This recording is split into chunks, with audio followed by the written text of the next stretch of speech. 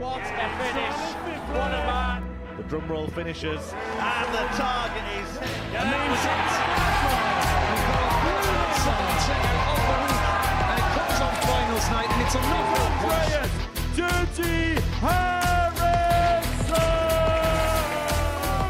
Van Velzen!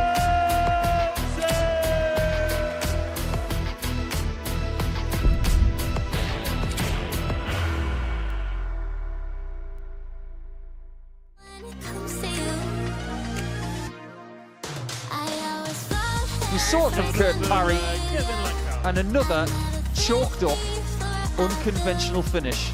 This is different, and it's in. He's never going to forget the first leg he ever won on this stage.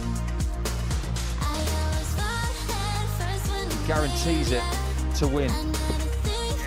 How ironic is that? Wow, what a shot that is from Parry.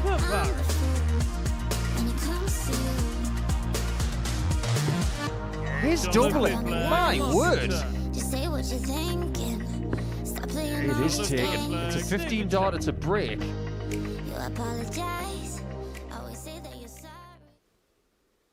It is indeed time to find out who will be joining Jemai van den Herik in Saturday night. He's been there for a couple of days, and Friday is always about double darts and finding out who the next 5 will be to grace the Week 4 finals. And over the next 12 hours or so, we're going to find out in the company of Matthew Edgar. Matt, last night, Group B, it was really interesting to watch. Some people had perplexing evenings, but Shane McGurk winning 3 from 4. Is he going to be a happy man? I think he would have been before a dart was thrown if you'd have said to him, when you look at the lineup in that Group B last night, you can have 3 wins. He'd say, okay, I won't bother. But I think because those 3 wins came first and it was the last one that was the defeat, I think that's probably going to be the thing that makes Shane McGurk think maybe he left a little bit out there last night. But I think one thing we did learn from Group B yesterday is this one is going to come down to the wire, because it's a tight group, tight games, good quality. There's so much still to play for tonight. Well, Shane McGurk was first to finish his quarter last night. He finished atop the table on 6 points, but with plenty of people in pursuit. Even Sam Spivey at the bottom of the table, mystifyingly at the bottom of the table on 2 points. He is still very much in contention to make the top 3. He was probably the performer of yesterday, Sam Spivey, and it's surprising to see him bottom of the table. And what he's got to do tonight is he's got to come out and just continue to play the same. Don't think you've got to find something more. Don't look at the others and offer them too much respect, because that's a danger you can get into. There's so many times you go into an ad break, you lost the first set, and you think, I've got to play better. Well, actually, if you replicate the performance, you'll probably be fine. And it's that same sort of scenario here for Sam. Overnight, he's not in the position. However, the performance that he produced should get him into the top 3. That'll be for later, from 10 p.m. tonight, live on Pluto TV. As for Group C today, we're going to be looking at David Sharp again. And unfortunately, right now we're going to look again at what Mark McGeaney did yesterday against him, because this is one of those things that it's very hard to forget if you've done it. He's thinking 120, but he's not thinking 120 that way, and that really did change this game. It changed this game, and it changed how Mark McGeaney played for the rest of the day. Because from that point, it sort of broke down for him a little bit. It was almost as if he didn't trust himself no more. The action, the throw, certainly in that last game, really did start to break down to the point where he wasn't even opening the hand. It was almost like a fist out to the board. And he got through it. He got the win. He somehow managed to crawl over the line with that bullseye finish. And I think that potentially could put him in good stead where he goes away. But the big danger is, it's a lot to lean into on the negative side. It's easier to lean into a negative. So we're going to get to see a lot about Mark McGeaney today and see how he responds. Well, this is what we saw yesterday as far as the table is concerned. Everybody on a very different total of points and differing leg differences as well, which may come into it a little bit later on. Top 2 will qualify today, and a lot of people who will genuinely think that they can come through this group. But David Sharp, he was the best yesterday. Maybe got a little bit of fortune towards the end, but if we're being honest, with these odds here, it's a fair reflection, isn't it? It is. Yesterday we saw Kurt Parry was favourite. He's now 5-1. Big drifter. That's because he's got points to catch and didn't maybe perform how people expected. We said it was the lay, and it turns out at the moment it seems to be the right play. So if that was a lay yesterday, is it value today? I'm still going to say no, because David Sharp showing enough yesterday to suggest that he's going to get this job done. When we look at the two players at the bottom of the table in Kevin and Joe, they haven't met the standard of the group so far. So not to completely write anybody off, but you'd expect David to win both of those games. That would move him to 14. That's going to be hard to catch with just a few fixtures to play. Well, Kevin Lankhausen at the basement of the table, he's going to find it very, very difficult to get anywhere close to the top two. He's 750-1 to get through this group and to get the top spot. It's a very, very long shot. He's up against David Sharp in the first game of the day, and he could be out the Belgian at the hands of the Scot in the first game. But before they grace the Oki this afternoon, we got a word with David Sharp after his debut day. David, welcome to Portsmouth. Day 2 imminent. Yesterday couldn't really have gone better for you, could it? No, it was a great start. I was a wee bit surprised myself getting off to 5 out of 5 wins. So hopefully I can continue that today. You've had a lot of support over the last few days leading up to this, and your reputation has almost preceded you here, and you lived up to it yesterday. So tell us about the people who've been watching and who've been supporting you through this journey. Just my usual locals. I play at the ship in, week in, week out. The guy supports me, sponsors me.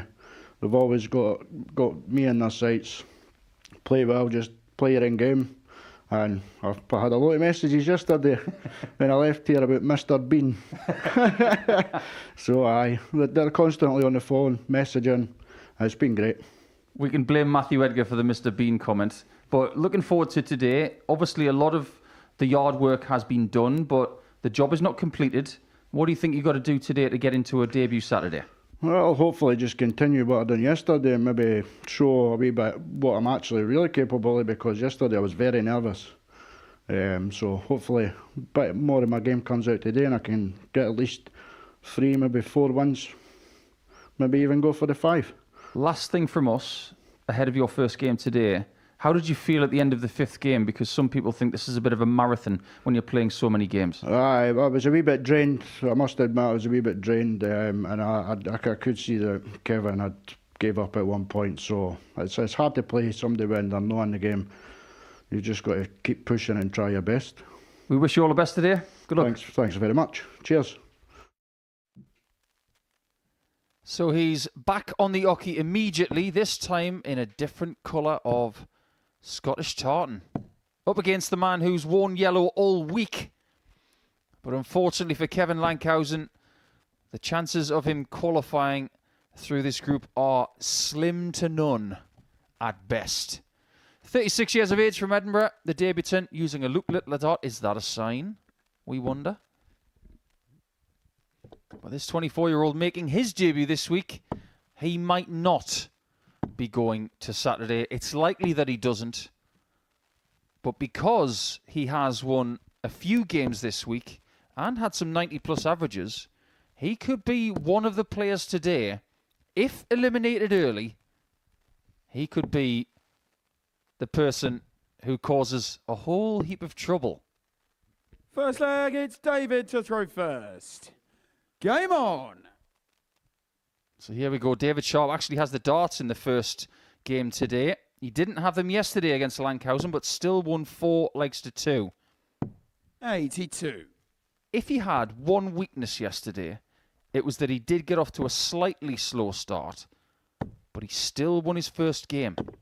120. Yeah, today he's got to try and replicate, hasn't he? Yesterday it was all new, it was all exciting. But today it's, can I complete the job? He's seen the reaction. 58. He's had the feedback. He knows people are watching. And today he's going into this expecting. It's a completely different mentality when you're coming into something as the odds-on favourite to win the group. And you know you're so close to the finishing line of doing something good on debut, reaching the Saturday night. But not only that, it could go even further. He's already alluded to it. 83. He could join the list of people who have done the 100% Group C, which is not a very big list. 135. Realistically speaking, How many wins does he need today? I think 2. I think 2 should do the job. 92. 2 would move him to 14. He's currently got a 4-point lead, so it would take 2 more games to reel him back. 171.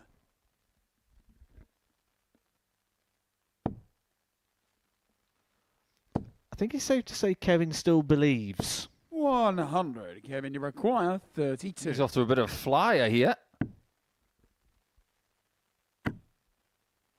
Wow. Look at this.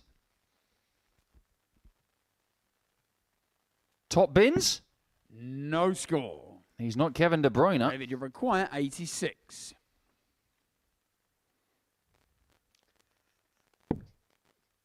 Double 16 for Sharp. Game shot. And the he first finds leg. what Kevin David couldn't. Sharp. Everything is working out for the Scot. Look, Second there was leg, one it's key Kevin to strength throw yesterday first. for David. Game on. Certainly early on, it was that finishing. 4 from 5 in his debut game, victory over 99. Kurt Parry. 4 from 11, 4 from 10. Good numbers. Did lose his way a little bit towards the back end of the day, but as he said, we never played as many darts as he 100. did as yesterday. Certainly not in a competitive environment, because it's different when you've got that sort of on-off, sit down, get back to play. 100. It's a bit tricky. Something he's going to have to get used to, though, if he's going to be what looks to be maybe a new regular here at the Super Series. 140.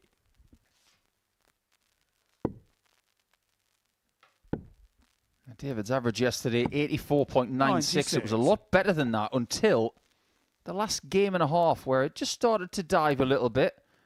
But he'd done all the really hard work early in the day, taking out 41. the more likely candidates like Parry and McGeaney.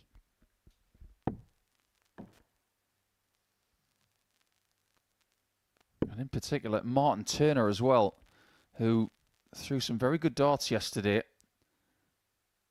throwing some 42. similar numbers.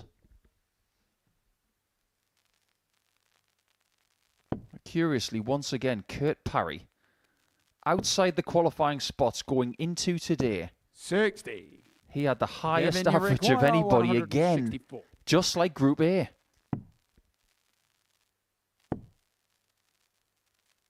$64. There goes the David, you 64. require 160.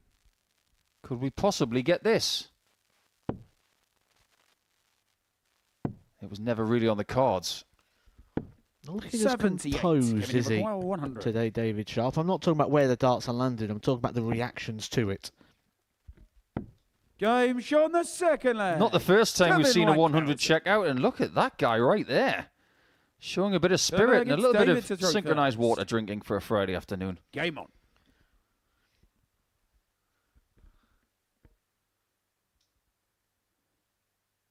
I admire what Kevin is doing here. He's come here with a bit of spirit today, and he might have the motivation of, 25. well, if I'm going to go out, I'm going to go out with a bang. It's a good start as well. I mean, all things fair and considered, maybe should be 68. 2-0 up right now. Had a few darts, a full handful at the double 16 to break David Sharp in the opening leg. 95. Nice to see that your Mr. Bean comment was well received there, Matt. Yes, maybe by everyone but David Sharp. 45.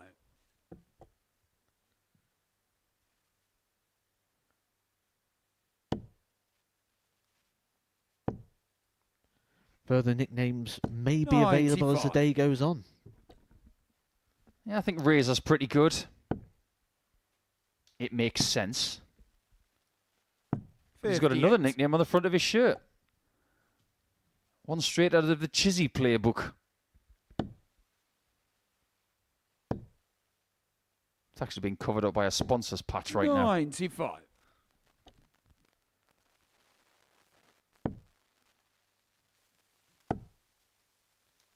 I 45. wonder if this is going to be a battle at the PDC World Cup. Scotland versus Belgium. Scotland will have Peter Wright and Gary Anderson representing them next week. 49. Belgium will have Captain De Decker with Dimitri van den Berg making his return to darts. Yeah, it looks like a 96. really nice wide open sort David, of you event, require doesn't it? 142. Other than the winner's enclosure. It could be Luke United versus the world, 42. but that's for next week. What we're going to do by the end of this week here is finalise 1/3 83. of our David, Champions you Week require 100. competitors. Sharp wants 100 checkout this time. This has been a specialty of Scott Campbell this week. Well, that one was neither here nor there. 40. Kevin, you require 106. Another chance here to get a breaker throw against David Sharp. He should be getting a dart at the double. 86. David, you require That was 40. a little bit different, wasn't it? Yeah, I can't recall seeing that way before. David just checking what he's got left here. It is tops. 40. Kevin, you And require maybe 20. the first game of the day, or the early part of it, is where you can possibly get a hold of him. 10. And Lankhausen David, you can't. require 20. He's had so many opportunities. He's been first down, really, in every leg. He could be 3-0 up. That's why you're getting that reaction where he probably feels, oh, hang on a minute. I was going to say, probably feels he's about to go 2-1 down. But that is closer to the treble. 16. Well, Sharp's Kevin, got to take a required breath 10. here. He's throwing some poor darts. He's just got to stand back, accept what James on the happens, third leg. Kevin Lankhausen. just take 5 to 15 seconds here. Big deep breath. Fourth leg, it's Kevin to throw first. And in the words of Clive Dunn, don't panic. Yeah, he's not looked settled at any point of this game. We picked up on it very, very early. That 58. looking a little bit more reactive, coming outside of his zone, outside of what we've seen of that composed nature on day one. And even there, just the facials, the weight of the 134. situation is starting to show itself. This is what you normally expect on debut. But we know 40. what happens. He has one good leg, and you're back on the horse. That's true, actually. You can have one good leg and get on a horse. 85. Means you don't have to actually put the other leg over the back of the horse. Be pretty hard to stay on. 125.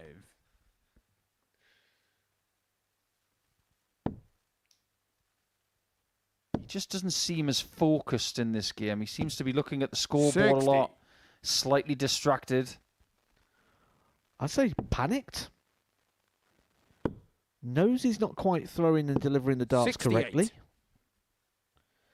Knows Kevin's playing quite a dangerous game at the moment. He's getting opportunities.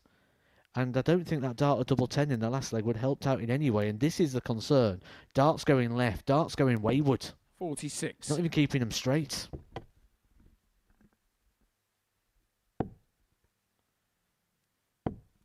See, this is why some people believe in that 85. statement of darts is on the day. I don't know how you feel about it, Matt, but I think it's nonsense. I think if you expect it to be a different day for whatever reason, 66. then it's more likely to be Kevin, you negative than require positive. 125. Absolutely. And maybe when you asked him the question what's going to happen today, he says, I hope for 2 or 3 wins. Maybe he's already accepted that he's going to lose some 60. games somewhere David, along the way. 110. But flicking at the dart, not throwing it, a little bit all over, but that's a good dart. Game shot on the fourth leg. Well, I'm speechless. David Sharp. He hasn't played very well in that leg, but he's still found an 18 Fifth leg, darter. it's David to throw first. I would like Game to on. know how many sections of the board he hit in that leg. It will be well above average. But maybe that ton plus checkout is something that will settle him down. 136. One good leg, one good moment's kind of all it takes. But did you see there? How much rotation was in the body? He's turning the body to try and 45. find something. That is just the brain compensating. Just saying, we've not got that extension, so let's get some rotation. Again, you see how he's resetting the rotation 135. afterwards. Imagine throwing a ball. If you throw a ball and then you turn your hips to throw the ball, the second one's going to go further. 100. So because he's not able to extend the arm and propel, he's starting to rotate.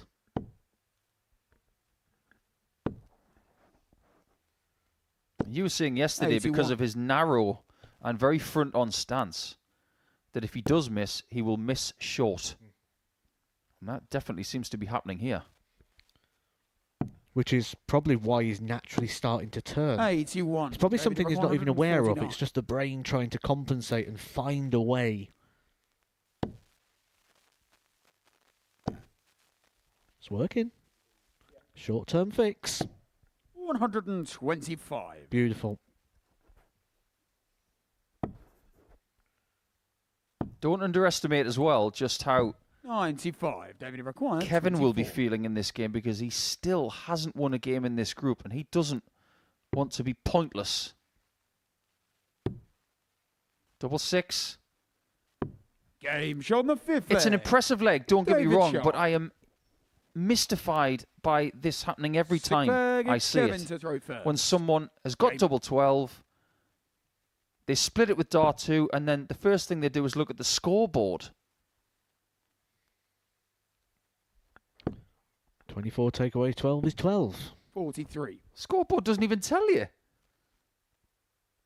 Maybe a sign of being a debutant on the stage. Just being a little bit 66. distracted by maybe the referee, the lights. Over time, the more you get used to this, you do not look at the scoreboard much anymore. 140. You don't pay attention to anything. Apart from the board.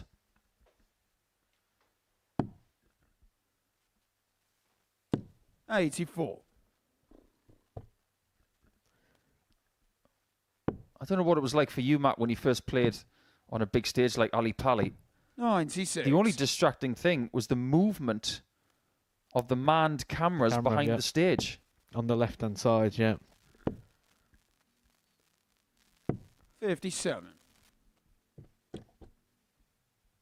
We don't have that. We actually minimize that movement because we preset the positions that these guys stand in. 58. So we don't put the players off in that way that some other big stage action would. Oh, that's inviting. That's exactly what he'd have been wanting. And yesterday, you imagine he'd have 70. found more. Instead, Kevin today, he's just 164. caught the flight, which tells you again it's coming in a little bit softer. Because instead of it carrying into the treble 20, it's hit and gone 57. wide into the 5. You can still win this game 4-2, but more likely with a big shot here. 132. Yeah, that'll work. Kevin 107.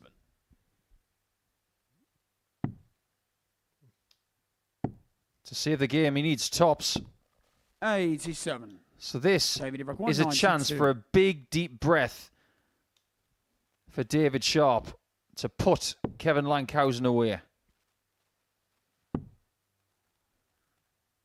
That is genuinely missed by over an inch.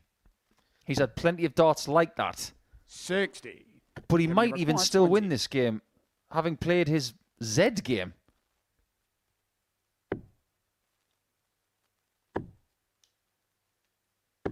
Game shot. Lovely the last sixth start, and Lankhausen Kevin takes us Lankhausen. the distance, not the difference. The difference is nothing. 7 for final leg. Just going It's back to David that point, throw though, again, that you first. mentioned about looking Game away. on. Did it again there. 92, single 20, looked away, came back. Was that a break in concentration that caused that dart to miss so violently? 62. There's that low one that we were saying about will be the issue. If Kevin were to win this leg, 78. that would be great news for Martin Turner and Kurt Parry, and maybe even for Mark McGeaney.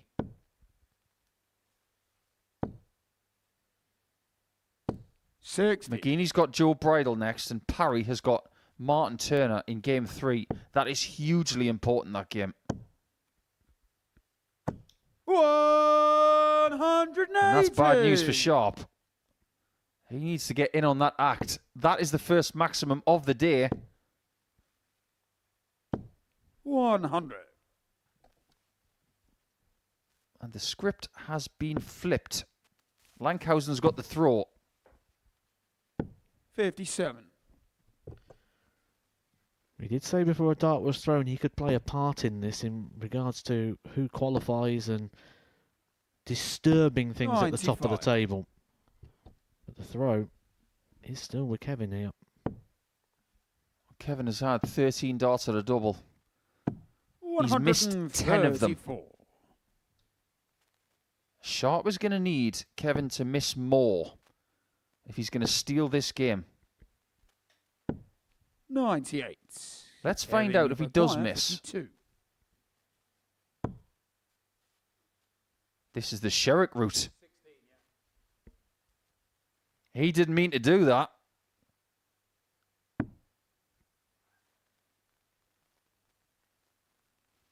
You can see plenty of this double 8 from either angle. 40. But it's gone the wrong side, and Sharp gets one opportunity 86. to steal the swag.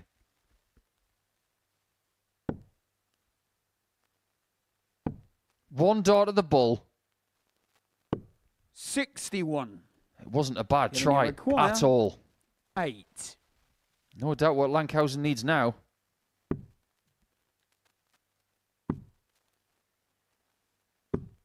And it just goes to No show there are score. no guarantees. David, you require 15 25. misses at double from the Belgian, and now an opportunity offered to Sharp to get 2 invaluable points. Game. He's going to wonder how on earth he has David won that Sharp. game. And Lankhausen is going to feel, how did I lose it? Well, it just goes to show, doesn't it? If you don't win your last leg by hitting doubles, you're going to lose. It's as simple as that. The tale of the tape is this. There were good darts in that game. There were bad darts in that game. But when you miss 15 darts at double, you always have the risk of losing.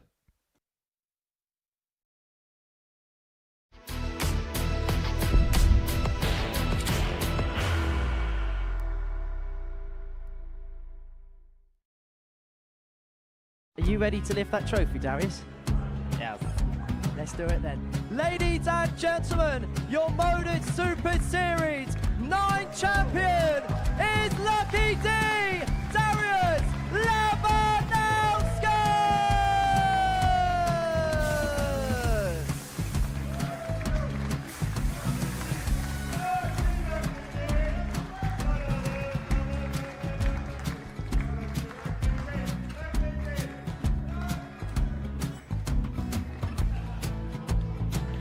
Well, what a wonderful night of darts we have seen, and we are ready. Our champion is ready, and it's trophy time. So we see the trophy. £25,000. The new Modus Super Series champion, the Terminator, Marvin Van Velzen.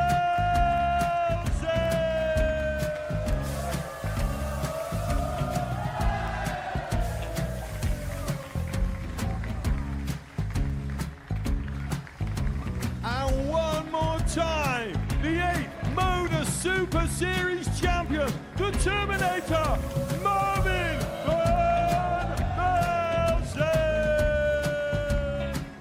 And the new Modus Super Series champion is Andreas Dirty Harrison.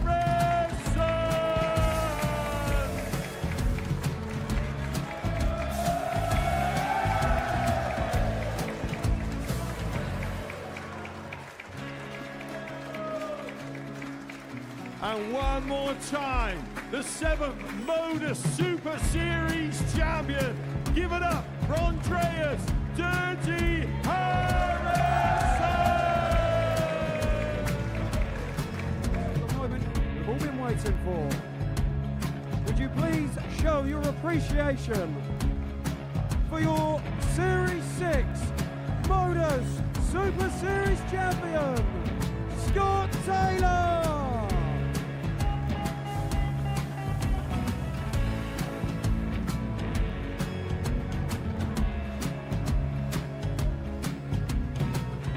One more time, your new Modus Super Series champion. He is Chucky. He is Jim McEwen. Ladies and gentlemen, your Modus Super Series champion, retaining his title, the Nuke, Luke Littler!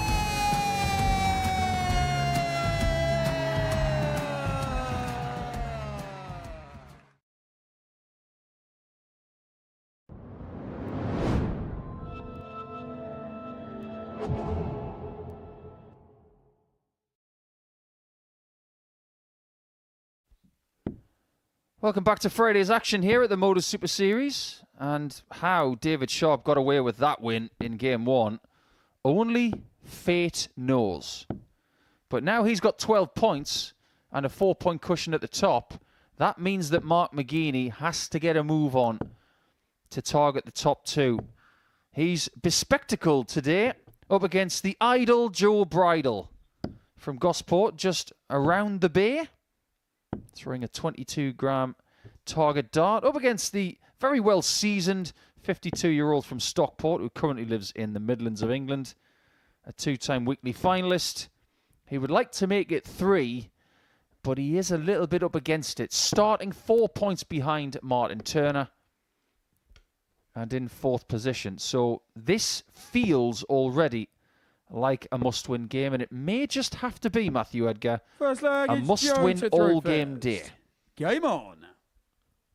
Yeah, he's got to start strong, hasn't he, Mark McGeaney, if he's going to play a part in this group. And I think the fixtures have worked out quite well for him. Going up against Joe, who didn't have the best of days yesterday here on debut, 41. but then going up against David Sharp. David Sharp, top of the table, unbeaten David Sharp. And the reason I think that's a good fixture is because David's now getting close to the finishing line. 121. So, and as we've just seen the performance today so far, nowhere near what we saw yesterday. If there's going to be vulnerability in David, it's going to come early. So I think getting a game here where you could potentially get a win, get some 100. confidence, and then go up against the man at the top. Perfect fixturing for McGeaney. Can he cash it in? 100. The moment you say it, can he cash it in? I'm picturing Gladiator with a briefcase. It is Money in the Bank tomorrow night, I believe. There's 100. going to be money in someone's bank after tomorrow, that's for sure. A considerable amount of money at this level of the game. And an invitation in the envelope. But that hasn't really got the same ring to it. 60. But everybody wants the invite to the middle of August. What a week that's going to be, with Jeff Smith, with John O'Shea and Scott Taylor already there. 140. Is Joe Bridle going to be feeling a little bit more at ease today after maybe a few shaky darts in the first 2 rounds yesterday? He should do. He really should, because he's had a day now to get some experience, 60. to see what it's all So you about. require 120. And you got to win on the board, and maybe expectation or designs of, can I pull this off, can I get through, maybe gone. And what you can do is you can just enjoy his darts now. 100. Mark, you require 160. You heard the man, Mark. That was right on line. It was so close to getting that second 60. 140. Joe, you Just require didn't catch 20. the flight, did it, on the way down? For a mirrored leg, 15 darts thrown, both on double 10. Game shot on the first leg. Yeah, nice start from Joe. Bridle. He had 50 darts at double yesterday, only hit the 10 of them, Second so leg against Mark to throw 20%. first. Game on. That's not really going to cut it here. But you got to start somewhere. I remember when Marvin van Velsen made his debut here, and quite frankly, he didn't pull up any trees. About a year later, 100. he's a series champion. This place can transform you. I think the best example of this has to be Adam Lipscomb. Came here due to geography, ended up now being a tour card holder. 180. And not just a tour card holder, but a Pro Tour finalist. This is a strong start from Joe. 2 maximums, he hit 3 yesterday. So he's not far away from matching 140. his best on that metric.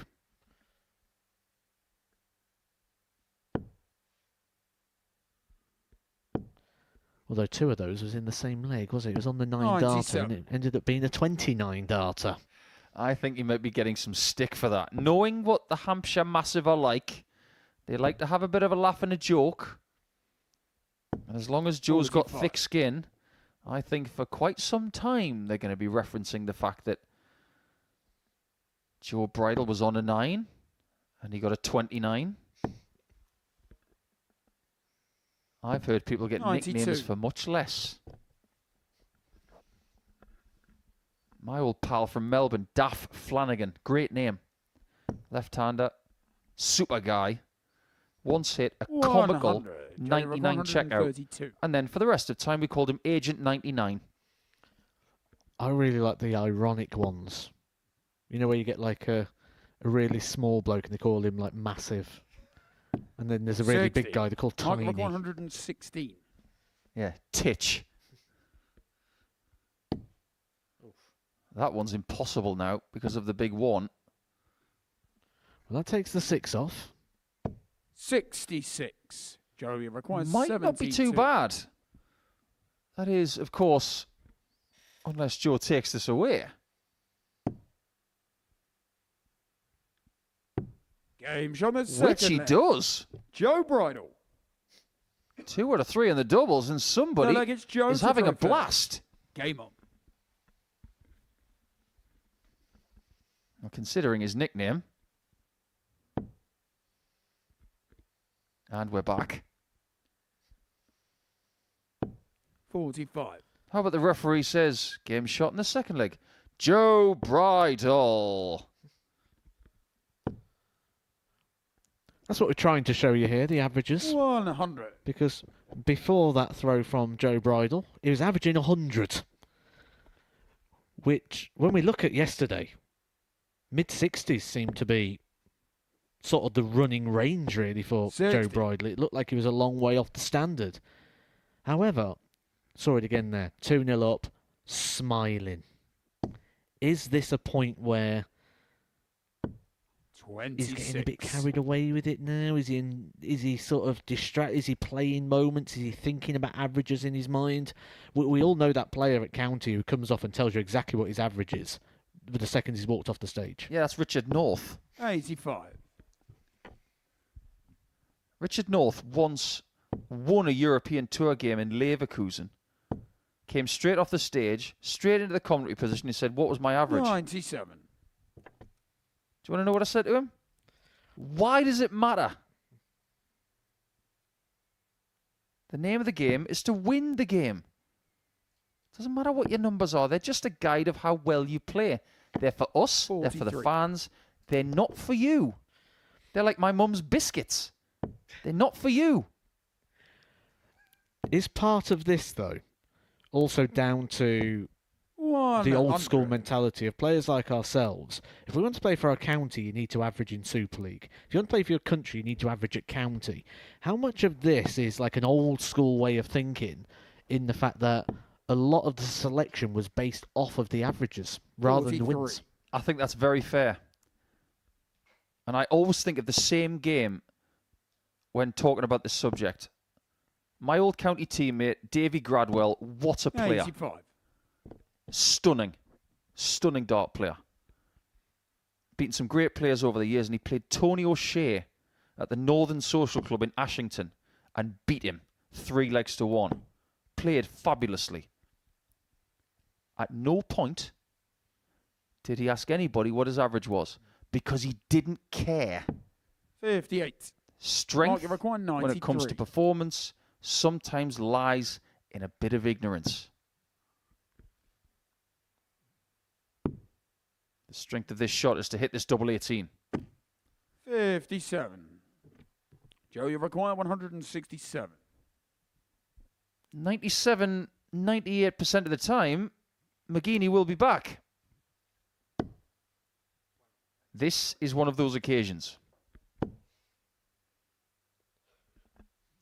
59. Mark, you require 36. Second attempt. Now on 9s. It doesn't matter how long No you've been score. playing this game, but if you split So you 18s and require 9s, 108. you still get the same feeling in your gut. One of disgust.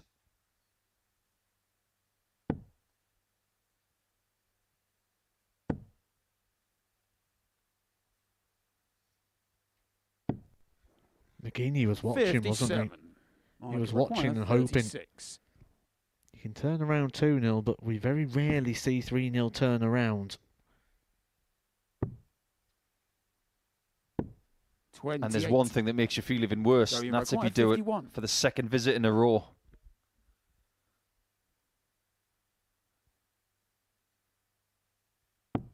Is Bridle going to steal this away? His doubles have Game been shown the really third good leg. in this game. Joe Bridle. 3 hits from 4 attempts. Full flag, it's Mark to throw first. And Mark is a very level-headed, lovely chap, but even he right now will be feeling like he's about to boil over. Yeah, he's let his opponent there have 26 darts to hold throw. 100. And when you're in a position like McGeeney is where you need the wins and you feel like you're just giving legs away, very, very hard to take. That's where the frustration starts to really kick in. But what we will 45. see here, though, is as the finishing line's getting closer, the performance of Joe Bridle is getting worse. And maybe McGeeney could use his experience here to sense a little bit of weakness. 100.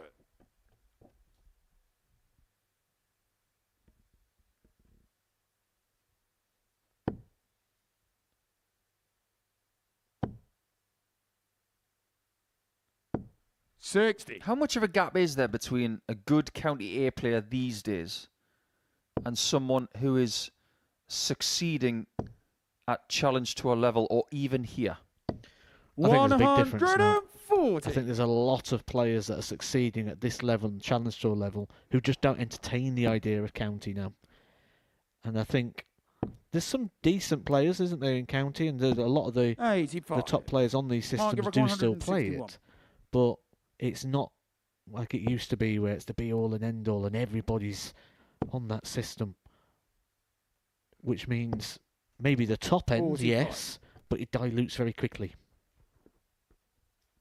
Things change, things evolve, and now we have players who focus on ADC darts, the odd trip here.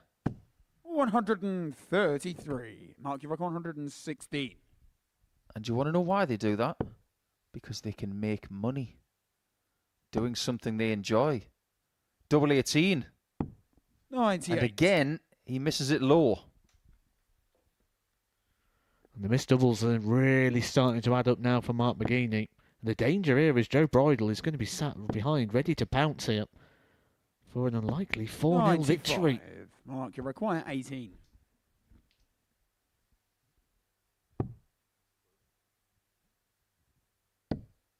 He's just about got a shot at double 4. 40. And he can't save his So you skin. require 83. This could be the second victory in this group for Joe Bridle. Does he need 2 darts? That is a Game, wonderful shot, check and the out. match. And he's won that Joe game by 4 Bridle. legs to 0 because he could hit doubles. It was a steady display from Joe, who got himself a win yesterday around about the halfway point of the day. But that's going to mean a lot to the local man from Gosport. He beats a former world finalist by 4 legs to 0.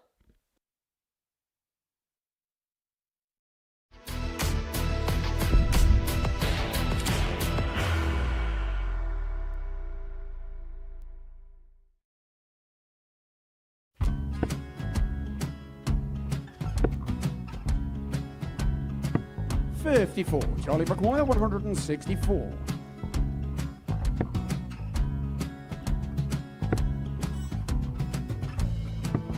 $44.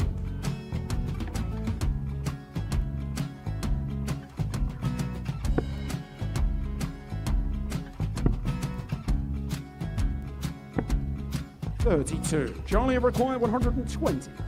Well, 120. He's got a fair, at least 2 handfuls at this.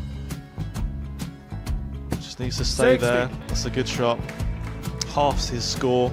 Leaves himself on a 2-darter.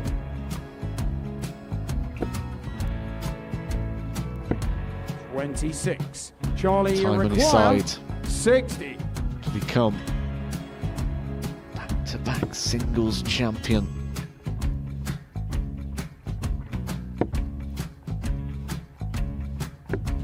$40. Definitely a couple of nerves in those last 2 darts. But he'll be coming back. The moment he's been in before this situation. Standing at the back of the 81. stage, Charlie approaching the required Yoki with a 20. chance to win the title.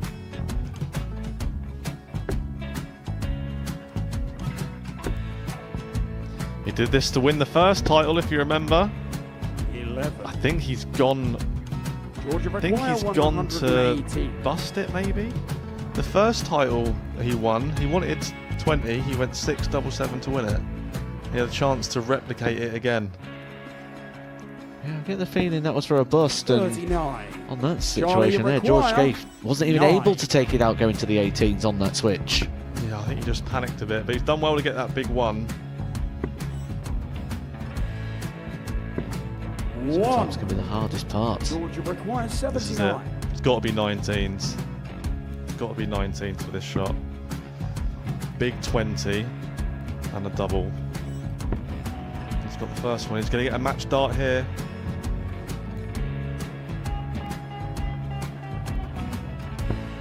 $59. Charlie Threw the entire require body into that 8. one. Just didn't want to let go of the dart.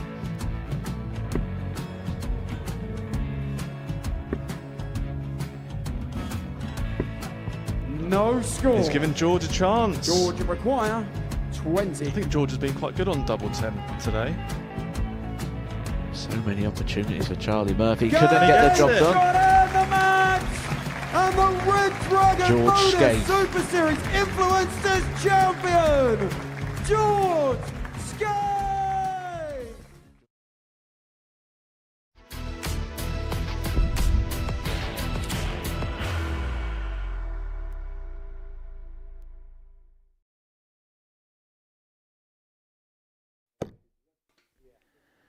Welcome back. Kurt Parry about to take on someone from the home of Mel B.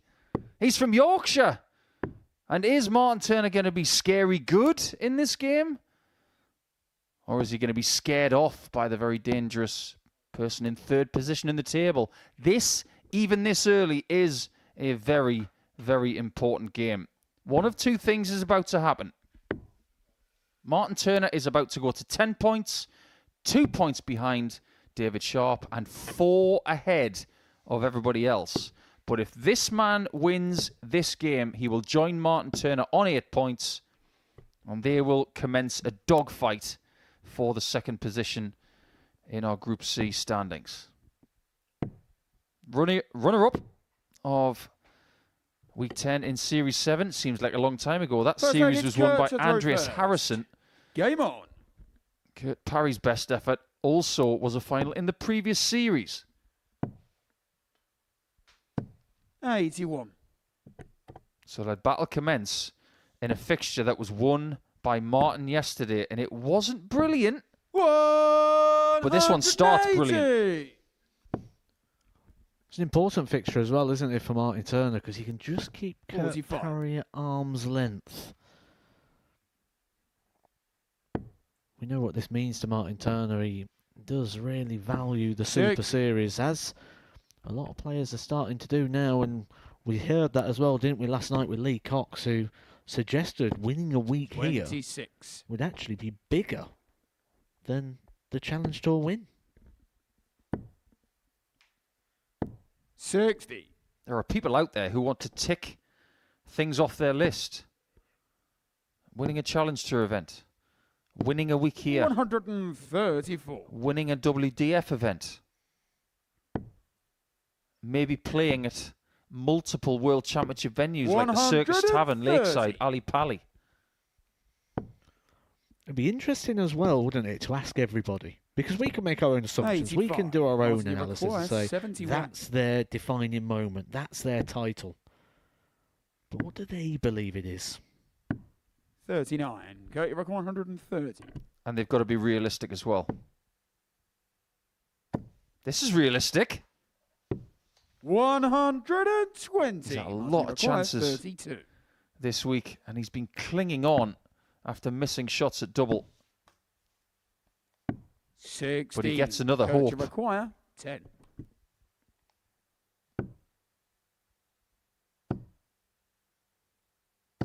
Game shot Takes the care of first it. leg. Kurt Parry. He'll see that as a bit of a bonus.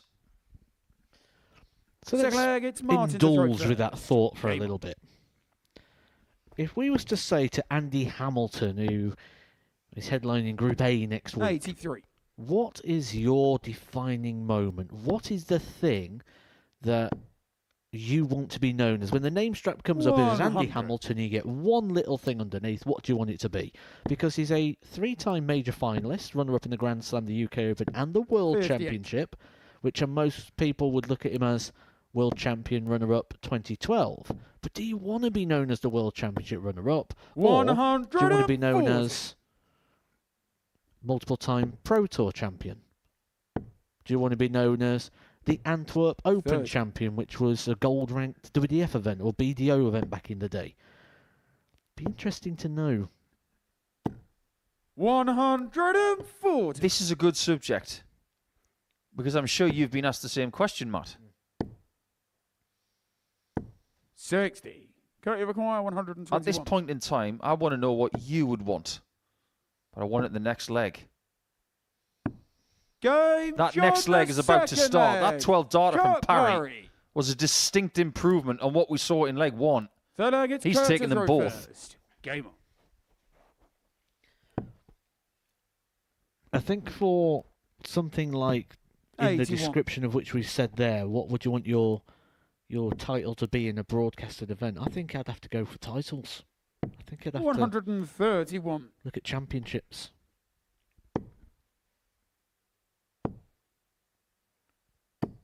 $100. I've been asked in the past what my biggest achievement has been. 100. I don't even have to think about it. Getting to number 9 in the world. It's the accumulation of everything I did 100. between the end of 2009 and the end of 2011. Getting to top 10 in the world at something, 125. for me, was a big deal.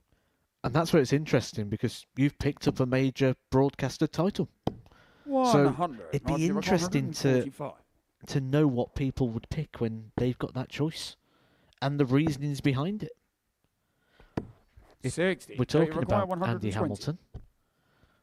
That world ranking suggestion could come in as well. Tops. Game Now he's hitting shot the everything. Third leg. Kurt Parry. Well, well, well. From famine to feast, Fourth leg, it's Martin to throw first. and all of a sudden, it's Game Turner who's on the back foot here.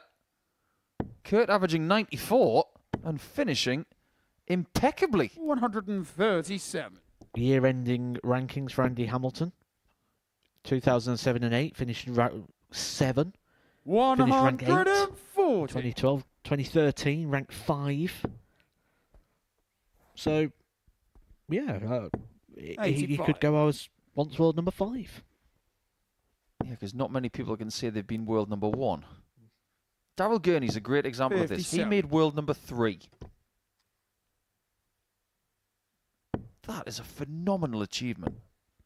The world's a big place. 140. That treble 20 is not a big place, but it's still being pounded. 98. Martin, you reckon 139. This is where the comeback's got to start. Offer a man 99, he would take it. 99.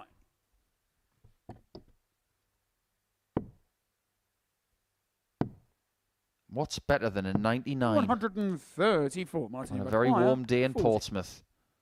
Stick a bit of sauce on it. 30. Oh, Kurt, no, you we've require run out of sauce. 72. And Parry might be the sunshine melting in the 99. Game shot. Look at the and way he's match. finished in the Josh last 3 Murray. legs. He's got rid of Martin Turner in 6 minutes and 12 seconds. The first leg wasn't even that good, but the next 3 were. He finishes the match with a 12, a 15 and a 14. Great burst from Parry, and that's probably, even though it's not his biggest average, that's his performance of the week, and it gets him back in the fray.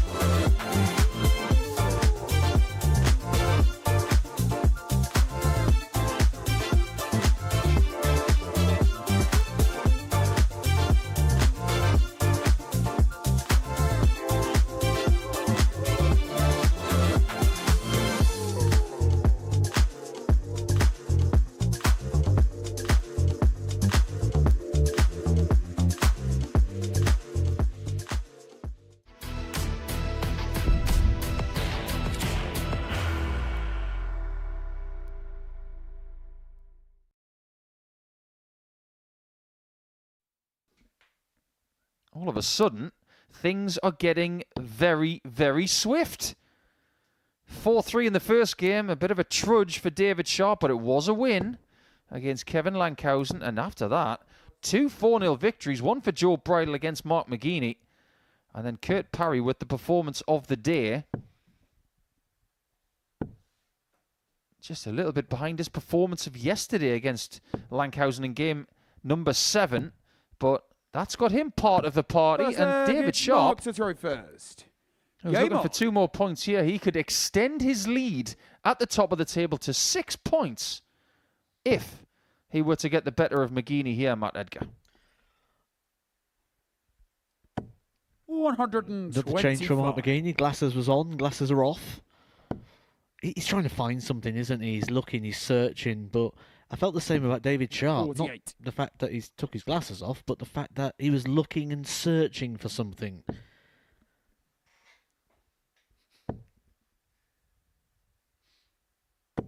He 125. likes a 1-2-5.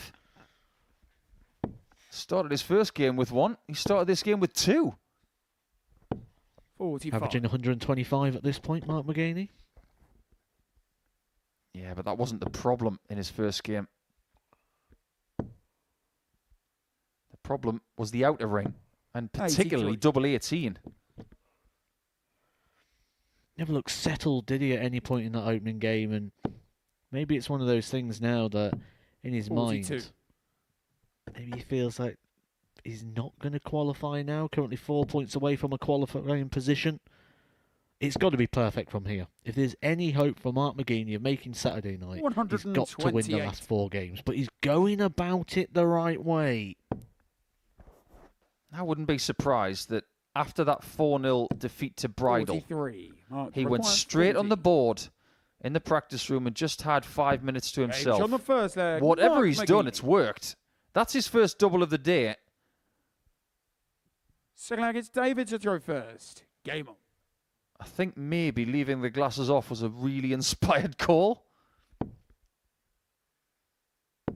And some people struggle with that, don't they? Phil Taylor did. 41. Gary Anderson did at the start. Putting glasses on after not wearing them whilst playing either ever or for a long period. 140. It's difficult. So much less deliberate here as well, isn't he, Mark Maganey? He's just playing on feel right now. And maybe with 58. having the spectacles on, he was maybe just taking a little bit too long, trying to sight the dart, maybe couldn't quite see how he wanted. It does change the vision, doesn't it? It's not just being able to see the board better, but it'll also change the perception of where the hand is. 140. Maybe what he's doing right now is doing it the Ryan Searle way. I can see the 60. It's a little bit blurry. Oh, what the 78. heck? Let's just go for it. Just throwing the direction of it and tends to go in. Now, that dart will tell us a lot because that is inviting. That is how he'll want his darts to 60. be. And you know when Mark Maganey's playing well because he'll use that dart and he'll find a couple of treble 20s on top.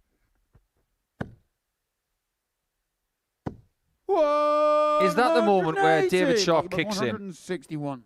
Because before that visit, it's like he was a mirage.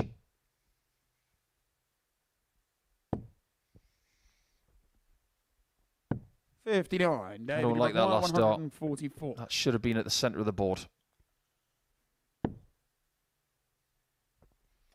Oh, yesterday I told you I was going to give you a Mark Maganey story, 40. didn't I? So Mark, you we're going to require do that in the next 102. leg. It's going to be 24 hours delayed.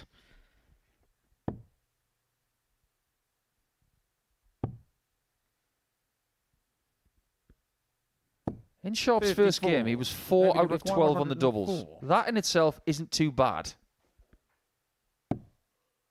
Just need to get to the doubles here. 64. A bit more like it, but Mark McGeaney could requires double his lead 48. with a 6-visit breaker throw.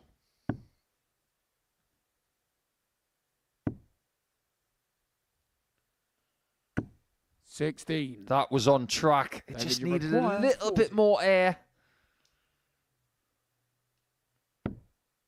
Is this sharp enough, David? 30. They are not. He is Mark, you vulnerable require today. 32.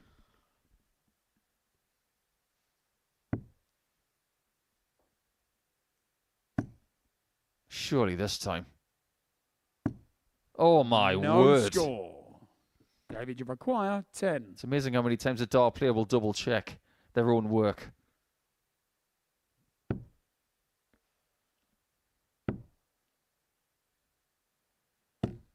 No score. What Mark, is you happening require here? 32. This is a bit like McGeaney's first game, but in reverse.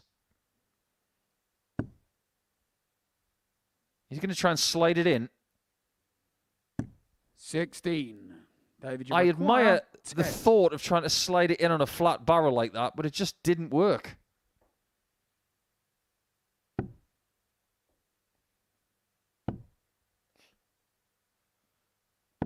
6. Penny for the thoughts of Mark Sharp McGuire, right now, who 16. really hasn't turned up anywhere near what he was doing yesterday. Double 2. Game shot on the He second finds leg. that second leg. Mark McGeaney. He will not believe that he's won it in 9 visits. Third leg, it's Mark to This throw is probably the first. right Game time for you to tell your Mark McGeaney story, Matt. Well, it might be fitting actually, because maybe it's going to happen pretty soon. He was playing in an event in Coventry, local league game, I believe. Missed the shot, and as we know, we 60. spoke yesterday that Mark McGeaney used to like doing a bit of martial arts. He's missed it, and he's given us a bit of the Colin Lloyd. Now, he hasn't smacked the board with his hand. What he's done is he's gone to do a roundhouse kick and kick the darts out the board. 41. He's ended up kicking the dartboard off the wall. Bracket came off and everything. So there was a guy sat at the front and he's like, calm as anything, he goes, that were clever, weren't it, you? 135. Now you've got to fix it. So he stood there with the screwdriver, putting the board back on the wall. That's such a Midland statement, isn't 59. it? Now you've got to fix it, youth. I can imagine that being said in a Leicester accent or a Coventry accent. 96. David's got to get a hold of this game really quickly. He really hasn't shown up yet.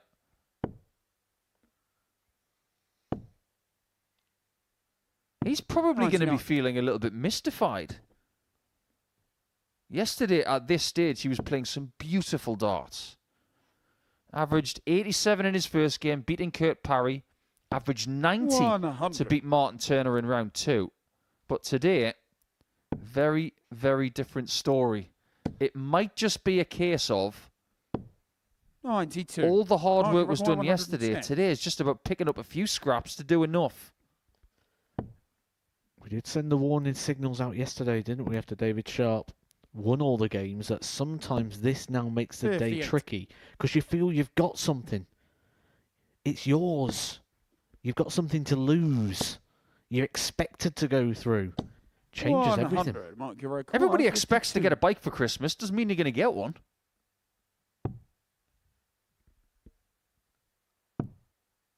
Double top. 32. David Giroir, 110. He needs something like this. Had a 110 in his first game. 54. Mark That's Giroir, pretty much 120. the highlight of his day so far.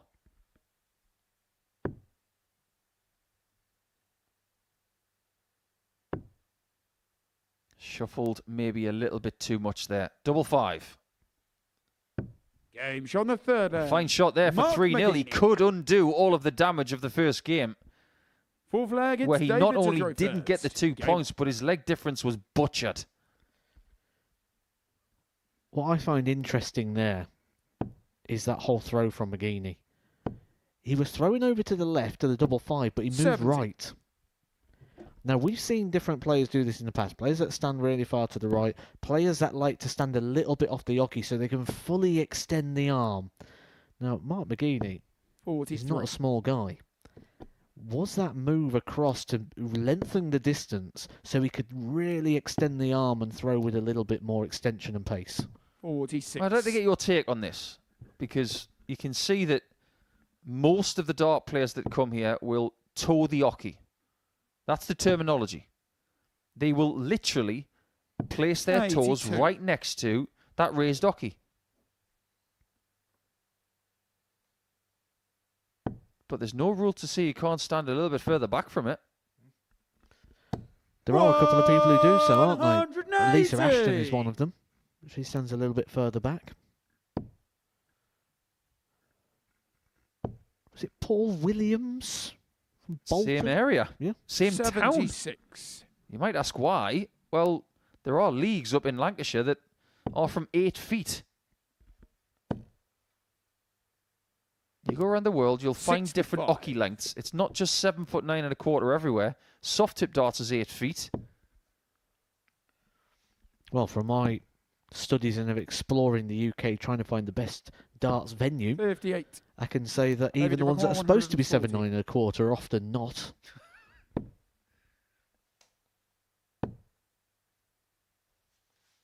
100. He also used to have leagues around the UK where it was 7'6". Wasn't that the news of the world as well? Did he play from a shorter distance? 121. Where's David Sharp going to get off the mark here?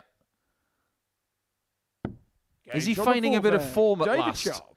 That's a 16 darter, much improved from what we've seen so far today. Fifth leg, it's Mark He to throw eked out a first. win. Game on.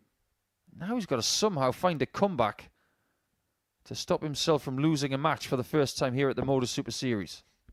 I think everything I said yesterday that impressed me about David Sharp is doing the total opposite. 135. I'm not talking about what's happening on the dartboard, the scoring, all that type of thing. I'm talking about the demeanour, 180. the composure. It's the total opposite. We spotted it about 6 to 9 darts into the day, and it's sort of gone on throughout 100. the whole activity so far, where it just doesn't feel like he's got that belief. But hang on a minute. Could you imagine? 140. That would have been the most unlikely 9-darter I think I've ever seen.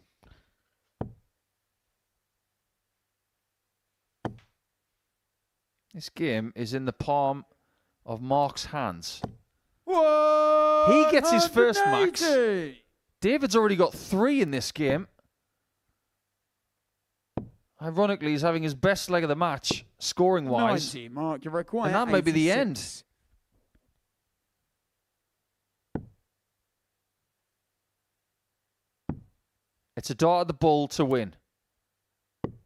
Beautiful Game, bullseye. shot, and the match. And it's a much Mark improved McGeady. performance from the former Lakeside finalist who lost his first game by 4-0 to Joe Bridle. But McGeady inflicts the first Super Series defeat on David Sharp, keeping him at 12 points, which is good news for the chasing pack, which includes McGeady, Turner and Parry. Turner's next against Lankhausen.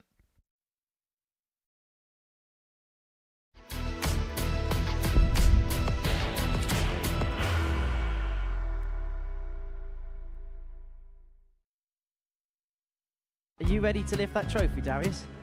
Yeah. Let's do it then.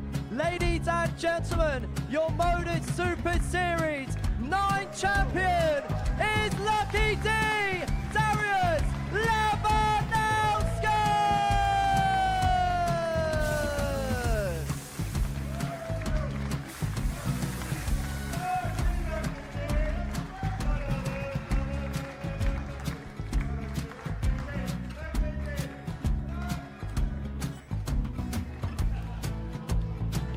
Well, what a wonderful night of darts we have seen, and we are ready. Our champion is ready, and it's trophy time. So receive the trophy. £25,000. The new Motor Super Series champion, the Terminator, Marvin Van Velzen.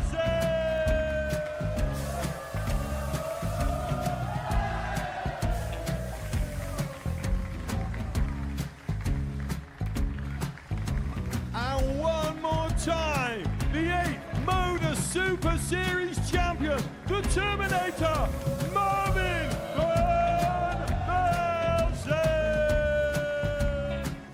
And the new Modus Super Series champion is Andreas Dirty Harrison.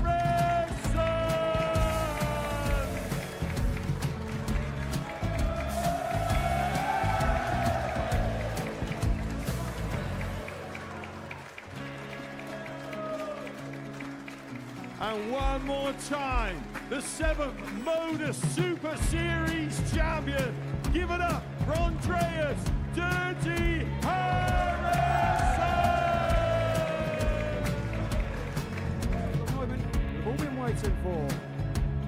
Would you please show your appreciation for your Series 6 Modus Super Series champion, Scott Taylor?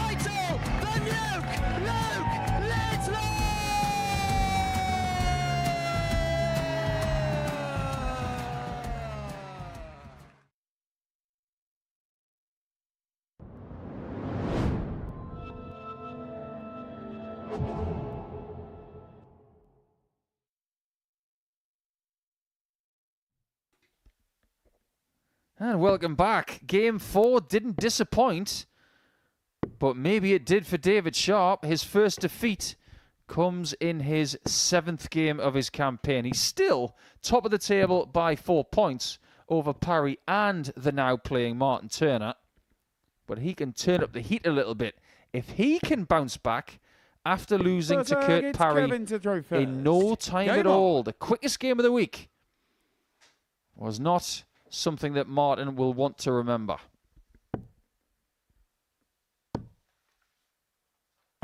But he wouldn't mind getting a 3rd victory against Kevin in the last 3 days.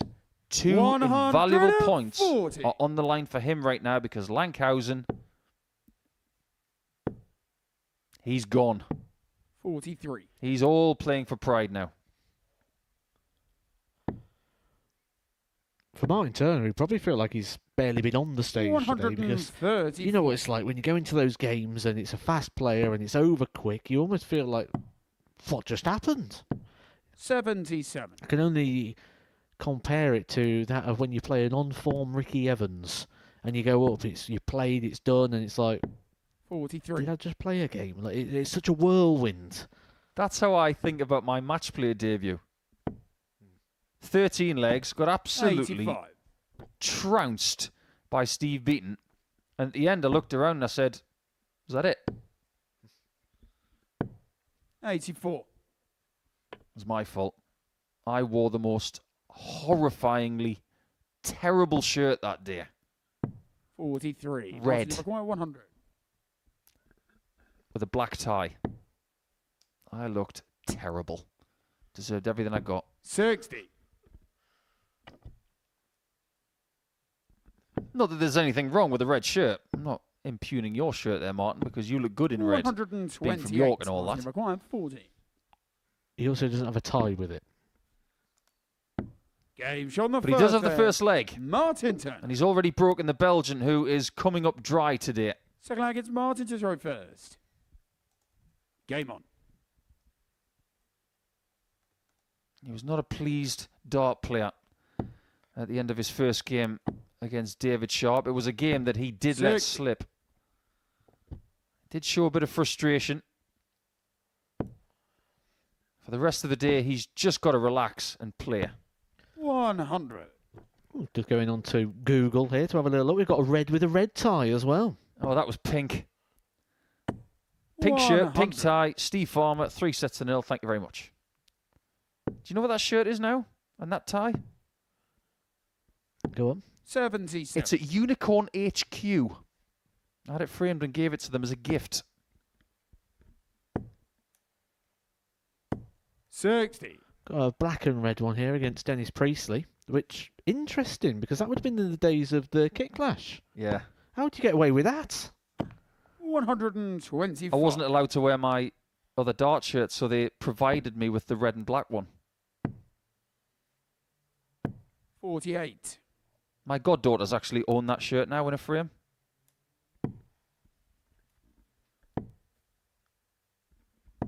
$49. Don't think there's any photos of the red shirt with tie. Good. Yeah, that was a day to forget. 140. Kevin back 150. This could be a shot to remember.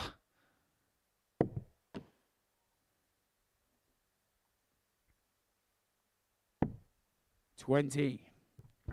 Martin, you're Turner would love to take this to back up the opening leg break. He's not going to get it. 43. Kevin, you're back 130. This is a big ask for someone who is struggling for confidence in this group. However, he finds it anyway. The second leg. Look how good that ball was. Third leg, it's Kevin to throw first. What do you get if you cross Kevin Lankhausen and Martin Turner and a bullseye like that and the reaction? 26. You get the 130 hit. He says, I give over. Followed by 26. 96. Back to normal. The thing that I couldn't take my eye off there, though, was Martin Turner. In those sort of moments, you do look at what it means to the other person, because we know Martin Turner's in a battle for qualification here. That meant a lot to him. And it was almost as if it was an ironic laugh, as if to say, of course that was going to go in. How was your luck? 86. Like we were saying yesterday, you can't take it personally. You're playing someone with a level of ability 140. who has earned their place in this schedule. What do you expect them to do? Miss everything? No. They come here because they want to hit everything. And when they do, don't take it personally. You just have to say, well done. 84. Try and get the next Kevin, leg if there is one. 143.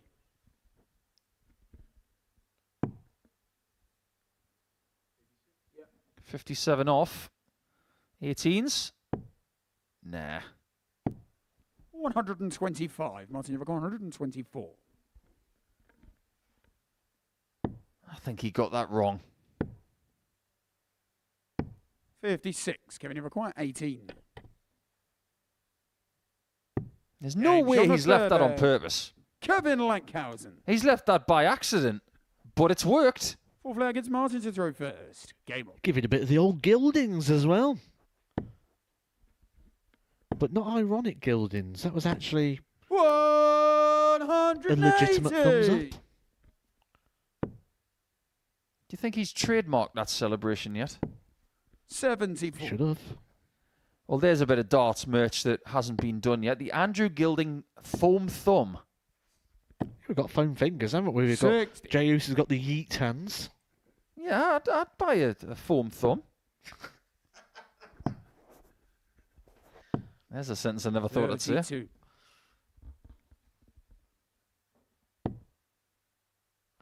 Yeah, we need a bit more branding in the world of darts, don't we? 82. Yes, let's have the Danny Jansen Scarecrow. Do you want those pesky pigeons to stay off your 100. grass? Buy the Danny Jansen Scarecrow. Hair wafting in the wind, no birds anywhere. Lovely lush grass. 99.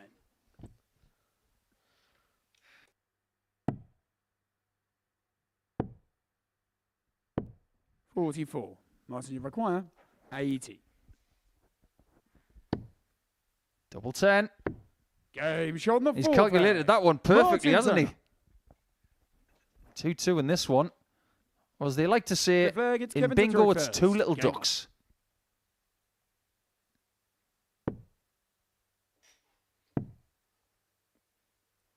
57. This game is so important for Martin. He has been overtaken in the table by Kurt Parry at this stage, albeit by a very small 64. margin of leg difference. But if he can jump Kurt in the points by winning this match, 100. he will then force Parry to beat Joe Bridle next. 180. Now that's more like it. We're not starved of 180s today. 23. Do you ever find the call of the referee on a small shot like that a little bit condescending? 96. It's something that's changed over time, isn't it? Because, I mean, when we listen to Owen Binks here, if it's almost at 5, he'd give it the 135. 5. And he'd like really drag it through, wouldn't he? Where in the past he'd go, 5 scored. The 40. scored bit seems to have gone out of the play now. Yeah, I miss it.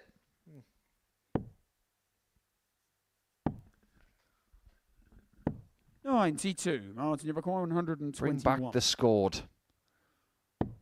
Everybody loves a 1-2-1. 45. Very Yeah, much a you've got coin flip now, 94. this leg. On the Lankhausen throw. Turner has to attack if given the choice. Double-double. Game shot. on the Clean as a fifth whistle. leg. Kevin No Lankhausen. deflections. And a 3-2 lead. This guy's got some The flag is flamboyance, Martin to that's throw for sure. first. Game on.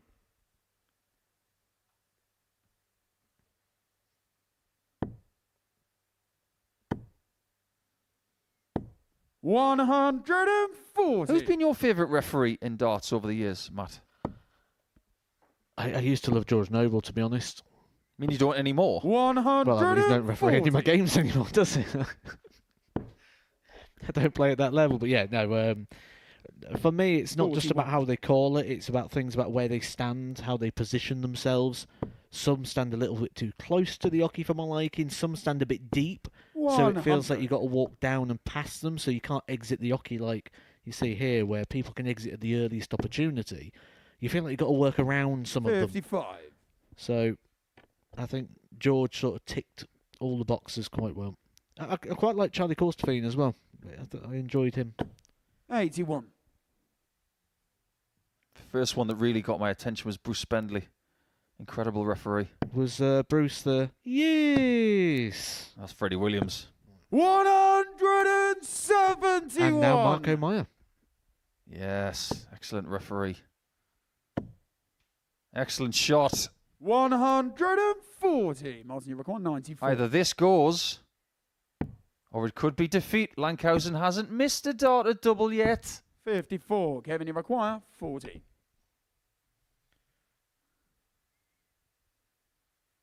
This is for his first win in this group.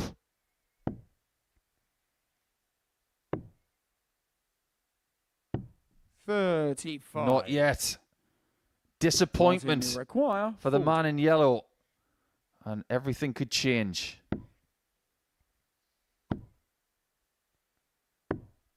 $30.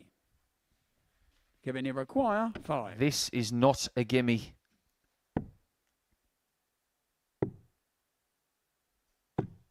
$1. The frustration Martin, you is require boiling 10. over, and he's bordering on referee participation. Does Turner make him pay? 5. Well, to be honest with you, Kevin, you the require reaction may have distracted 4. his opponent.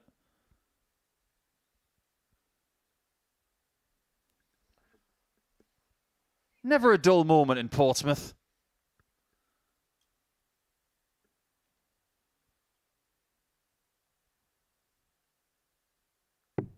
And he does win the match. An Kevin eventful game, Lankhausen. that's for sure. 6 legs played. I think Martin Turner can understand the frustrations of Kevin Lankhausen. He hasn't won a game until then in this group. And maybe he was just staring back at the referee as if to say, sorry about that reaction. But he's not sorry because he's won. 6 legs.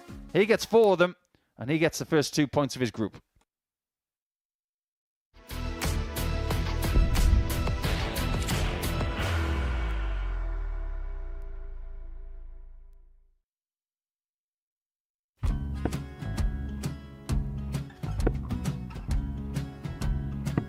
$54. Charlie McGuire, 164.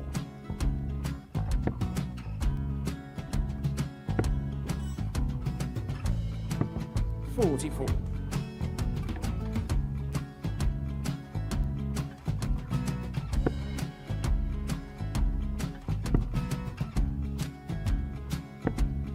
$32. Charlie McGuire, 120. Well, 120. He's got a fair, at least 2 handfuls at this. Just needs to stay 60. there. That's a good shot. Halves his score. Leaves himself on a 2-darter.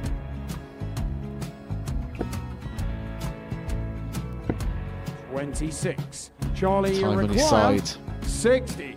to become back-to-back singles champion.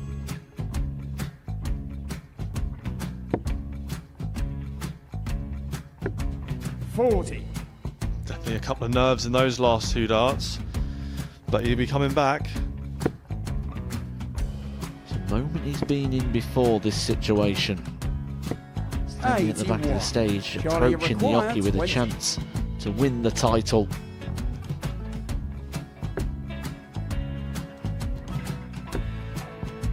He did this to win the first title, if you remember. 11. I think he's gone. Georgia I think McGuire, he's gone to 180. bust it, maybe. The first title he won, he wanted 20. He went 6-7-7 to win it. He had a chance to replicate it again. Yeah, I get the feeling that was for a bust, and 39. on that situation there, George Scaife wasn't even able to take it out going to the 18s on that switch. Yeah, I think he just panicked a bit, but he's done well to get that big one. Sometimes can be the hardest part. Georgia requires This is it. 79. It's got to be 19s. It's got to be 19s for this shot. Big 20 and a double. He's got the first one. He's going to get a match dart here.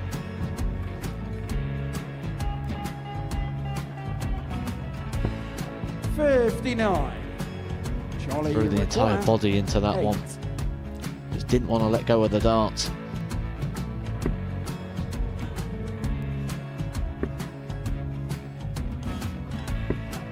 No score. He's given George a chance. Georgia require 20. I think George has been quite good on double 10 today. So many opportunities for Charlie Murphy. Go! Couldn't get the job it. done. Got in the match! And the Red Dragon George Motor Scaife. Super Series Influencers Champion, George Scaife!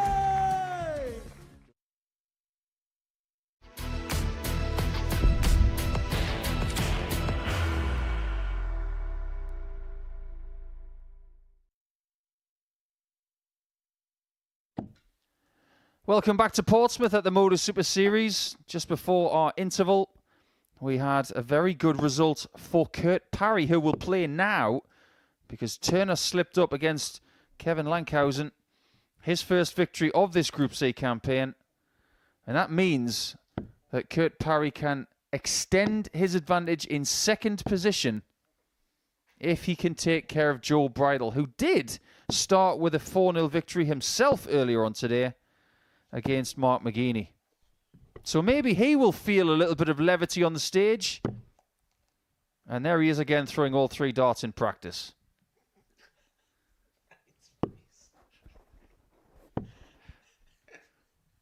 First leg, it's Joe to throw first.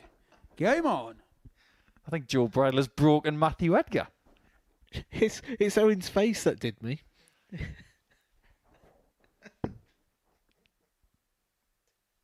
I bet Owen doesn't know how much he scored. 6. Well, like you said yesterday, that's an illegal throw. You can't throw all 3 at once. It's got to be individual. 58.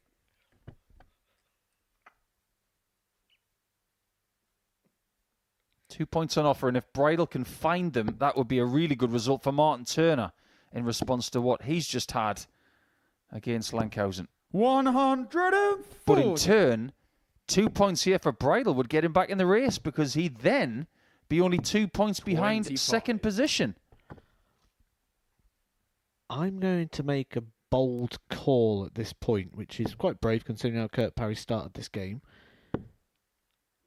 I'm going to suggest that Kurt Parry 100. wins the group. He was 5-1 at the start of the day. He was the odds-on 60. favourite before a dart was thrown. But from what we've seen so far in David Sharp, it's looked very, very ropey. And he's looked vulnerable. And that would be the last game. David Sharp versus Kurt Parry for the pair. It would not surprise me if 24. Kurt just shows that little bit of quality that we know he's got at the right times. And ended up going through to Saturday night as the Group 180. C winner. That's my prediction.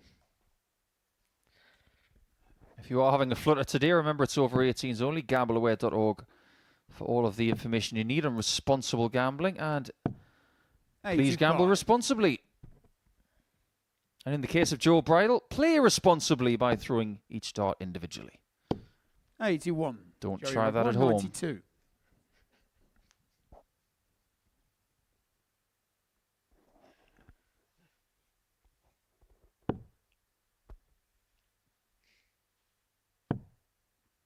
That's a bit off. 68. Kurt, Saved his Rock, best dart for 197. last. Is Parry going to do just that as well? Game No, shot because he's the done it with a first dart leg. to spare. Kurt Parry. Second leg, it's Kurt to throw first. Game on. What kind of merchandise do you think Kurt Parry could have in his career? Do you know what? I just came up with a great piece of darts merchandise there 100. for a different player. But now Kurt Parry's coming to mind. I've got another one as well. So we'll go with my original. and we'll work through them. My first one is James Waders. Fishing Six. waders. Yeah, like the big welly boots.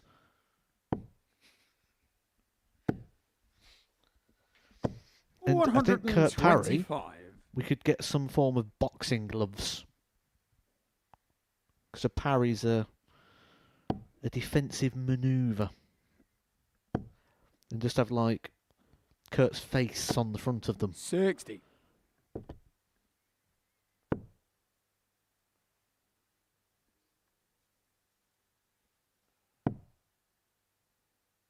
$77. He could introduce his own line of shoes. They'd be very shiny. I think for Stephen Bunting, we should just have actual Bunting, just with his face.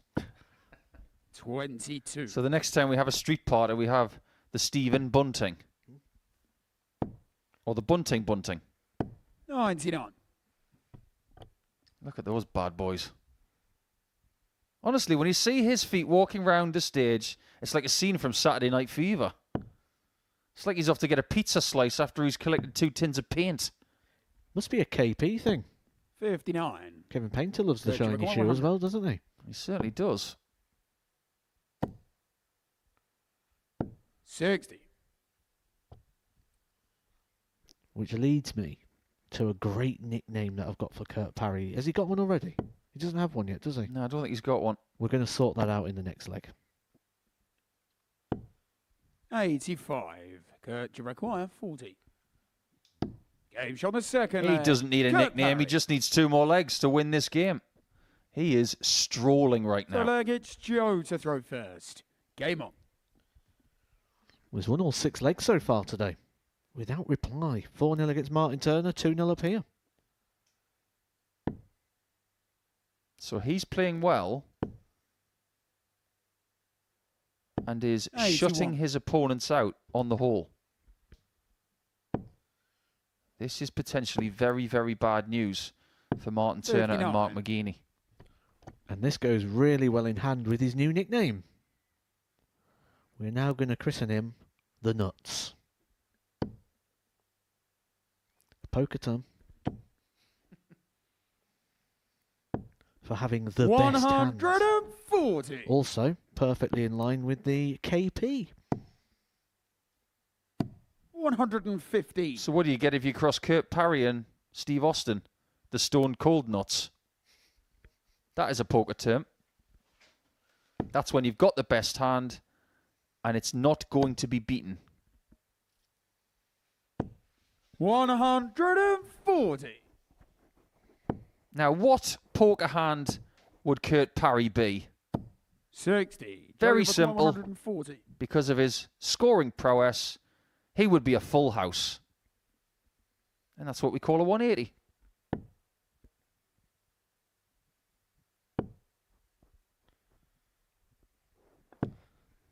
That is Matthew Edgar and Paul Nicholson, available for all marketing consultations. The invoice is in the mail. 140. Joe, you require 100. If Bridle doesn't find this, he could be 3-0 down. Just starting to play a little bit better, but that single one scuppers that.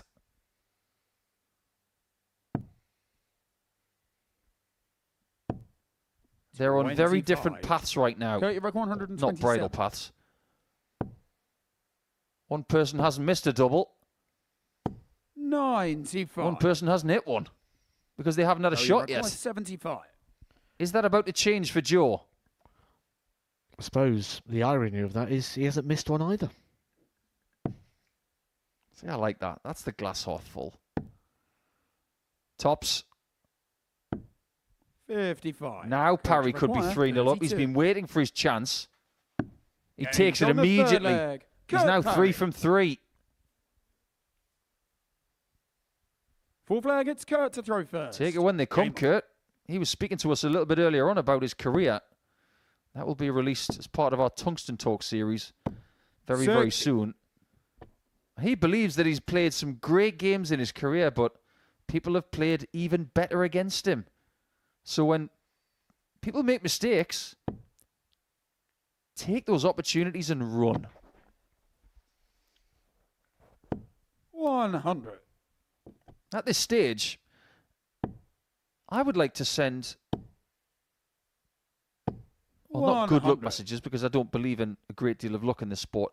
Best wishes to all of the ladies who are going to the Women's Series this weekend in the last 4 events leading up to the Women's World Match Play. Anybody who's playing or going to support their friends or family, 125. have a great weekend. And wherever you are playing darts around the world watching this, have a great weekend. Well, speaking of darts around the world, 180. Kurt Parry mentioned to us off air a name. He used the name Ross Smith. Ross Smith won a Pro Tour recently with an unbelievable amount of legs won in a row, not dropping a single leg in the quarters, the semis, the 40. finals. Kurt, you're 161. Kurt Parry is about to go 8 without response. 136. He almost did with a 161.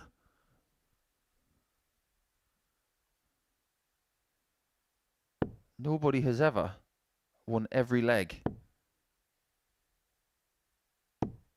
66. without losing one in a session. 125. Parry's still got that possibility. But the most important thing is that he's got the points. Kurt Parry. Kurt is bearing down on David Sharp in this table. 2 from 2 and 8 legs he's played. He's won them all. So it's all going the way of Parry, who has the best leg difference in the group now with a 93.94 average. And that is to back up a brilliant performance in game 1. Wonderfully done. 4-0 to Parry.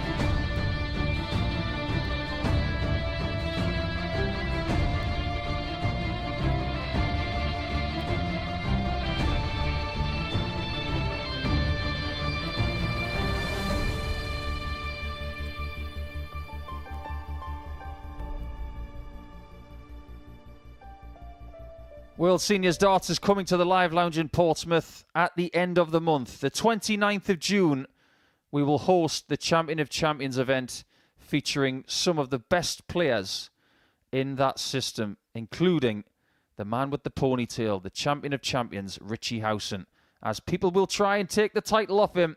And if you want to attend this event, go to dartshop.tv to get your tickets. They won't last long, so be quick.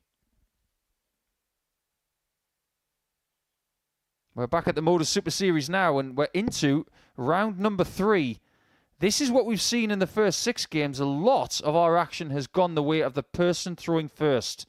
And then Kurt Parry bucks the trend by beating Joe Bridle by 4-0. A second consecutive 4-0 victory for the man from Ogmavale. So he has elevated his way up the table to position number 2, putting Martin Turner into a position that will not qualify for Saturday at this point unless he does something very handy in the next game and with his subsequent 2 matches after that. Sharp still leads, but only just.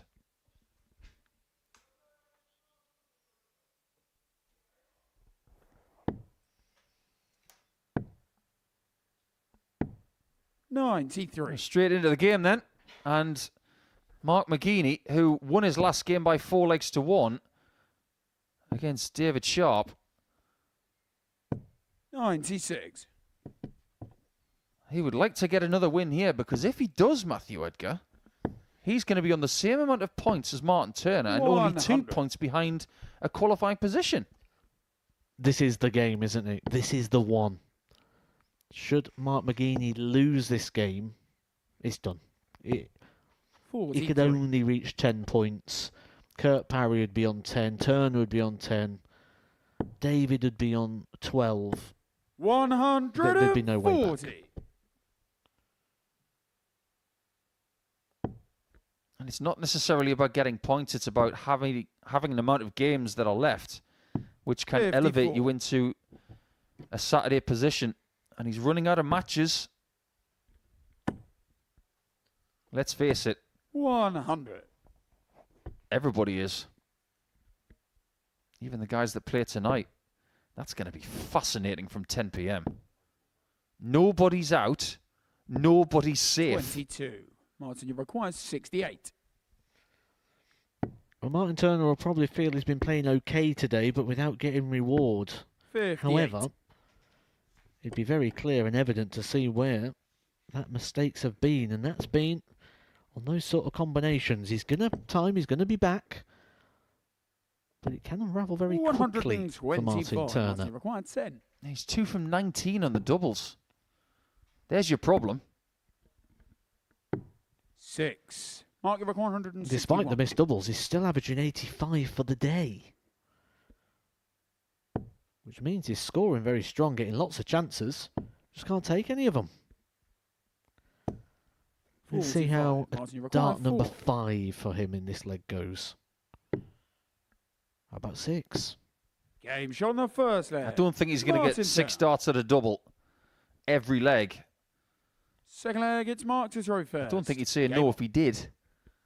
The fact is, you want to polish them off in 1 or 2 darts. 3 at a push.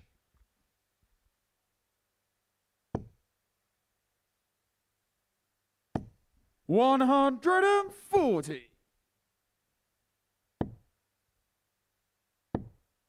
Martin's been through the ringer a few times when he's been here. He's been in a very strong position and not qualified a few times.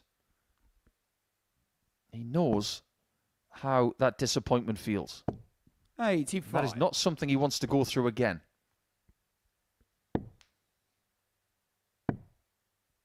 Let's not forget he's worked very hard this week. This is day 5 for him. Can you imagine being in a marathon? You've run 25 of the 26 and a bit 59. miles. And then somebody stops you in the road and said, nope, you can't finish. You lost me at the running 25 miles part. I couldn't imagine 98. that bit. I'm one of those runners that I set off with every intention of going on a big one. And then after about a mile, I'm like, that'll do. What is it that stops you? 43. The brain. I get bored.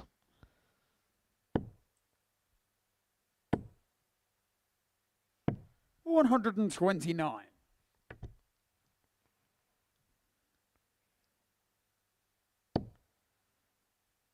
McGeeney is struggling to keep pace.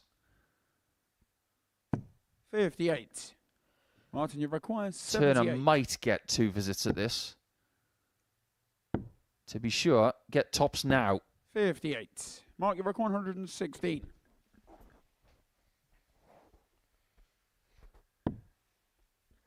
He's done that a few times as well, hasn't he, Mark McGeeney, on these sort of combinations. The first start, eliminating any 76. possibility. Martin, you require And that 20. does make a difference because it gives Martin Turner no drama. He knows James he's on the coming second back. He leg. doesn't have to Martin sit and Turner. wait and sort of hope that a last dart doesn't go in. Gives him time leg, to it's Martin prepare, to gives throw him time first. to set. Game.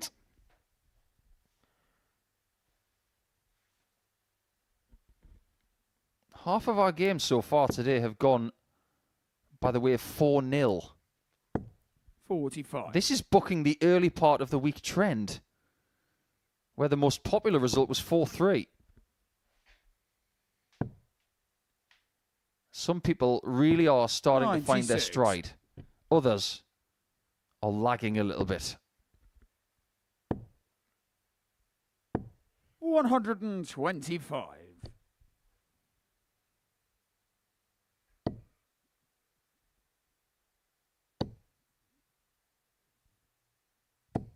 $95. Some people would say this is a battle of the roses, this game, but Stockport is Greater Manchester. It's not 100. Lancashire, is it? If we're being slightly pedantic. Because the Roses games in darts and cricket and all sorts of other things, it's 60. Lancashire versus Yorkshire. And McGeeney's more Cheshire, isn't he? Yeah, I 97. believe he did play for Lancashire, didn't he? In the county system. Originally played for Warwickshire. Then moved up to Lancashire. And if my memory serves me right, didn't he once play for Yorkshire as well for a short period of time? I know Glenn 60. Durrant did. Martin, you've got 134. Yeah, I always feel a bit strange when players move to different county teams. 94. But then again, I was once told by my former teammate Dave Richardson, you should always play for the same team. And then about 3 weeks later, he started playing for Cleveland. 140. Martin, Each to their own. 140. Game shot on the third leg. And Martin this 3-0 lead for Turner is exactly what the doctor ordered. Fourth leg, it's Mark to throw first. Game Forgive this phrasing, but he has been completely walloped today a couple of times. And there's only one way to turn it around. Wallop someone else. 121.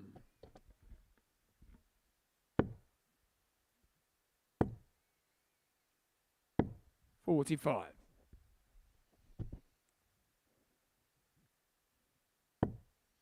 You just sense that the trapdoor is just starting to creak open for McGeeney. 140. He's been teetering over that trapdoor for the last 24 hours or so. Someone might have their hand on the lever.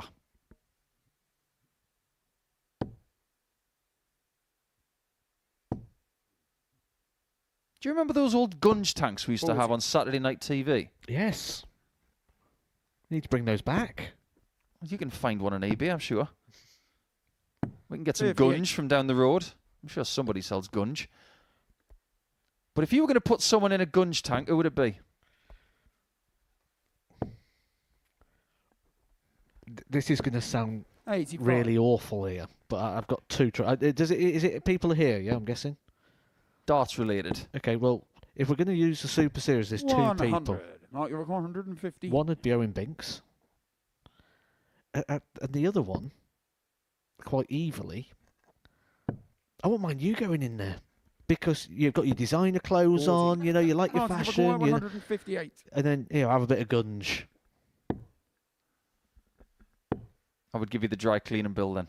44. Mark, you're I'm sure it'd be worth it. 75. Be more than my wardrobe, that.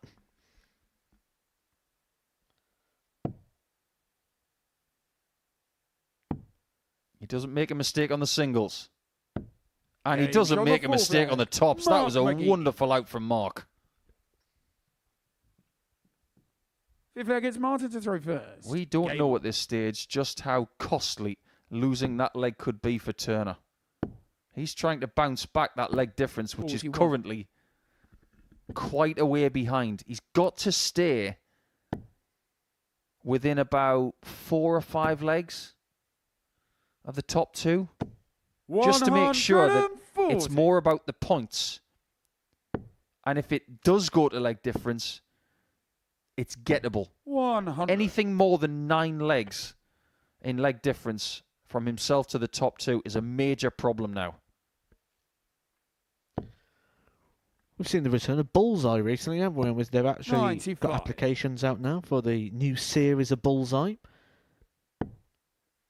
Is there any program you'd like to see return alongside 100. Bullseye? I've got 2. I'd like to see Strike It Lucky come back That's fantastic. with a hot that's spot. Woo. And Funhouse. 120. Oh, now you're talking. Funhouse was fantastic. And give the gig back to Pat Sharp. 100. Mark, you book 141. This would be sweet. Turner's going to get a chance to win this game by 3 legs.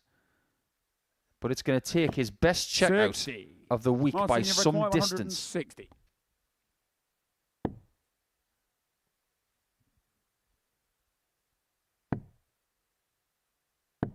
$96. Mark, you require 81. To stop Turner from getting an easier shot. It's still a treble. That slip into the 7 has cost him big. 61. Martin, you require 64. Can Turner win? Can he turn things around? Game That's how he does it. shot and the A match. perfectly pitched Martin Turner. 64 out will send Mark McGeady packing and back to the Midlands. Martin Turner is firmly in the running now, on 10 points in the table with Kurt Parry, and they're both trying to chase down David Sharp, who's got a key match next against Joe Bridle.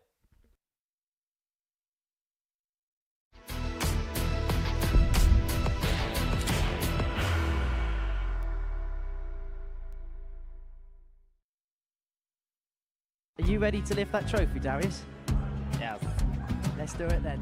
Ladies and gentlemen, your Modus Super Series 9 champion is Lucky D, Darius Labanauskas!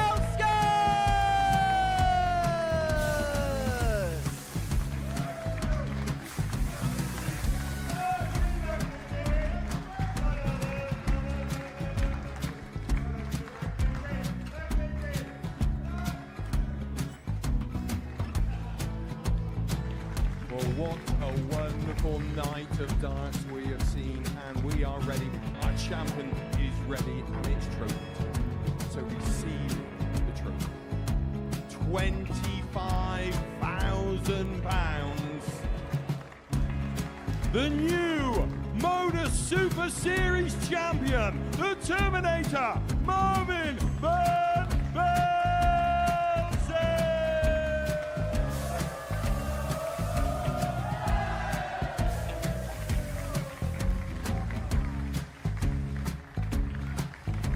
And one more time, the 8th Modus Super Series champion, the Terminator, Marvin Van Velzen. And the new Modus Super Series champion is Andreas Dirty Harrison.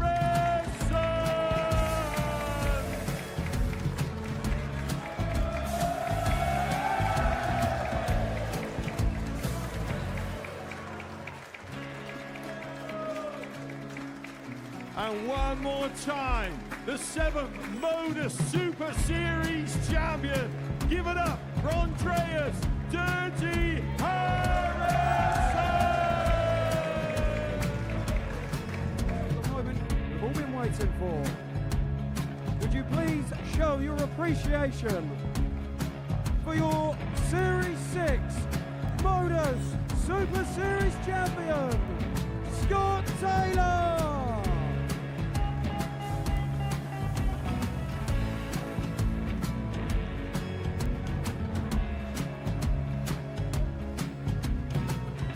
One more time, your new Modus Super Series champion. He is Chucky. He is Jim McEwen. Ladies and gentlemen, your Modus Super Series champion, retaining his title, the Nuke, Luke Littler!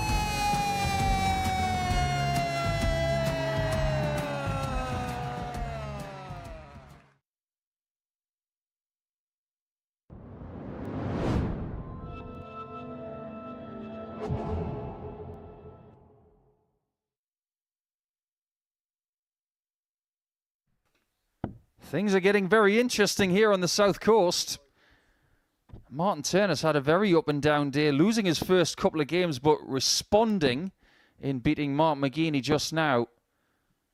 And seeing as he only has 2 games left, he can only get to 10 points. And there's already 2 players First there leg, it's David to with throw David first. Sharp already Game on 12. So McGeaney is out. Bridle's all but out, and 58. Kevin Lankhausen is out. So it looks very much like a 3-horse race at this point. But David Sharp, who's had a shaky start to his second day here in Portsmouth, 85. he would like to get a win on the board here just to make sure that 14 points is his. And he puts the pressure on Parry and Turner to get that second spot in the 50. table. I think shaky start is a bit of an understatement. He's looked very ropey, he's looked very distracted, he's looked very edgy. And the performance just hasn't been there. Certainly not we saw yesterday, running 85. average for the day around about 75 as things stand. Which is a significant drop off by a whole visit to a 58. board from the performance we saw, which makes him a little bit vulnerable when you're looking at the likes of Martin Turner and Kurt Parry, now within 2 points. 5 from 22 on the doubles as well. 60. And we can't forget that Sharp has to play Turner and Parry after this bridal game. Does that in turn, Matt, 45. put more pressure on this? Because this game is all about him. It's not necessarily anything about Joe. He wins this, he's through. I think if he loses this, 60. I said I was bold earlier. I was predicting Kurt Parry.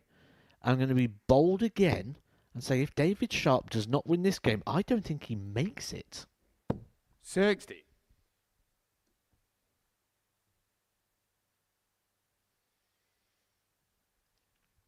Turner and Parry just swoop.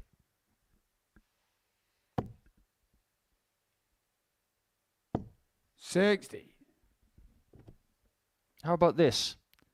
Whoever finishes third gets gunged.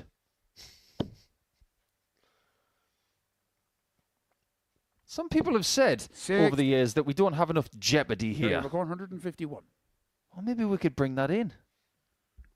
You're really trying to sell the gunging, aren't you? I mean, to be fair... Oh, hang on a minute. To be fair, a couple of years ago when we first started out at the Super Series, I was a big advocate for the giant novelty check, and we got that back for a period of time. 83. David, you record 170. Just didn't feel likely, did it? The way he's playing. He's got a great deal of support 56. watching today. Joe, you record You're hopeful 68. that Razor is going to make it. But he's like an athlete coming to the end of the road, and he's starting to gas a little bit. Bullseye for Bridle. 43. David, you require 114. Oh, that doesn't help. There's a risk that this game could be a real 42. attritional affair. Jerry required 25. Bridle struggled at this stage yesterday, playing game in, game out. Sharp was just struggling.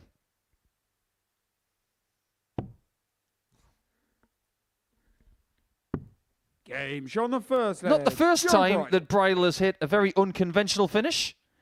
And it's Second leg happened is again. Joe to throw first. And when you look at Sharp, you're not getting any Game on. confidence. He's playing, and he's got the demeanour of a beaten man. And sometimes when you know something's not right within your throw, you find it really hard to find confidence. You can't fabricate it. You can't pretend to be confident. 30. I think some people exude confidence very naturally. But you're right about confidence in sport. 140. If you're having a bad day, whether it's physically, mentally, or if preparation hasn't gone well, you can't fake confidence in performance. But you believe 45.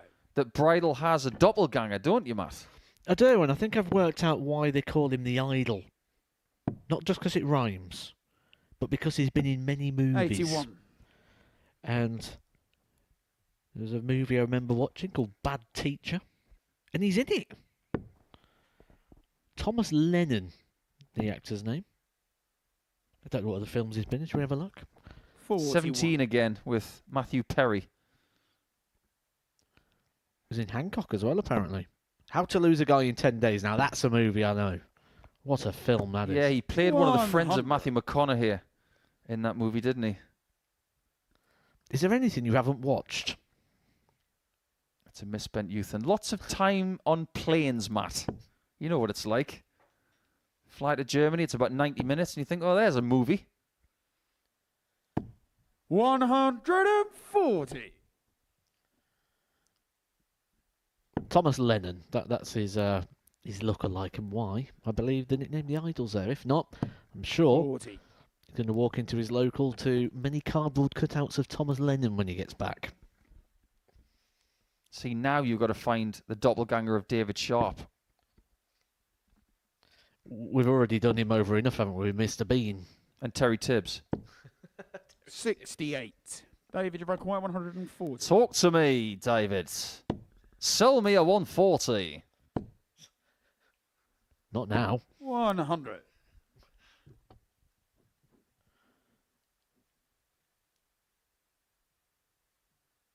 We're just trying to make this situation a little lighter for his sake.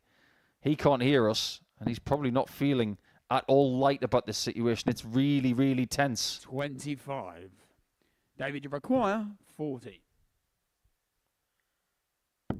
That's Age more on like the it. second leg. David He's trying to figure out why that leg went well Third leg, it's David so he to can throw use it first. moving forward.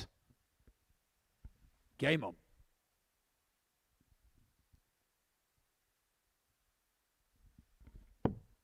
Wearing a different shade of tartan today. Yesterday was blue, today is red. 125. Some Scottish dart players have tartan on their shirt, but it is their clan's tartan. Does the Edgar family have a tartan? Not that I know of. I'm glad to say that the Nicholson clan does. Well, that one's all red. 180. He might just be starting to warm up as Bridle starts to slow down. 123.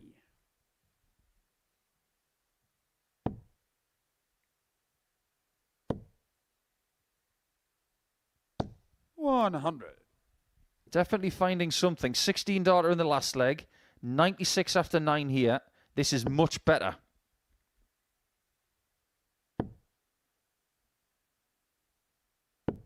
$41.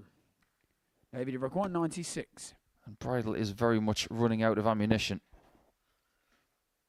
And when you recognise that as his opponent, 72. you just got to pick off the right numbers, take care of the leg, and keep making them feel bad.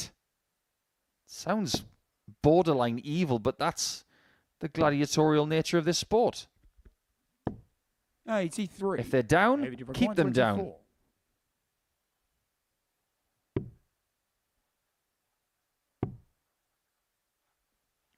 Rhythm's gone. 18. There's no way he should be left on double three. I'm not sure how that could have gone any worse. It could have got worse here if Joe Bridle would have hit 45. something. However, David, you with require a bit of time 6. here, so he could make decisions to split. Looks like he's going straight for it. Game shot on the third Hits it. leg. No problems, no David dramas, no fuss. But does that look like a Four-legged happy, Joe to throw confident player a first. couple of Game legs away from Buckingham Place in Saturday night? He doesn't cut the figure of anybody who would be classified as happy. Unless we go back to those nicknames we said before, of ironic ones, which are the total opposite. 180. He's laughing his head off. Joe Bridle. He's got a beaming smile across his face. 140. 180 should make you happy. Unless you've got 180 left. He's on it again.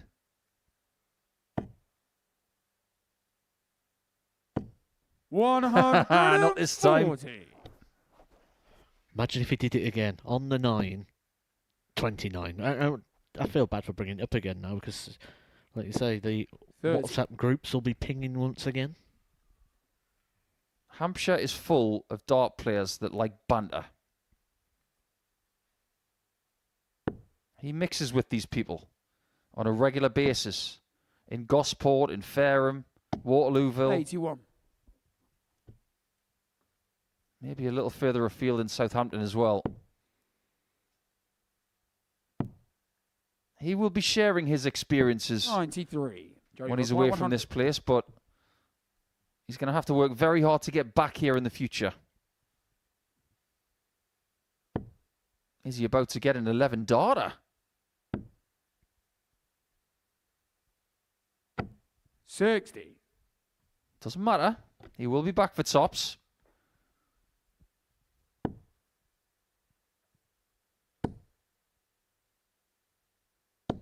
$100. David's Joe, got plenty require of people 40. watching him today, hoping he's going to make Saturday. He is not running towards the line, but he is getting incrementally closer.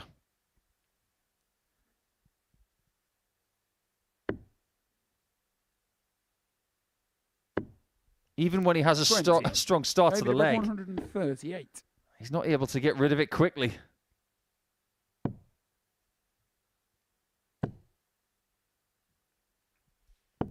$58. He could have had an 11. Require 20. If it's 18, he'll take it.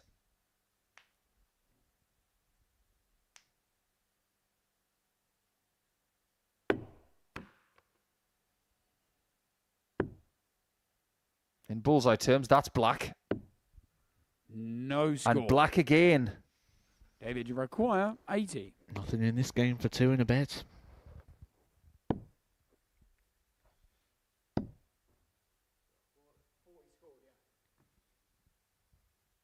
And for David's special prize, 40.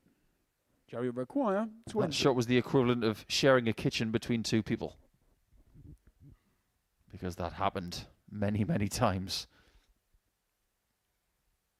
Double 10 again.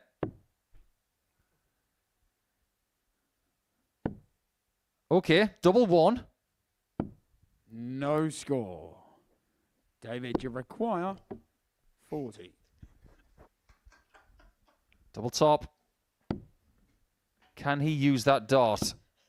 Or that one? Game He shot. can, and he can take a 3-1 lead. David He'll Shaw. not believe that he's got it. Take it and run. Fifth leg, it's David to throw first. Game on. He needs this result.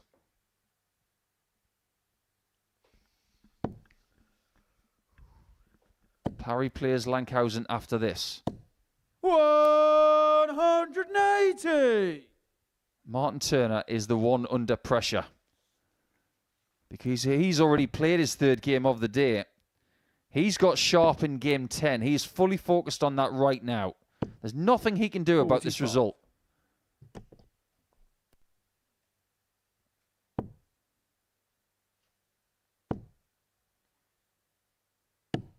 $97.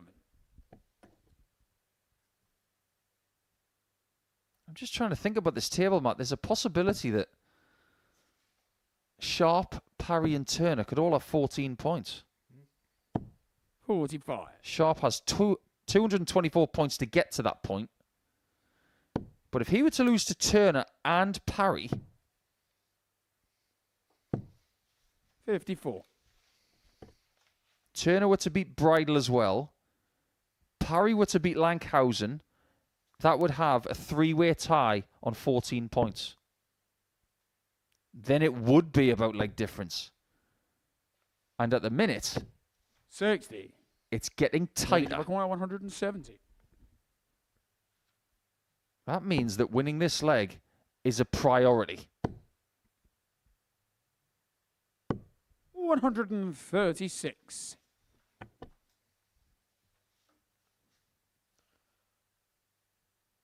What more is there to say? He was on the 170, and now he's on double 17. 81. David, you require 34. To finish the job. Game shot. Consider it finished with his best David leg of the Sharp. match.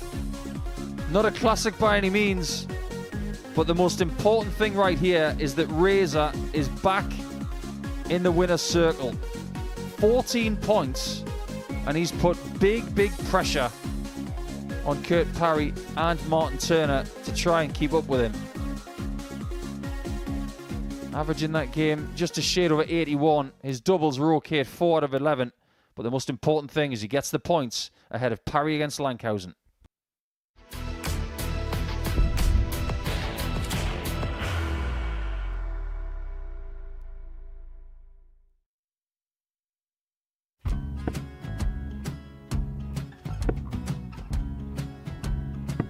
$54. Charlie require 164.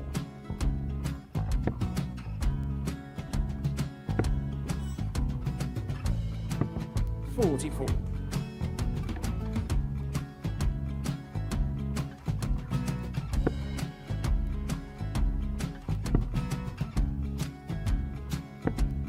$32. Charlie require 120. Well, 120. He's got a fair, at least 2 handfuls at this. Just needs to stay 60. there. That's a good shot.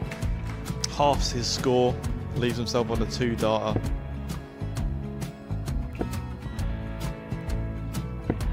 $26. Charlie Time on his require side 60.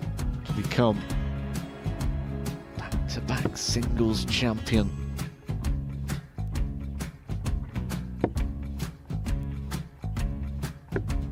$40. Definitely a couple of nerves in those last 2 darts. But he'll be coming back. It's a moment he's been in before this situation. Standing at the back of the 81. stage, Charlie approaching the require Oki with a 20. chance to win the title.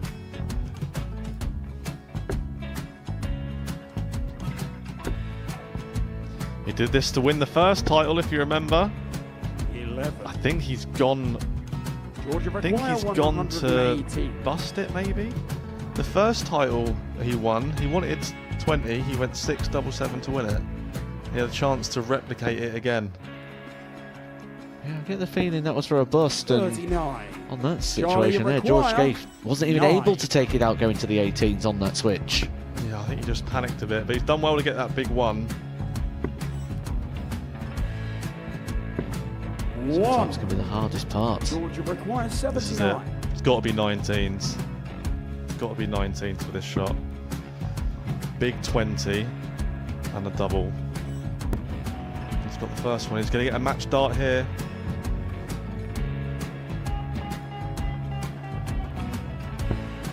$59. Charlie Threw the entire require body into that 8. one. Just didn't want to let go of the dart.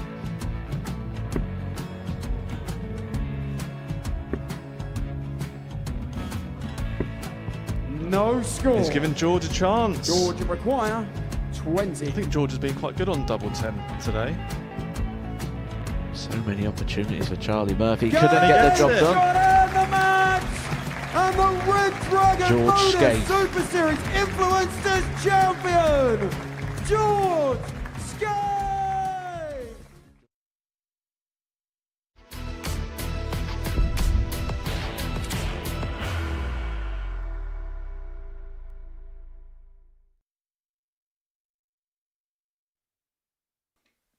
Welcome back, everybody. It's Pluto TV and live coverage of the Modus Super Series.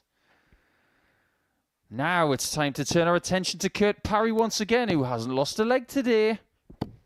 If he keeps that going, he may indeed still win this group. He can get to 16 points, which may be difficult for David Sharp to do. He's got to play Parry and he's got to play Martin Turner, who are in pursuit of him. But here, Parry has to answer everybody in the top half of the table. He's in a qualifying First position leg, right now in it's second. Kurt to throw first. Game on. To keep his charge going, beating Kevin Lankhausen again for a fourth time this week would be 50. very welcomed.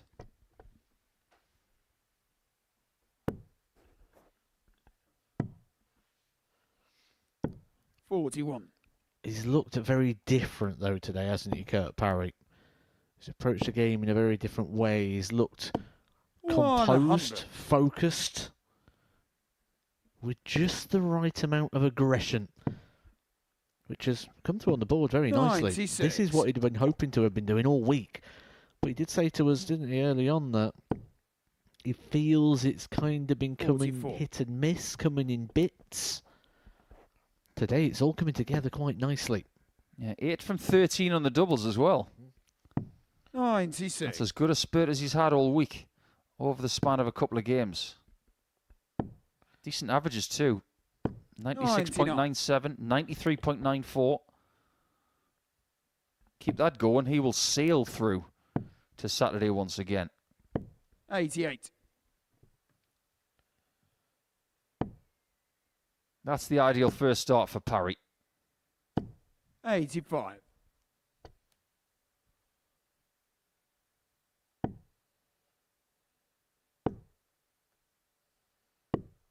50. Get your 115. We've seen 115 started on the bullseye. We've seen it ended on double 18. Game shown the first leg. The great standard Kurt continues. Parry is definitely turning up Parry. today. Second leg, it's Kevin to throw first. Maybe saying to Game himself, Matt, that I'm not going all the way to Portsmouth for nothing. I'm going to be playing on Saturday. That's where the main money is, isn't it? Saturday night. 140. Not just that ticket through to Champions Week. And it's the pathway as well, isn't it? That 95. now develops even further, because you go from your week, well, from your group to your finals night to winning the title, then back to Champions 100. Week. You win Champions Week, get the ADC Global Championship opportunity as well. So if you was to win a series 140. and you was to win the ADC Global Championship through being successful under this roof, within a couple of months you could be looking 55. best part of 100 grand. Which could be life-changing for Parry. He has a family. 46. And that leads me to my next question, Matt. I don't have children. I don't know that responsibility when being a professional or semi-professional 100. dart player. Does that responsibility change the way you prepare?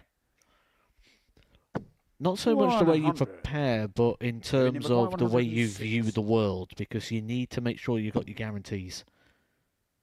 You need to make sure things are covered, which means, for a lot of players, it means they need that guaranteed income. They can't rely on this win to 66. get Go your by scenario. 120.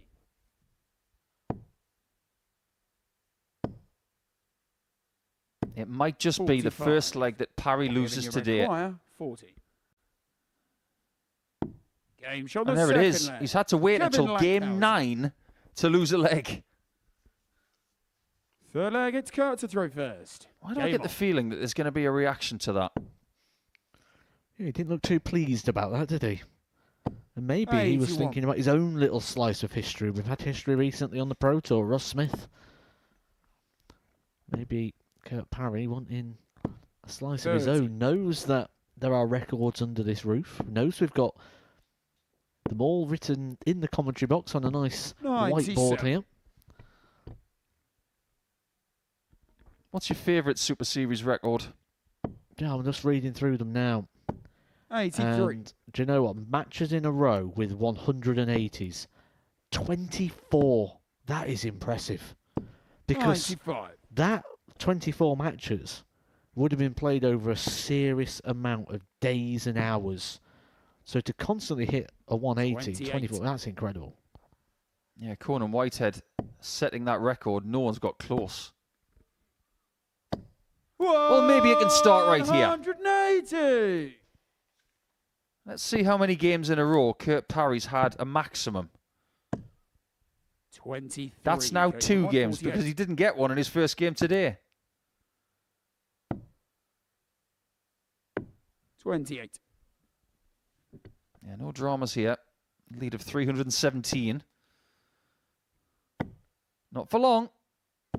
140. Go, you're 20.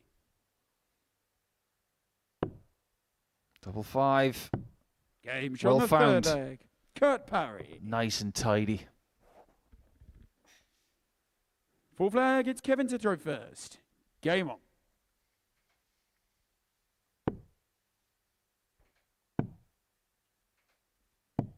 $80. It might not be the spectacular darts that we've seen from him at times today, but it doesn't need to be. 140. Lankhausen has played his best darts of the week on Monday. 43. If you were to give him one bit of advice to take back to Belgium, what would it be, Matt? 60. I'd probably say just try and take a bit of the emotion out of the 40. game, because playing emotionally is tiring. And I'm a very emotional player. I live and breathe every single dart, and with that, it is a very, 82. very exhausting experience. And when you're coming here to try and compete for potentially 6 days, I don't think it's possible to do that when you're a really emotional player. You 134. have to rein it in at times and just sort of almost go into autopilot at times. 100.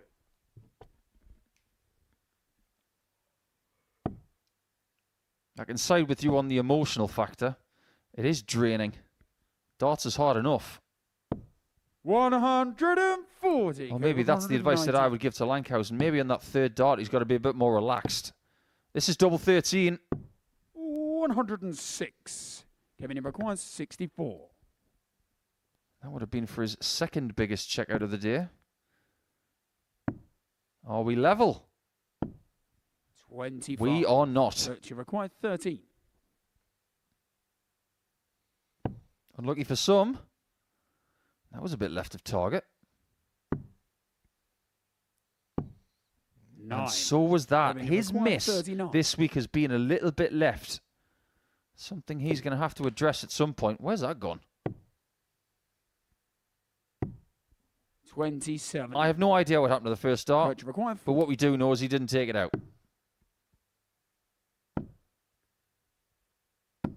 2. Kevin, you require 12. Game shot on the fourth. Somehow Lankhausen has Kevin won that Lankhausen. leg. He's taken full advantage of Fifth leg, Parry's it's worst Kurt to throw doubling first. performance so Game far on. today in leg 4. 59.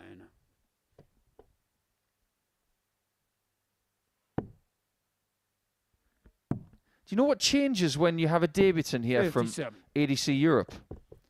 It's that when you have home nation qualifiers for European Tour events, or if you see results for opens 134. on different outlets, you see their name and you think, oh, I remember when he played here. I wonder how he's getting 59. on. But it's the same for the domestic players as well. You look for their name on challenge tour lists, 44. maybe ADC Championship Tour events. You just wonder where their careers will go post this week. We know one person is going to make their 100. return. We don't know who that's going to be. But as for the rest, we're always intrigued to see what they do next. 85. Yeah, for sure. Because we've seen the story before, haven't we, where people come here and they don't really produce, they don't perform, but then they come back a completely different player. They go and develop, they grow, and they sort of use the experience that they've 40. gained here and the time that they've had at the Super Series. It maybe just gives them a bit of confidence as well. Because there are a lot of people that watch this. Certainly in my time when I was playing on the WF 41. circuit last year, Kurt, a you're lot of people would talk 139. to me about the Super Series.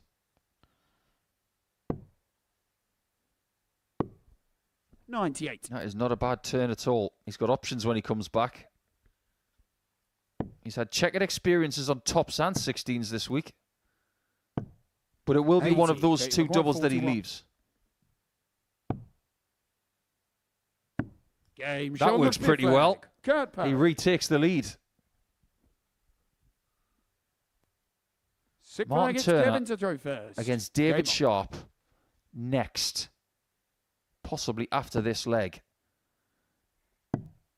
And to say that's a monstrous game for Martin Turner 78. is an understatement. If Parry was to win this game 4-2 or 4-3, 100. he will go to 12 points. If David Sharp were to beat Turner, David Sharp is safe. 30. And then Parry beating McGeaney in game 11, which will follow that. Turner would be gone in that scenario. 140.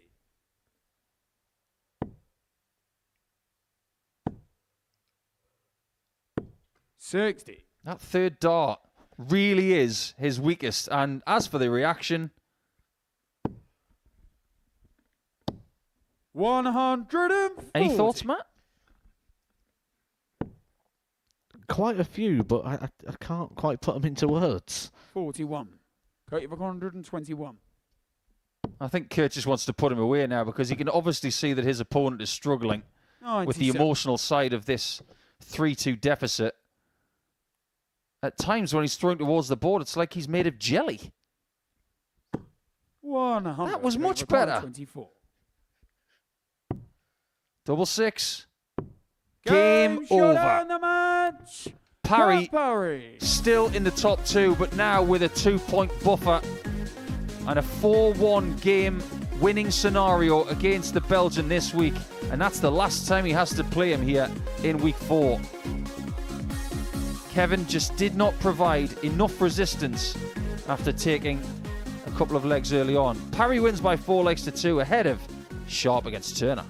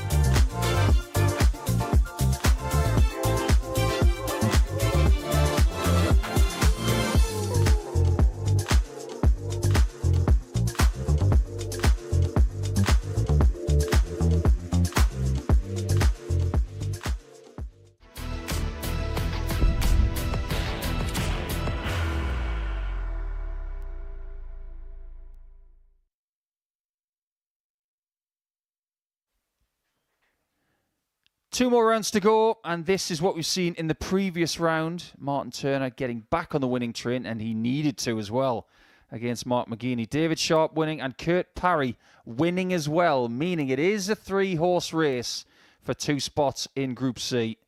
This is how it stands, and with Martin Turner playing David Sharp next, Sharp wins, he qualifies, Turner wins. We've got a scenario that is very, very exciting. So let's see what happens next, shall we? We can try and predict what's going to happen, but live sport isn't that simple. Turner's played some good darts today, but he's only won 1 game of his 3. Sharp hasn't played as good as Martin, but has won 2 of his 3. Where do things go from here, Matt Edgar? Well, this is where things get really, really interesting, isn't it? Because David Sharp's going to need to find a level here to live with the performance we've seen so far from Martin Turner. He's been significantly better. But for David Sharp, he doesn't need to win. First leg, it's David to throw first. Game on. For David Sharp, just keeping this game close will be enough. Doesn't want to lose this heavy. Because it can get quite a big swing if this is a 4-0, 4-1 victory for Martin Turner. But even from the opening darts here, David Sharp again just not looking settled, sort of throwing his hands out to the board. We didn't see any of this yesterday. Perfect composure, just not been there today. We just want to get the job done, stumble over the line. Doesn't matter how you cross it, just cross it. 96. Book your place in Saturday night. Do you remember that triathlon, the famous one with the Brownlee 23. brothers, where one of them was really struggling towards the last 200 metres and his brother helped him across the line? That situation proves you never know 58. when you're going to hit the wall. You just have to keep ploughing on. 96. I'm not sure Martin Turner's family are going to peer their head around the curtain and say, "Go on, Martin, you can get across the line." When you're in this arena, you're on your own. 140.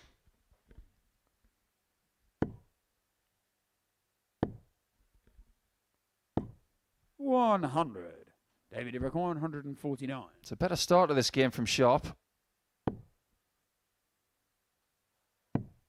I think he would like to get this done very, very 93. soon. The last thing he wants is to be beaten here and have to win against Kurt Parry, who was not 45. lost today. David Iverick 156.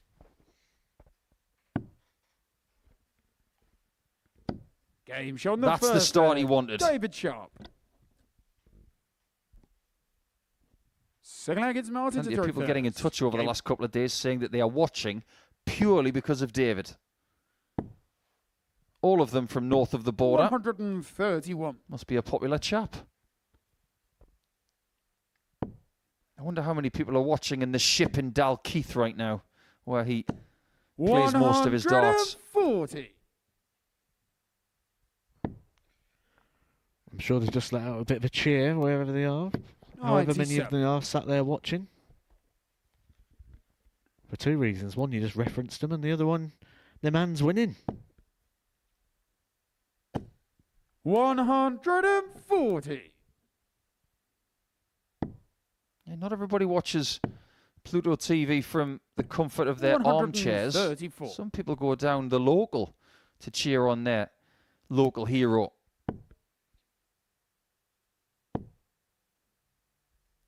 This is so much better, though, isn't it, from David Sharp? 139. And Martin Turner will feel like people are playing their best or their good moments against him today. 99. David Iverick They've been doing that all week.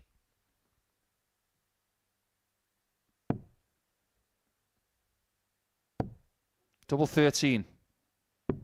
55. Martin Iverick 40. We don't see double 13 used very often.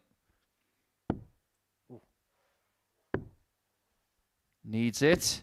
Gets on the it. second leg. Martin Hanging Turner. on for dear life. His leg difference is glaring on our Third leg monitor is right David now. to throw first. Game It's on. at +3. David Sharp is +12. Kurt Parry is also plus 12. 140. Needless to say, you need the victory if you're Turner. 134. You're better off winning 4-1. I think they're bringing the best out of each other here, aren't they? 91. And I think we said yesterday the same sort of thing, that the pace of the game really suits both. Play a very, very similar 81. style, which means you don't have long before you get to approach the hockey again. Martin is 56 years of age and he's playing his 24th game of the week. 60. I wonder if that's a factor right now. He doesn't mind a bit of hard graft as Martin. 96. This is not just physical, it is mental.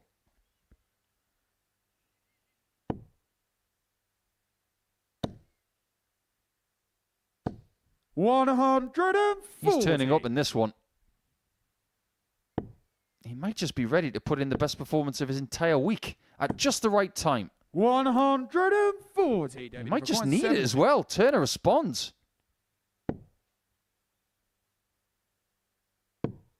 Oh no. That is an error. 22. Martin, you require 50. And this could be the moment that the game turns. He didn't expect that, did he? 34. David, you require 48. Double top. Game He's had his fair share of fortune David with Shaw. his opponents missing doubles. Fourth leg, it's A Martin lot to of the throw time, first.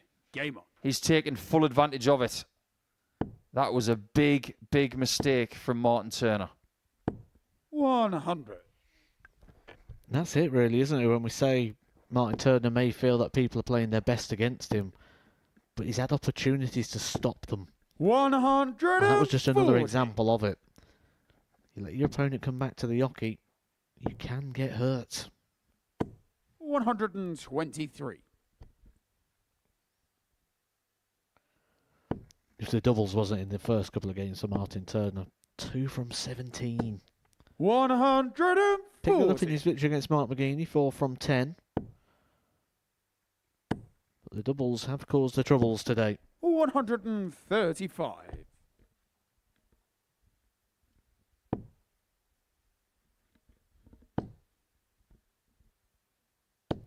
$85. The closer this game is, the better it is for the Scotsman. Double 16. That's more like it. On the fourth leg, Martin Turner. Great shot. Fifth leg, it's David to throw And that first. deserves every finger of Game that on. fist pump.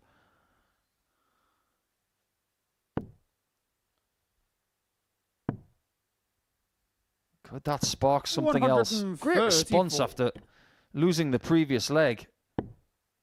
Whacks in a beautiful 12. And all of a sudden he's playing the hot hand. 125. Proper game of darts. We've seen some lackadaisical averages today, but this is not one of those games. 58. Biggest completed number of the day, 96.97 from Parry. 180. It's currently being beaten. Inspired.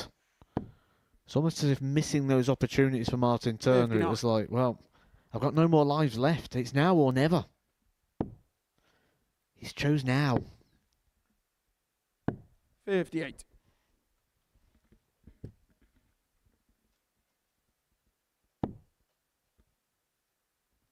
Best case scenario for Turner.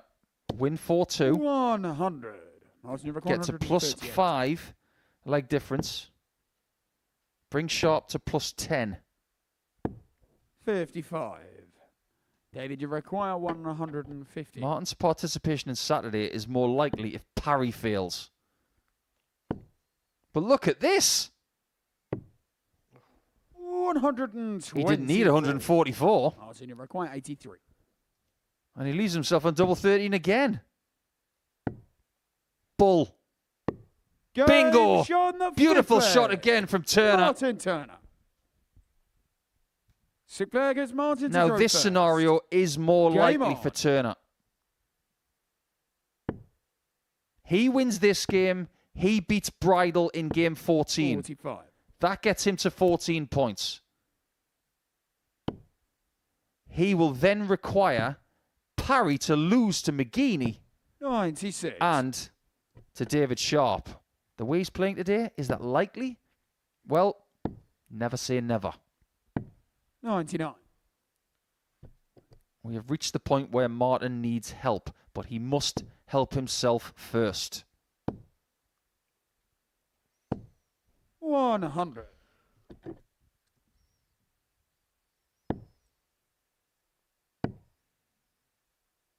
$96. I think sometimes you've got to approach games of a short course format like fighter pilots. Judge those 90. dogfights that they have in the air. Somewhat fictional, I know, from Top Gun. Maybe they happen in real life, we don't know. But when you get rid of one 45. plane, you focus on that one plane. When you get rid of that one, you go to the next one. Get rid of that one, you go to the next one. Every now and again, someone's going to be on your tail, and you've just got to watch yourself. 65.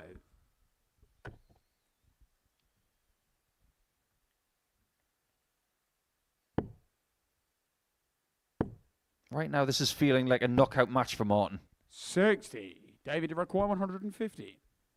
And it might just be going all the way. We have not had a game go the distance 56. since game 1, Martin, you require where Sharp 156. somehow beat Kevin Lankhausen.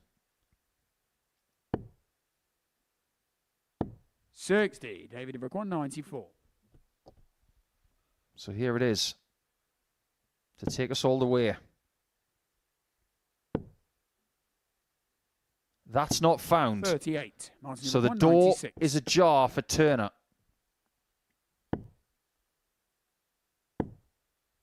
Decides no double-double. 80. Maybe David because the require lie on the 56. 60 was inviting. Oh, no, no single. But he has got tops with one. Game show on the sick flag. David Sharp. Not doing anything today the easy way.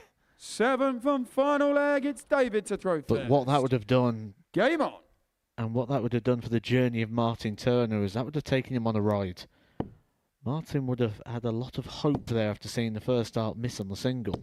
Thinking he's only going to get 100. one dart at the double, he's missed the big number. And then he has all that hope snatched away with the last dart. 60. But David Sharp, he's done his job here. He's kept it tight. He's not let Martin Turner gain too much, even if Martin Turner was to win this last leg, which right now, 100. it's looking like Sharp is good for a hold. One thing we do know now is that Turner can't catch Sharp in the table.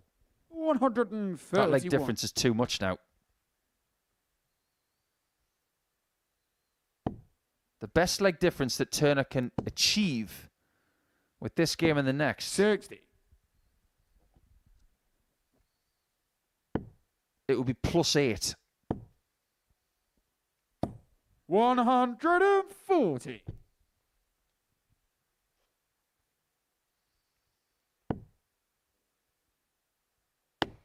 What a time this is.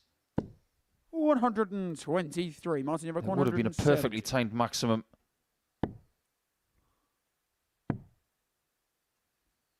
$96. David, you require We 180. duel to the death.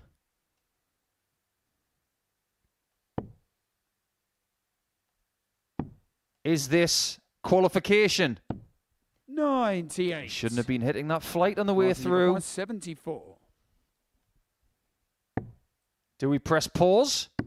Game Beautifully shot done. out of the match. Breaks in the last Martin leg. Turner. Turner is still alive. We're going to go to the last 5 matches not knowing who is through and who isn't. They're looking at the monitor as if to say, we don't know who's through and who's not. Well, I'll tell you something, guys. Nobody is just yet. Sharp with a really good average, but slightly better Martin Turner gets a tight win by 4 legs to 3, and boy did he need it.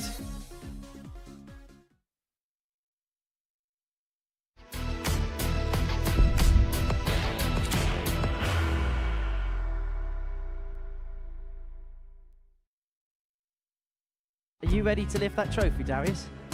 Yeah. Let's do it then. Ladies and gentlemen, your Modus Super Series 9 champion is Lucky D, Darius Lewandowski!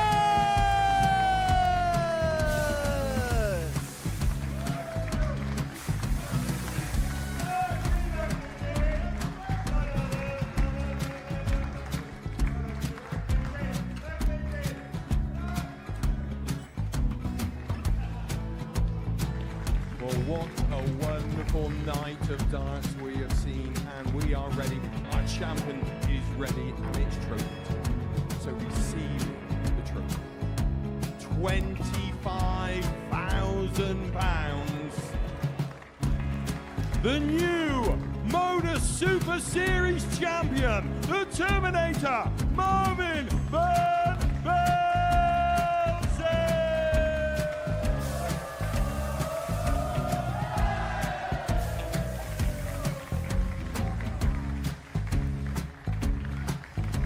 And one more time, the 8th Modus Super Series champion, the Terminator, Marvin Van Velzen. And the new Modus Super Series champion is Andreas Dirty Harrison.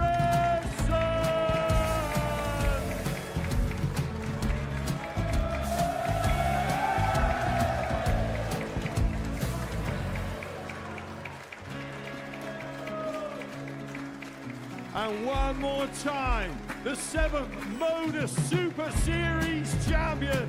Give it up for Andreas Dirty Harrison!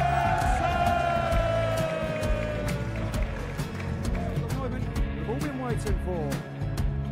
Would you please show your appreciation for your Series 6 Modus Super Series champion, Scott Taylor!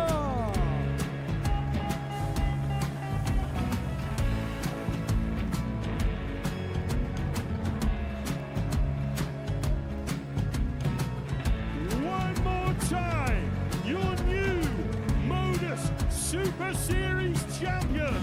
He is Chucky. He is Jim McEwen. Ladies and gentlemen, your Modus Super Series champion, retaining his title, the Nuke, Luke Littler!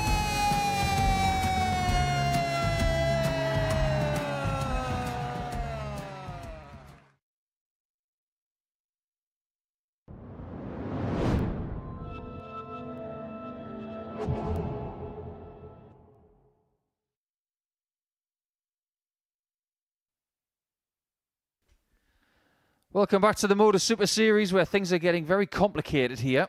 And with that win, Martin Turner has stayed in the reckoning, but only just. He could do with a Mark McGuinney performance here, because if the man from Stockport, currently residing in the East Midlands, if he can take Kurt Parry out, our final round of play could be extremely exciting. First leg, it's Mark to throw first. Game on. But if Parry were to win and go to 14 points with David Sharp, the deck is stacked against Turner in a massive way. 81. And because Martin Turner plays in game 14, Matt, there is nothing he can do 57. in the next 3 games that are played. He can't affect it anymore. He just has to learn his fate. And when he plays against Bridal, if he's got a 54. chance, he has to execute the plan. Absolutely, but if there was one thing that he's probably not too excited about, it would be 180. that the performance of Mark McGuinney yesterday did start to weaken towards the back end of the day. We are now getting into the back end, the business end of the day. 123. But this time a different scenario for Mark McGeaney in the fact that yesterday he was fighting to try and put himself into contention. 180. Today, now playing with freedom and ease because he's eliminated from proceedings. However, he might not even be a factor if Kurt Parry continues to play like this. 100. Kurt Require 84. Misses the 19s and leaves himself lumbered on a number you can't take out 50. with the outer ring. Mark, you require 143. We've seen this in the previous game.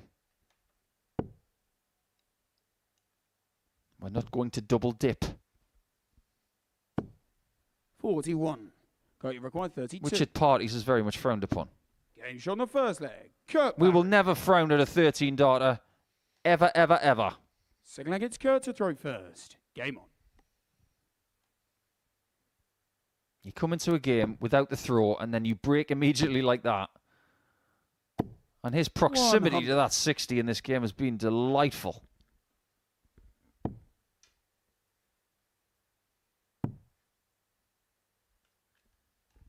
$58.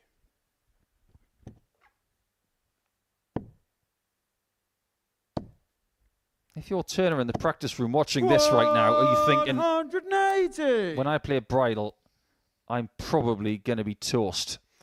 Yeah, you're thinking forget it because Kurt Parry is playing far too strong. 3 maximums now already in this 83. game. A very strong performance from someone who's been playing very strong all day. 60. I'm trying to look at the scenario that gives Martin the best chance. 83. Kurt, you require 161. Because at this stage, you don't expect Parry to lose this match. He's playing on a different planet to his opponent. 90. If Parry was to win, he wants him to win 4-0. So he's in the distance, and then he would love Parry to beat Sharp 4-0, which would 45. ever so Kurt, slightly you open the require door. 71. It's a really tight window. Tops. Game It doesn't shot on the look like second Parry's leg. going to lose Kurt this Parry. game. Right now, this is not a fair fight. Third leg, it's Mark to throw first. Game on. Oh, if this was a boxing match and you were stood outside the ring in the corner of Mark McGeaney, you'd be trying to throw the towel in right now. You'd be definitely aiming for the portion of the ring where you want to throw it. You'd probably be trying to hit the referee on the back of the head just so he doesn't miss 44. it.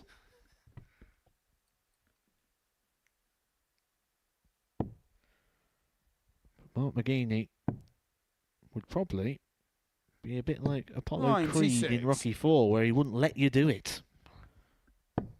No matter what. 60.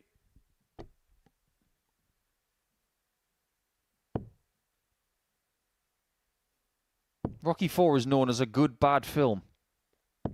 45. It is dreadful, but it is marvellous at the same time. With one of the most iconic soundtracks 100. of all time. Bit of Go West, bit of Gladys Knight, bit of Survivor, bit of 6. James Brown. I can see James Brown in a pair of Kurt Parry shoes. 140.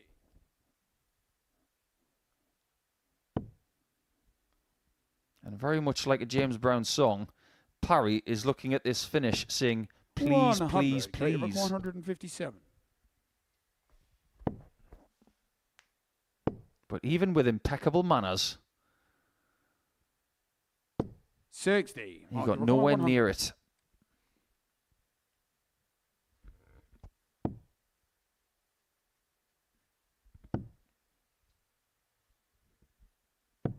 Oh, that was 42. a look Kurt, of you require 97. viciousness. Double 12. 85. That was right on Mark, you line. require 58. Tops has not been his friend. But it is Game right shot on now. the third He leg. pegs one Mark back. McGeaney. Fourth leg, it's Kurt to throw first. Game on. You've been around the world playing darts, Matt. Are you aware that different countries and different regions have 140. different vernaculars for finishing and hitting certain things? Because when you go to Canada, they say great shooting, don't they? 59. Yeah, and they also shoot darts, don't they, over there? They don't throw them. I'm not going to do the accent, but they're always like, should I shoot some darts? 140. I mean, we get that, not just around the world. We actually get it even in the UK. How many different things have you heard 26 being called? Bed and breakfast. 60.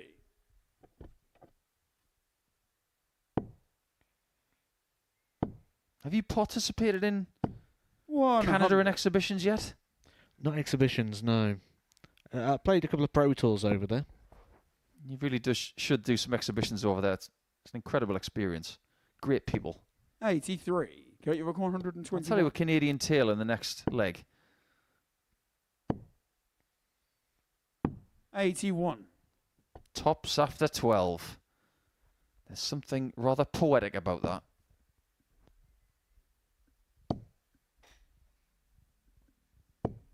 100. He was never going to leave a Kurt, finish you after have dart 540. 1. Parry's on 10s. Game shot on the And is fourth now leg. 2 ahead Kurt once Parry. again. Yeah, I did an exhibition in Canada a few years ago Looks with like Jeff it's Smith. It was Martin Rowe 2019. Game on. It was at a local Legion club, and there weren't that many people there. There were maybe 40, 50 people. But one guy really stood out, 140. was there on his own. and I played every person who wanted to have a game that night. 180. Might have hit a few of those, you never know. But after the game, this guy came up to me and he was so humble. He was so pleased just to get a game that 59. night. He came up to me and he said, I really wanted to give you a gift for coming over here to Canada. I don't have a lot of money, but I got you this. 97. It's not much, but this is from me. And it was just a key ring with the Canadian flag on it. He meant every word. 126. I still have that key ring and I treasure it. It was probably only worth about $2, but that doesn't matter. 100. There are people out there who treasure this game. They treasure what it gives them. And Kurt Parry might 60. treasure a Kurt, you're 4-1 victory 124. to put him on the cusp of another Saturday night. 44. Mark, you require 116.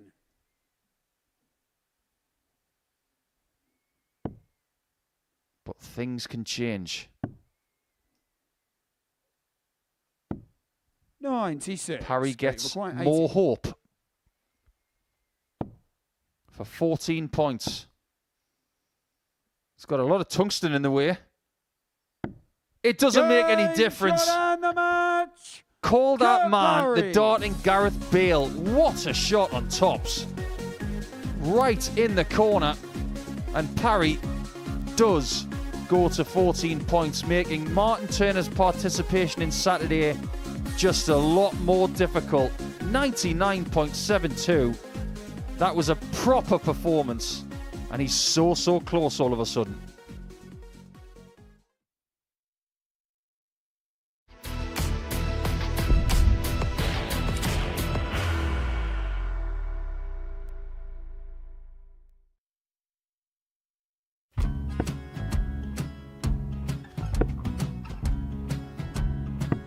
$54. Charlie McGuire, 164.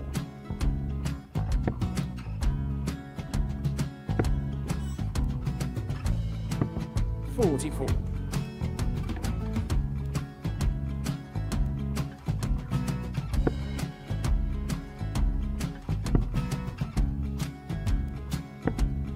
$32. Charlie required 120. Well, 120. He's got a fair, at least 2 handfuls of this. Just needs to stay 60. there. That's a good shot. halves his score, leaves himself on a 2-darter.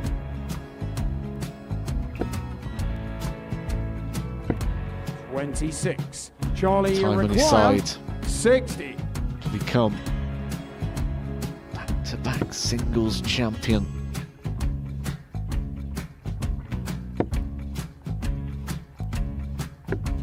$40. Definitely a couple of nerves in those last 2 darts, but he'll be coming back. The moment he's been in before this situation.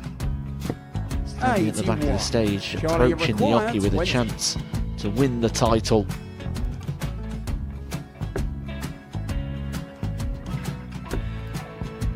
He did this to win the first title, if you remember. 11. I think he's gone. Georgia I think require he's gone to 118. bust it, maybe. The first title he won, he wanted 20. He went 6-7-7 to win it. He had a chance to replicate it again. Yeah, I get the feeling that was for a bust, and 39. on that Charlie, you situation there, George require Scaife wasn't even 9. able to take it out going to the 18s on that switch. Yeah, I think he just panicked a bit, but he's done well to get that big one.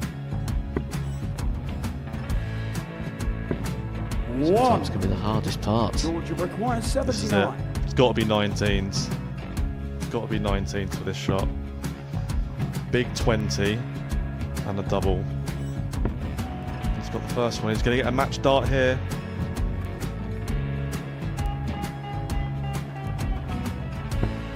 $59. Charlie, Threw you the entire require body into that 8. one. Just didn't want to let go of the dart.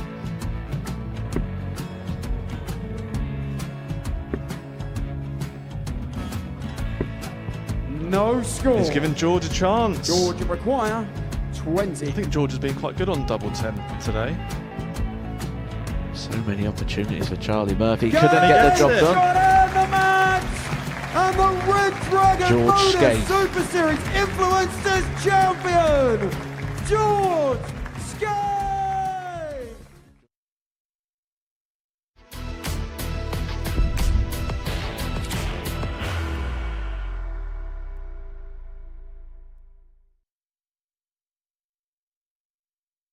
All you require 64. It's another chance for history. Shot and the Motor Super Series Week 9 champion, Bo Greaves. It's history for Paul Greaves. Yes, Women's Week is back. And there was a bit of a tease in there for you too. Pluto TV will be your destination for Women's Week in about 2 weeks' time. Don't miss it. And that's the name of the game. Don't miss the segments that you need. But this will be the penultimate game to end things off as Joe Bridle leaves us his calling card of throwing 3 darts at once. Don't try that at home. First But as for the leg, result it's of this Joe to one, throw this could be first. anything, couldn't it, Game on. Matt? Really good, and both of these are going to fancy this as an opportunity to get a win on that stage. Are they? That's not what he's been 36. using, is it? Flight friends. I think they're sharing flights. 91. I did wonder why he had a look up here with a big grin on his face. Yeah, he's been using black ones for the last couple of days, but maybe the black ones have had their 80. day.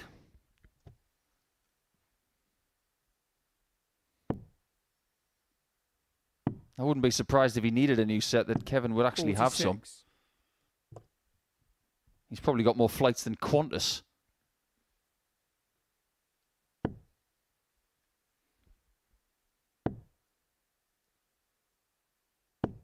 $45.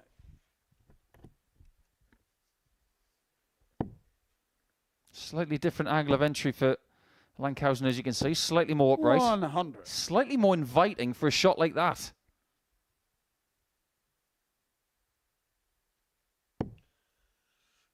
I get the feeling that Bridle prefers to stack the darts 95. over the top because he doesn't have a great deal of ferocity in his throw. 82. I actually think he would improve as a player if you get them to land a little flatter. There's multiple ways that you can do that as well, isn't there? Just change the grip very slightly in regards to relationship on the barrel. You can change the 55. grip in regards to the thumb and finger position. Or the more simpler way is to adjust the 92. equipment to either go longer or slimmer.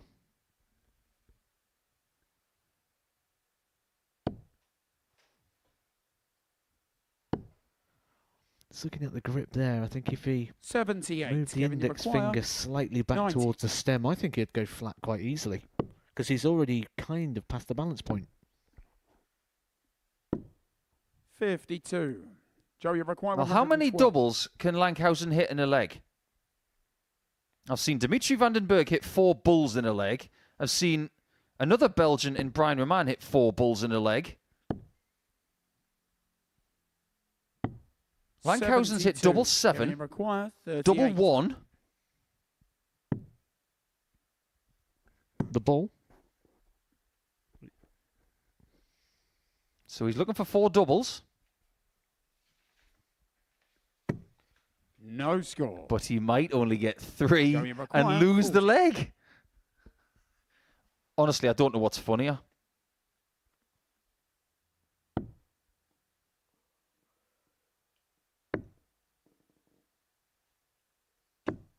Okay. Gauge on the first So leg. answers on a Joe postcard. Royle. Use your closest messenger pigeon. What's Second leg, it's funnier? Kevin to throw first. Winning a leg with 4 doubles or losing with 3? 43. That's a very niche question, isn't it?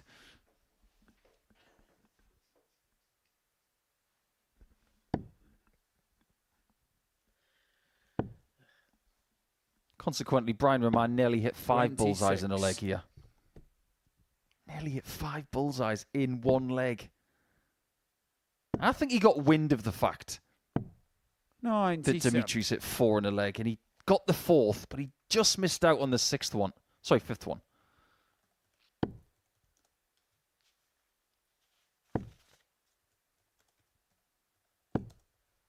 $40.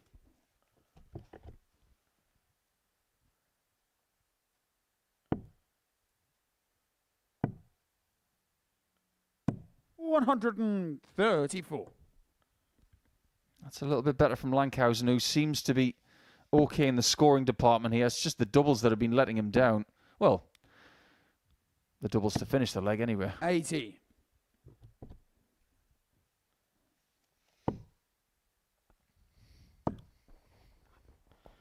Oh, this is better. 121.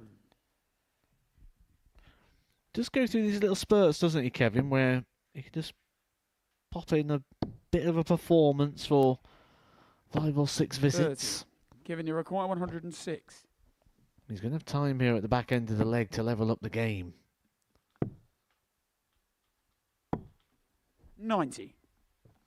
Nice setup play. Good leg, this. Solid with the throw.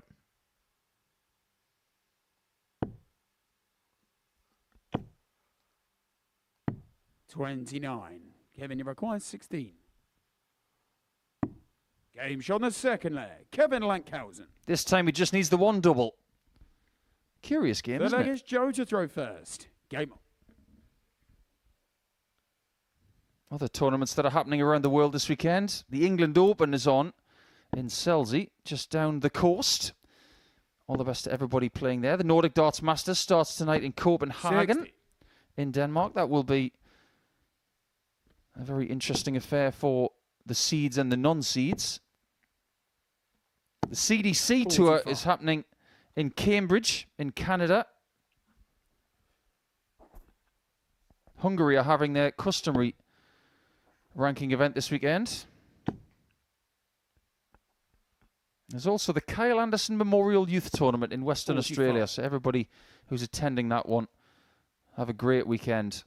And whoever wins it will get their name next to a fabulous dart player who represented 96. Australia on many occasions.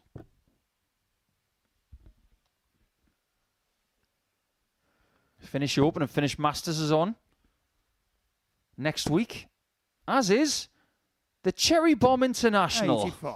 One of the better names in tournament history. I think next week, as well as week 5 here at the Motor Super Series. 58. All eyes will be on Frankfurt. World Cup. Who will it go to? Will it be Luke United? Will it be Wales? Will it be Scotland? Could it be Northern Ireland, 95. maybe? And let's not forget the International Pairs Week coming again here at the Super Series, where we will be announcing tomorrow night who will be playing for the latest announced 138. team of Sweden. And if you're looking for a nation that are developing, a nation that are making waves within the world of darts, look no further than Sweden.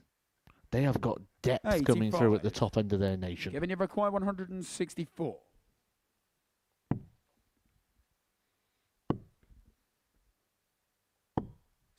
Once again, he trims the 64 off that shot.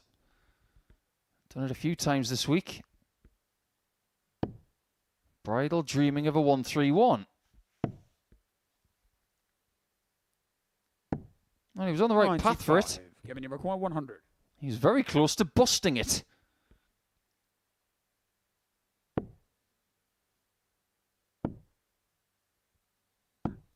He does get a chance to lead this game by 2 legs to 1.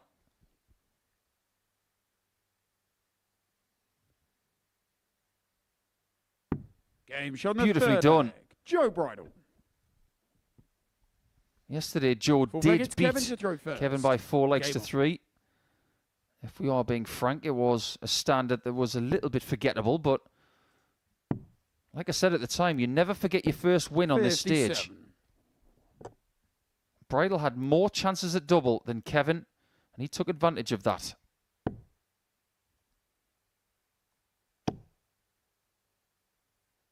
A couple of our Super Series 45. friends are celebrating their birthday today. The former England international, Nick Fulwell. Many happy returns to Nick, and also to the man who always has his feet sticking out of the bed, 135. Mick Todd. You remember the old song then? That was, Oh, yeah. I he's still always love it when- banging his head. I loved it when Kevin Painter used to sing that song. 7. If you thought we forgot Mick, sorry. I mean, 100. Kevin had a point because he thought at that point that everyone should have their own darts song. And yeah, I do like the Mick Todd song, yeah. Did you ever hear the song that Barry Bates had from Painter? 45. It was actually Jamie Caven and Kevin Painter that made up this song about Barry Bates. They just started chanting, "You could have been born in Bristol."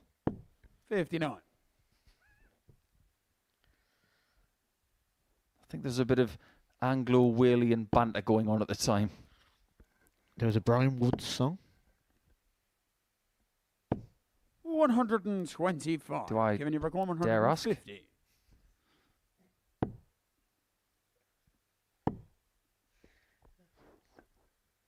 Wasn't quite as good as the 110. Mickey Todd. Yeah, that's an elite song. Mark Webster had a really good song for Barry Bates as well. He used to get more songs than anybody else. He used to say, "It's all 99. about the Kevin, you Bates, it's require about the 40. Bates, no trebles." Double top. Game 2-2 it number is. 4 bag. Kevin Lankhausen. Doubling pretty well in this game. Fifth leg, it's Joe to throw There's only first. 18 Game between on. them in the averages. When you talk about the characters of the game, and we're not talking so much those real big sort of on-screen personalities. We're talking about those characters on the 68. Pro Tour, maybe the ones that people didn't sort of recognise as much. Barry Bates was right up there alongside Wes Newton. The two of them was like naughty schoolboys, wasn't they, on the tour? 100. Yeah, I remember turning up to the K2 in Crawley for a Pro Tour event. And they used to have these big advertisement boards for the board sponsor 85. stuck on the booth. Get there pretty early, about 9 o'clock in the morning, and Wes Newton was already there. 121. And he decided that it was prudent to take one of those signs off the wall and sellotape it to his shirt, somewhat mocking the 6 square inch rule for sponsor patches. 85. I have a picture of that somewhere.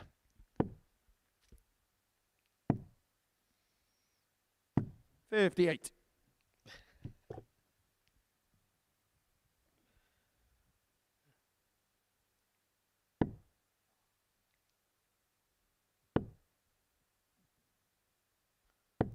I just wonder if Bridle 26. is starting to tire again like he did yesterday. Having said that, he did put in his best average of the day. 125. In his last game. He's doing a bit of jigging there on the stage, wasn't he? Is he a bit of an Elvis fan?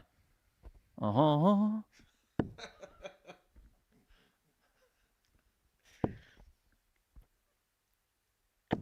Maybe a sign of 140. dodgy hips, Kevin, because I have to do that 197. sometimes in my hips. Nothing Okay, dodgy shoulder about that. flag. Kevin Lankhausen's finding a bit of form. 6 flag, it's Kevin to throw first. Game on.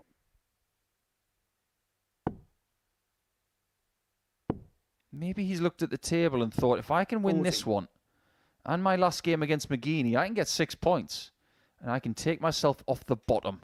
He doesn't want to have that week where he's 6th in Group A and 6th in C as well.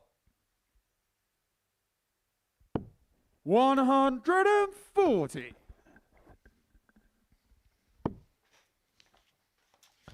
Significantly the best performance of the day so far, though, 93. for Kevin. In fact, as things stand in running, this is his best performance of the group.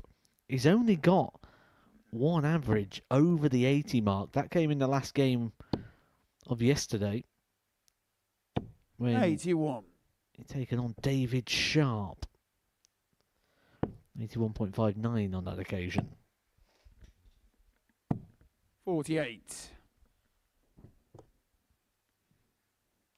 Today is the 10th anniversary of Martin Adams hitting a 9-darter at the BDO International. 55. It's also the 15-year anniversary since Phil Taylor beat Gary Anderson in the final of the UK Open in 2010. 44. They were the days, right, Matt? In Bolton. They were good times. Oh, they were fantastic. You'd always go there dreaming and, yeah, change many careers. It was the event that gave me my opportunity. 95. Everybody was in the same room. If only they could do that at Minehead. 100. It would Joey improve McCoy, the tournament. 130.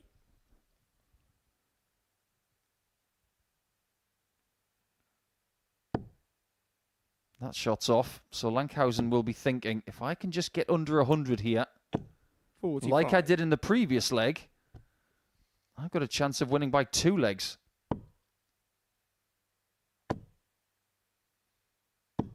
There's a lot of shoulder in that last dart. Joey require 85.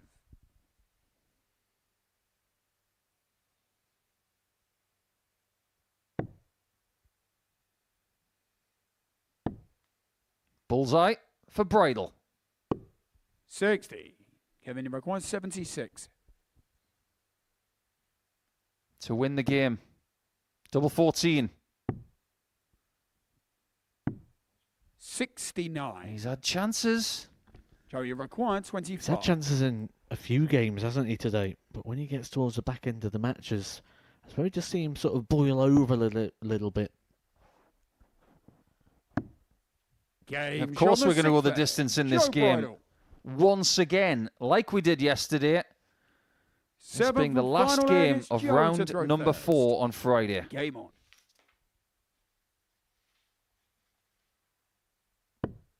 That all-important game between Parry and Sharp is next. The permutations are 97. extremely simple because Kurt Parry has qualified for Saturday night now. That is a mathematical certainty. So many congratulations to 5. Kurt. You said he would win the group, Matt. If he wins that next game, he will win the group. I wouldn't be surprised. David Sharp, whether he knows it or not, 85. we can't really say at this point, but he needs to qualify ahead of Turner's game with Bridle. He needs 2 legs. 95. He has the superior leg difference and a 2-point buffer. So 2 legs will see David Sharp into Saturday night on debut.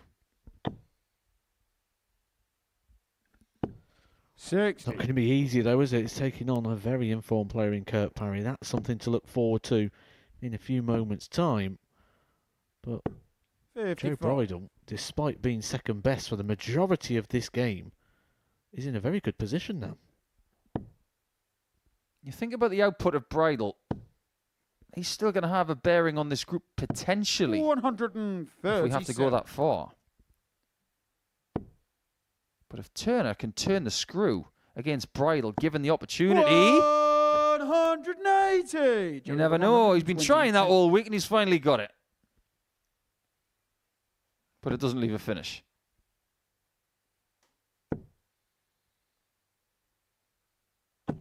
$54. Dart players love a fashion trend, don't they? My friend got a no look 180. Joey I'll try it requires as well. 68.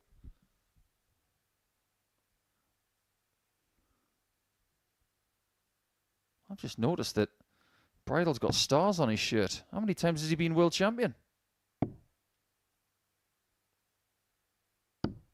48. He hasn't been world champion, but he Kevin, was you that require close to 70. winning this game 4-3 again against the Belgian, who does not get a match start himself. 23.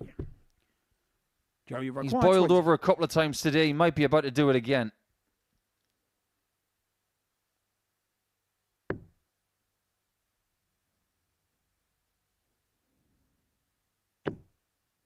Other side, Joe. No score. Wrong bed, Joe. Kevin, you require 47. More match starts, more opportunities for Kevin to add to his points tally. Double 7 again. Game And this time he shut out finds the it. match. Kevin Lankhausen. So over the last couple of days, it's 7-7 between these two, but they're both going out, so they'll have to be content with a draw from their 2 games. Average is not much to write home about, but it's all about the next game, isn't it? David Sharp up against Kurt Parry to see who will qualify potentially and who is still in and out.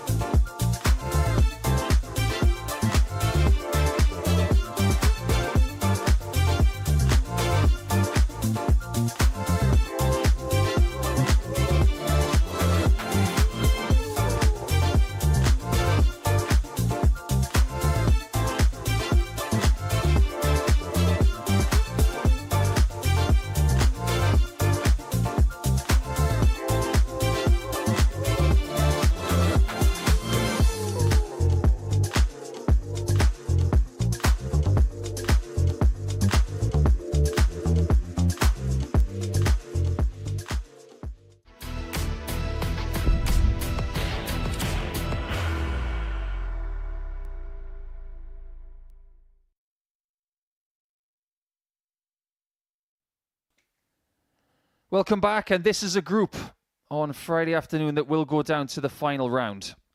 David Sharp narrowly losing to Martin Turner did have a big bearing on this final round because it kept Martin Turner alive. Kurt Parry is now qualified via that 4-1 victory. He's had 4 games today and 4 wins, and Lankhausen with a narrow 4-3 victory against Joe Bridle. So now we go into this 13th game with the table looking like this. It's very simple. Parry in the top spot is safe. David Sharp is likely to make Saturday, but it's not guaranteed yet. He needs to win 2 legs in this next match. And if that's the case, Martin Turner can do nothing about it when he plays Joe Bridle next, who is currently bottom of the table.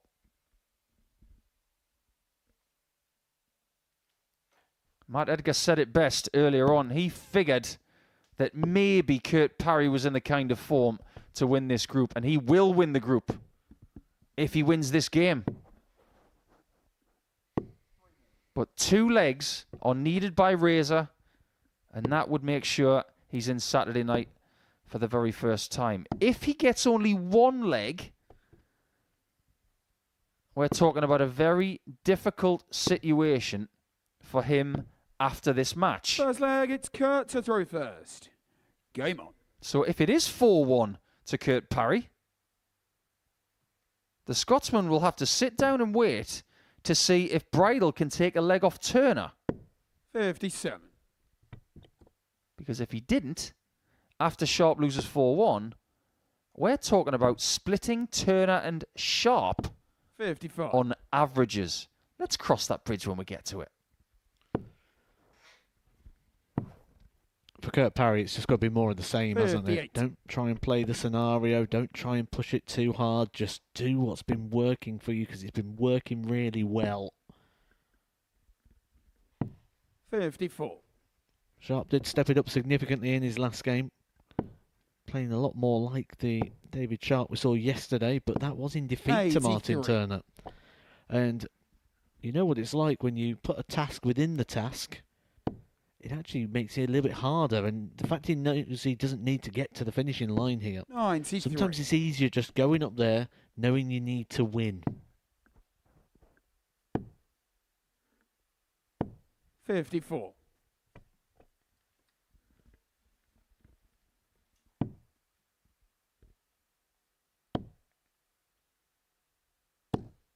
$47.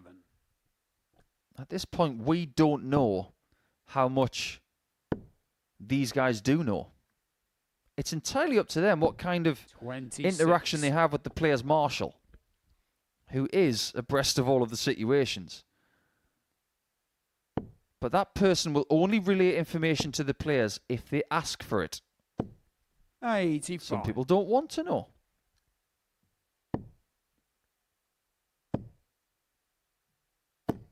Another one. 180. David Rick, He's been the king of the 180s all week long.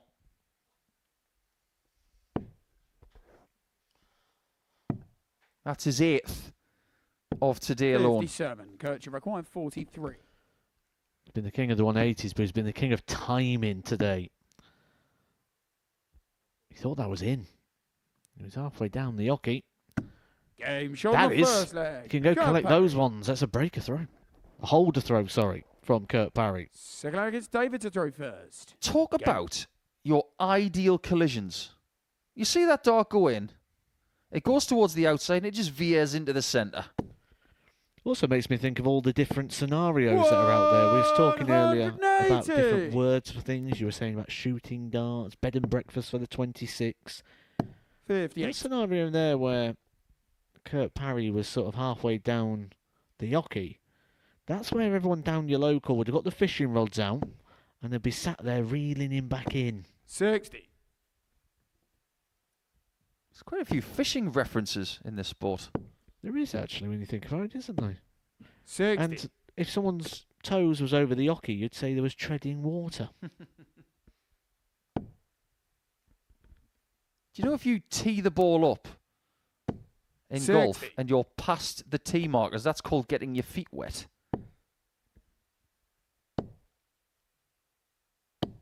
140. He's not found another, but he's got himself back in the leg, albeit half a dart behind.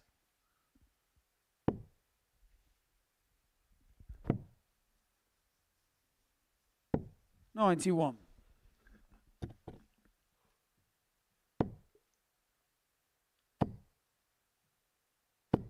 Back-to-back 140s from Kurt. David, you require 110.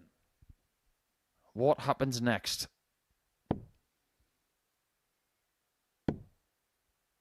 It's not a checkout. And everybody in 86, Dalkeith right now watching will be 103. thinking, don't you dare, Mr. Parry. He dares, but he doesn't 87. take. David, you require 24.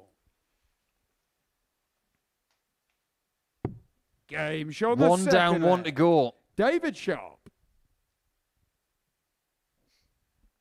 So How's he feeling now? Because earlier on today, he looked really nervous. He's picked up points when he hasn't played his best today. You've got to have that quality in this building. But one more leg in this game. That's it. That's all he needs.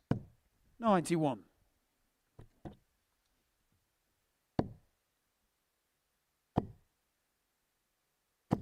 $180. Well, well, well. Here he goes again. 100. A big maxing parry is a very dangerous one. 85. That drift to the left, Matt, it's been plaguing him all week. 60. He's not David, trying to fix it. 196. He's trying to smooth it out. Game show. Talk about third smooth. leg. That Kurt leg Parry. did not take long. Fourth leg, it's David to throw first. Well, do that with the darts, and there's nothing Game David on. Sharp can do to stop Kurt Parry, really, other than hit a 9-darter. And remember, the thing here for 60. Kurt Parry isn't just can I qualify, can I win the group, and ultimately scoop the biggest prize check from this one, because the players are paid for places. 100. So it does make a difference if you qualify in second or first. It absolutely does, and it feels good when someone says to you on a Saturday that you won Group C. 140. Now, off the top of my head, I can remember when 81. Kurt Parry's won a Group B. He's also won a Group A. He's going for the hat-trick today. 91. And that would mean that the only thing he hasn't won here is a Saturday night.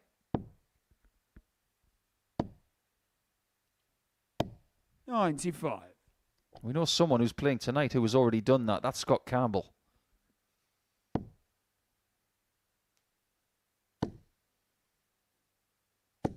He's getting very, very close.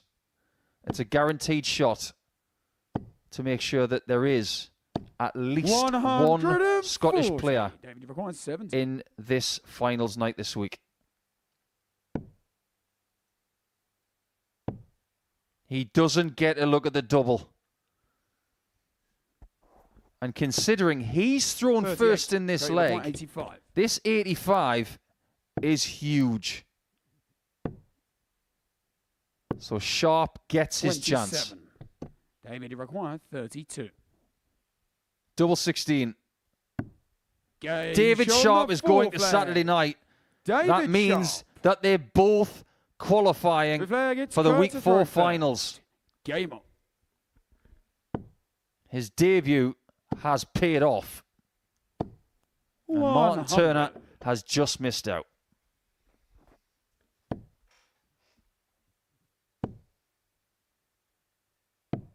$97.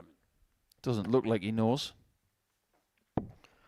Or he's just really cool and calm about things. 60.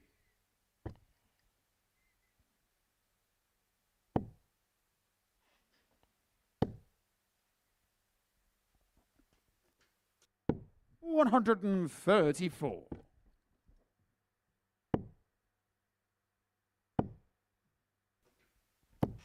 140.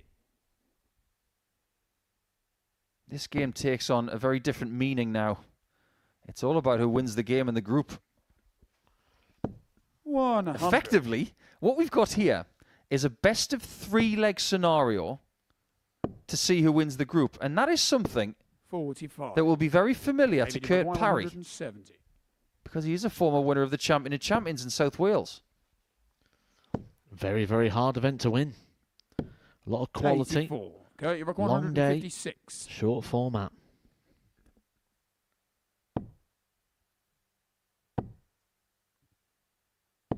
$85. David Devlin, 86. Then beat the score here. Score 85. Uruguay 86. Game Beautiful shot on the check out. fifth leg. And it might be his David group Shaw. after all. He's seen Kurt Parry Six leg against overtake David to him throw first. towards the final furlong. Game on. But maybe there's a kick left from the Scot. It just goes to show as well that Hills Compiler's got this absolutely spot on, because before a dart was thrown, these was the top two 93. favourites to win this group. It was in the other order. Kurt Parry to win with Sharp was second place, was the 96. prediction before a dart was thrown. Still could be the case. But David Sharp really is finding when he needs it the most. 60. Looked a bit edgy early on, but now can start preparing himself and getting ready for what he'd have dreamt of 96. when he was first coming all the way down here to the south coast.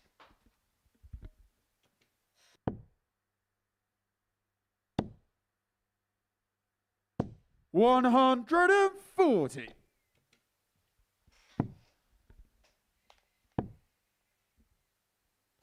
$59.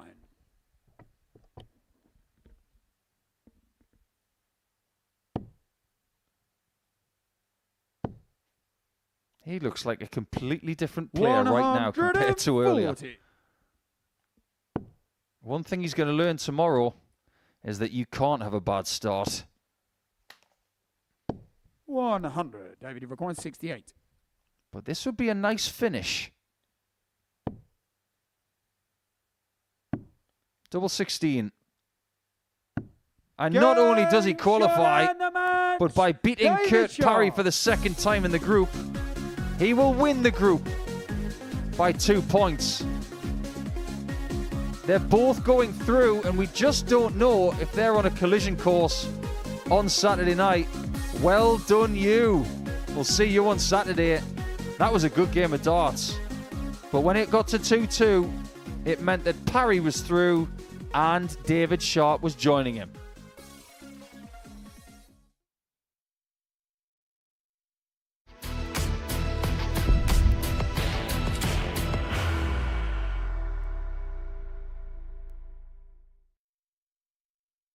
Are you ready to lift that trophy, Darius? Yes. Let's do it then. Ladies and gentlemen, your Modus Super Series 9 champion is Lucky D, Darius Lewandowski!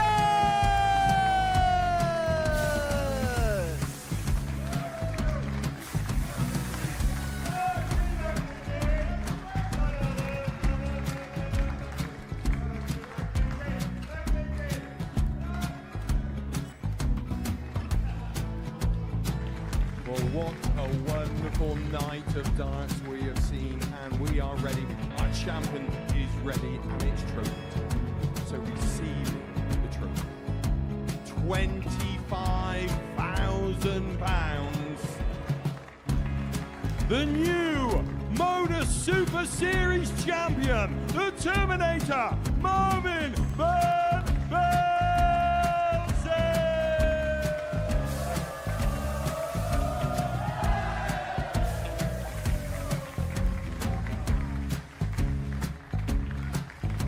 And one more time, the 8th Modus Super Series champion, the Terminator, Marvin Van Velzen. And the new Modus Super Series champion is Andreas Dirty Harrison.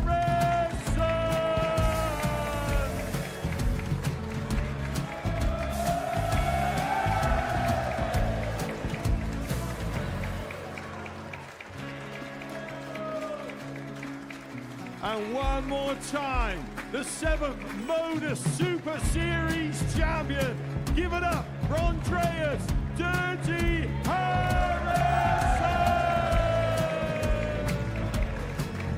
The moment we've all been waiting for. Would you please show your appreciation for your Series 6 Modus Super Series champion, Scott Taylor!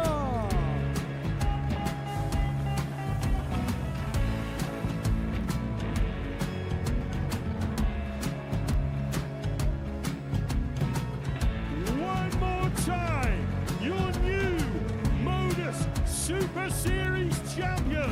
He is Chucky. He is Jim McEwen. Ladies and gentlemen, your Modus Super Series champion, retaining his title, the Nuke, Luke Littler!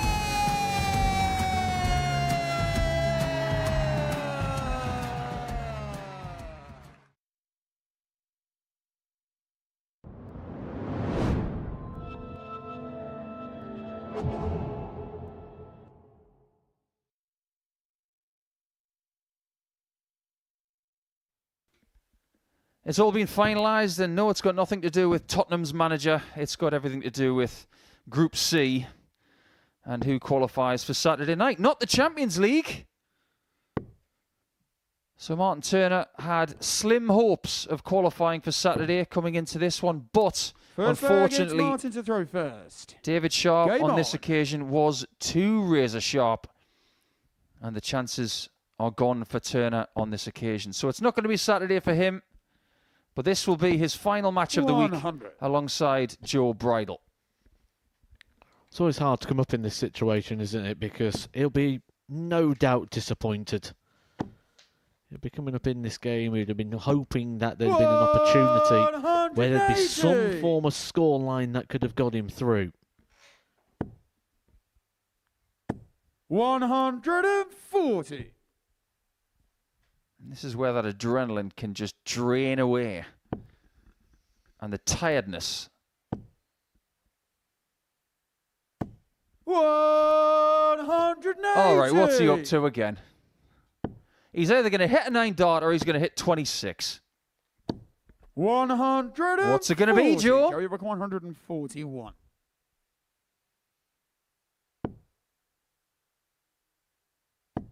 It's not going to be 26. 83. And I'm going to Martin make a Rook bold statement 121. now and say this leg is going to be better than the last time it was on a 9. The last time it was on a 9, he went out in 29. 97. I don't Joey think Rook that 158. repeats itself. It's going to be 28 darts. He needs an 11 or 12. Game shot. Beautiful leg, the best he's had this week Joe Bridle. for multiple reasons. Second leg, it's Joe to throw first. Beaming with Game pride on. right there, showing the world what he can do. 12 darters are always great, but when you 60. need to get a 12 darter to win the leg, he just found it. 85. You know who his favourite pop star is going to be, don't you? One true voice. 58. I was going to say Billy Idol, but I think yours was better. 29. Hearsay. You're very much going down the Saturday night entertainment package route, aren't you? Yeah, I think they came from the show that looks like the 60. logo on his shirt, you see. Hearsay were awful. 99. They were better after they broke up. Mylene Klass is a classical musician. What she was doing in that band, I got no idea. She's a radio broadcaster these 43. days on a classical channel.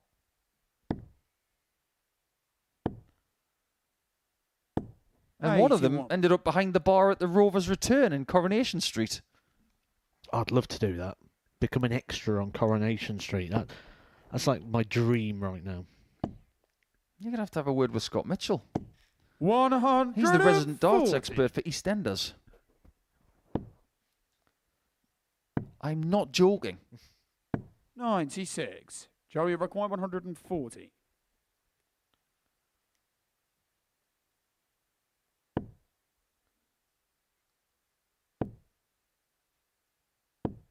$45. Yeah, throwing in a bit of disgust that last one. 111.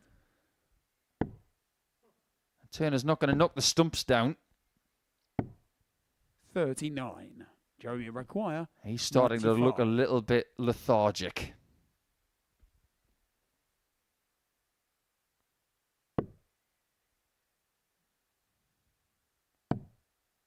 Can't find his way. And this leg 69. proves something. Martin, you That there's a require good leg in him, but he 72. can't seem to do it multiple times. 2, 3, 4 legs in a row. Bullseye. 25. Another tired dart from the Yorkshireman. Joey, you require 26.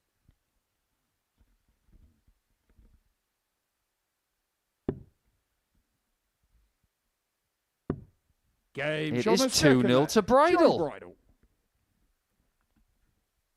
Can't see I've Third ever leg, met it's anybody Martin called Cicero Bridle first. before. Game on. It's a new one on me. Especially with that surname. 60. Met plenty of Turners. Laura, Aaron, Nikki.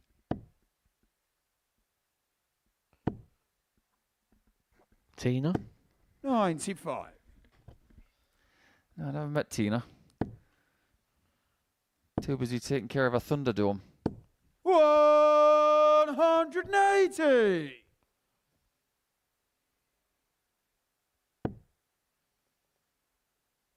Do you think that was his nickname at school, Tina?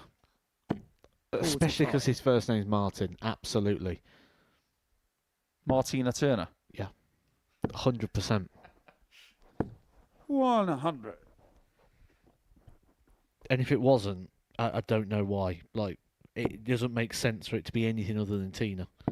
Well, in that case, I'm going to start calling you Alan, 96. Martin, you require 161. the famous author, Edgar Allan Poe.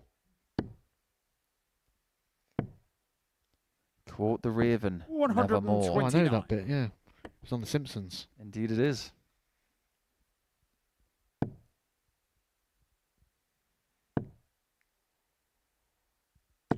$95. Martin, you require. This is a better leg 32. from Martin.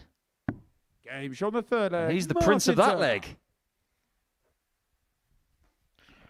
In fact, actually, Fourth leg, it's Joe to throw first. I'm going to double check this, but I was playing Lakeside on the same day as Martin, and I always like to practice with someone rather than just throwing at the 60. board. And I asked him if he'll come down early so that we could practice together. And I think I sent him a message. 140. And I think I opened it with Tina. I'm sure I did. You didn't. How do Martina? We're on the same session. 55. You did. I can actually confirm that. And you're going to be for it now, Edgar. He's going to go back up to York and everyone's going to call him Martina. You've already done David like a kipper, calling him Mr. Bean.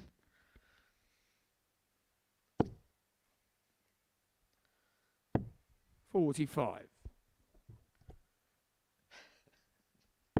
Don't worry, Martin, you can get him back. Just get DJ on him. 60.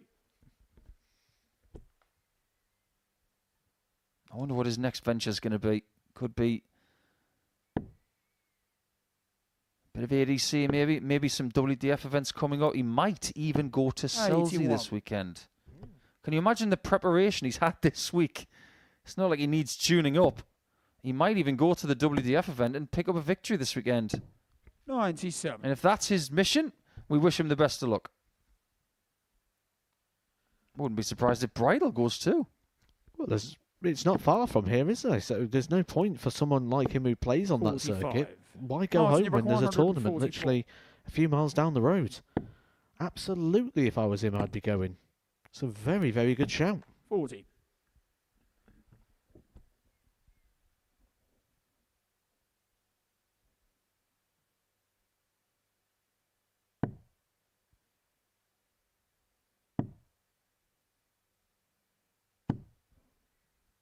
Just drifting a little bit left like Parry was at times today. That's not drifting. Tops. 64. Joe, you require 144. This for a 3-1 advantage.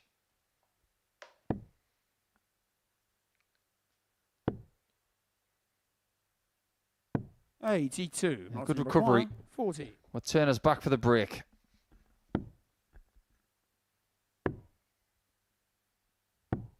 $35. That is never a good thing. Joe, you require 3 low 62. shots. Martin's engine being tested here. Double top for Bridle. 22. That was a bit hopeful. Martin, you require 5.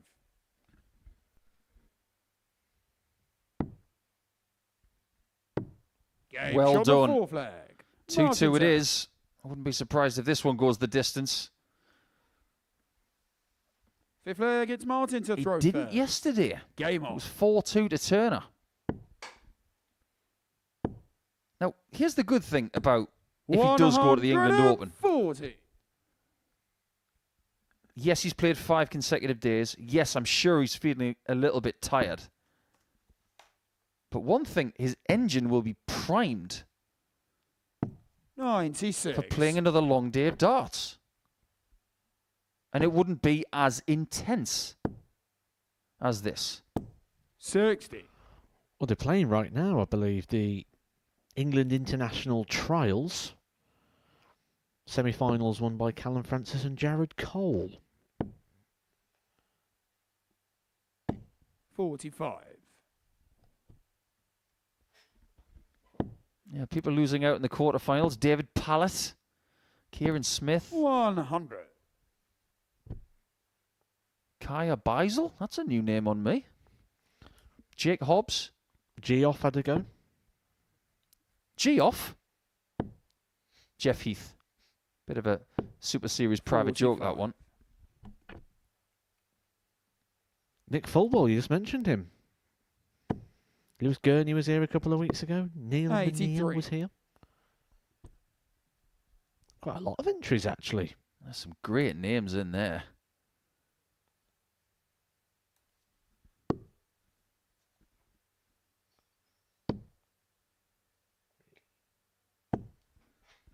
$93. The final's going to be contested between Callum Francis and Jared Cole. Good luck to those lads. They've both played here. Good friends of the Motor Super Series. Turner. 80. Missing a chance to go 3-2 ahead. He's donned that England shirt in the past.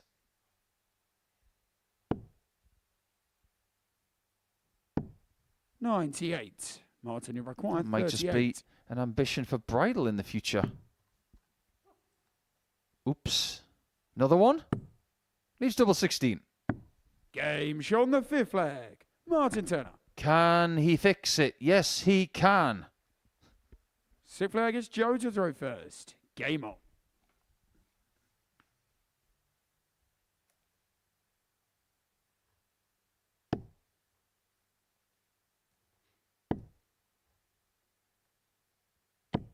$45. This might be the last leg that Bridle plays on this stage. You never know when you're going to have another experience like this.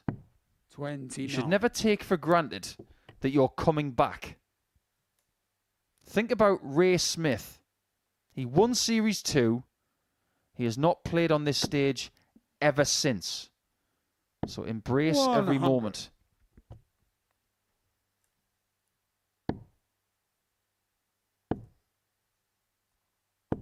$60.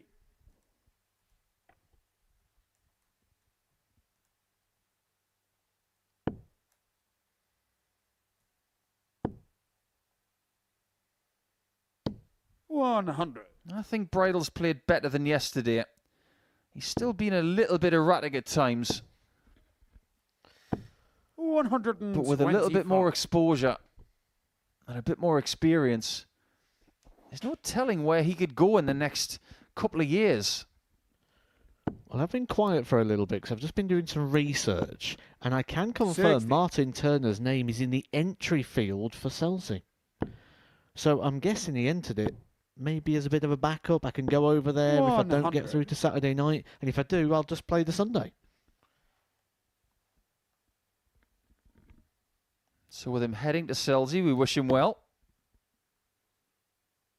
It could still be a winning weekend for Martin. 76. But does he win this game in 6 legs? 100. may just Joey do. require 120. Bridle had a chance of a 9-darter in this leg. He couldn't take the 1-4-1 out. Did he just go for 3 double tops? 60. Martin, you Well, require I didn't 87. expect to see that from Joe.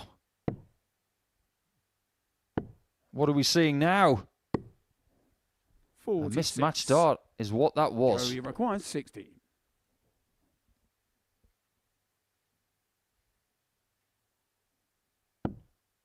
Nice and high. Can he sail this one over the top? But he can Game find that John one, and we do go the Sickford. distance. Joe Bridle. 7th and final leg, it's Martin to throw first. Game on.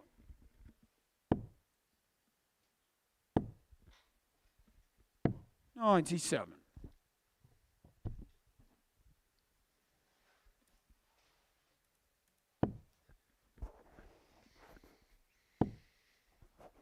Good entry field as well. Nearly 300 players going to 100. Chelsea at the weekend. Good to see numbers returning back to support that system. And I was just looking through some of the names, some really intriguing names 60. there. And one that made me raise my eyebrows until I realised, I saw David Fathom on there and I thought, why is he coming from America for this? But he's here, isn't he? He is indeed on Monday. 36. Can't miss him. He's 6.5 foot tall. And he's got shirts that can be seen from the moon. So the geography and the diary working out perfect for him. 84. Absolutely right.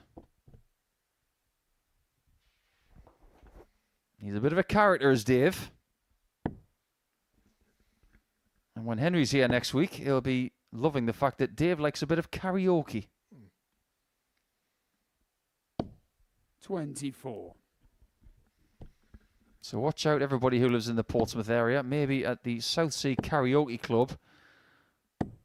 60. If you say to yourself, what can I hear? Is that somebody swinging a cat? It's either Dave Fathom or Henry Dickens singing something. Does like a sing-song, doesn't he, Mr. Deacon? 55.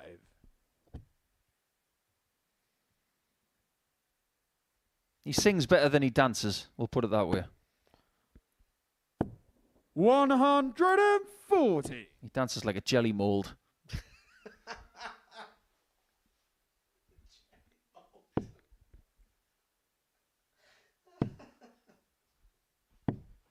$30. Martin, you require 60. Is this result set? Tops. Game shot. He and ends the with a win. match. And Martin Turner was so close to getting through. It turns out that it all came down to the leg difference. He was quite a few legs short, but if he'd won one more game, he could have not been going to the England Open this weekend. But as it turns out, he will leave us, as will Bridle, but he leaves with a win by 4 legs to 3 ahead of our last match of this group.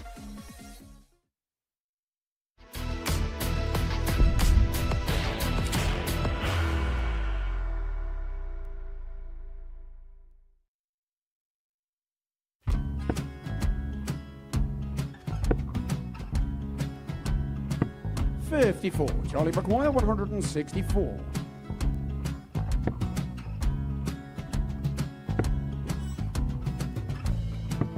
$44.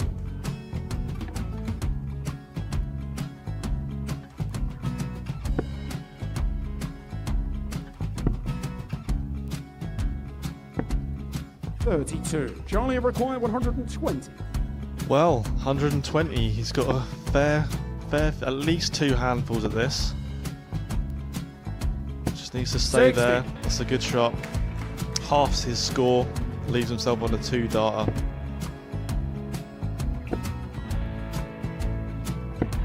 $26. Charlie, you Time on his require side 60. to become back-to-back singles champion.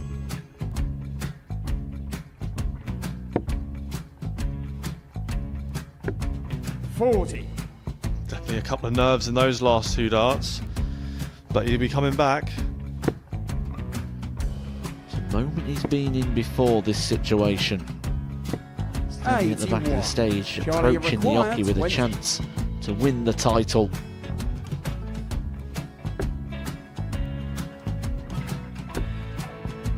He did this to win the first title, if you remember. 11. I think he's gone. Georgia I think require he's gone to 118. bust it, maybe. The first title he won, he wanted 20. He went 6-7-7 to win it. He had a chance to replicate it again. Yeah, I get the feeling that was for a bust, and 39. on that Charlie, situation there, George require Scaife wasn't even 9. able to take it out going to the 18s on that switch. Yeah, I think he just panicked a bit, but he's done well to get that big one. Sometimes can be the hardest part. Georgia requires This is it. 79. It's got to be 19s.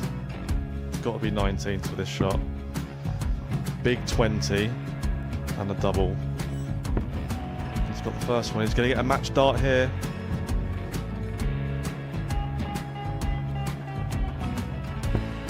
$59. Charlie, Threw you the entire require body into that 8. one. Just didn't want to let go of the dart.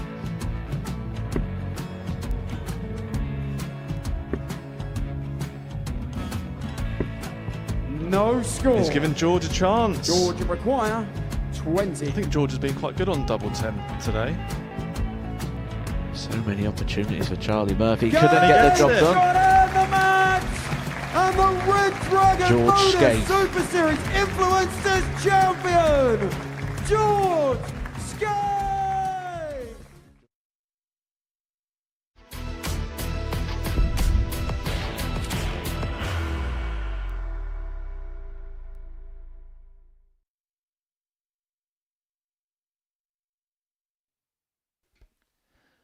We've only got one more game to go in Group C. I know you're all sad about it. But the thing is, all good things come to an end. But this week isn't at its end. We've got Group B tonight from 10 p.m. And nobody's through and nobody's safe. So if you like a bit of cliffhanger darts in a round-robin sense, tune in about 4 hours and 3/4 time. Yeah, join us. Matthew Edgar will be here as well. But the thing about this game is that both players are leaving us after this. Mark McGeeney's just going to play his game, but what could Kevin Lankhausen do as a parting shot? We just don't know. No, I think there's more danger of him getting into trouble with the referee here more than anything, because as it's gone on and First leg, sort it's of Kevin to the throw chance of first. qualifying has gone, Game on. he's got more and more animated. He even gave the dartboard a little tap, didn't he? 40. How would you summarise his week? I think you've got to 40, summarise it in the only way we really can, and that's been a little disappointing. He's definitely got to find 96. a little bit more consistency from somewhere, because he can obviously play. You don't get here without being able to play. One with an average of 93 on Monday. 100. Has had a good few other performances, but just needs to work on that emotional investment and maybe a little bit on the technicals, and he might be able to find as much 58. as, say, a 5% improvement. You can take your overall running average for the year from about 81 to about 85, 59. 86. You turn into a very different player altogether. Yeah, very competitive, and certainly at this level, if you're in a regular 85, You're going to be getting through the Saturdays. You're going to be dangerous. You're going to get opportunities. 140. Opportunities to win things here.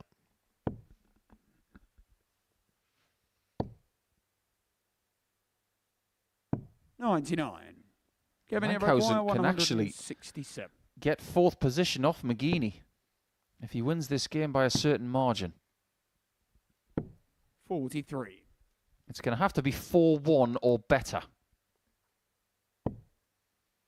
And that brings financial rewards. 100. Kevin, you've required 124.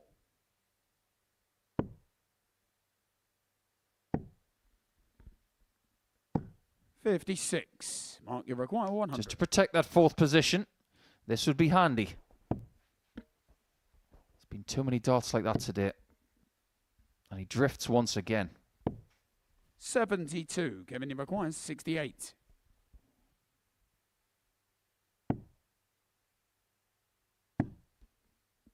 Double 18. Game show on the That first seems to work leg. pretty well. Kevin Lankhausen. Second leg, it's Mark to throw first. Game on.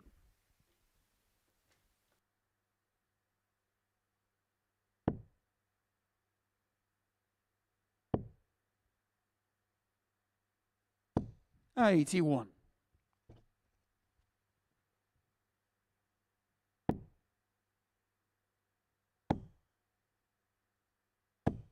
$22.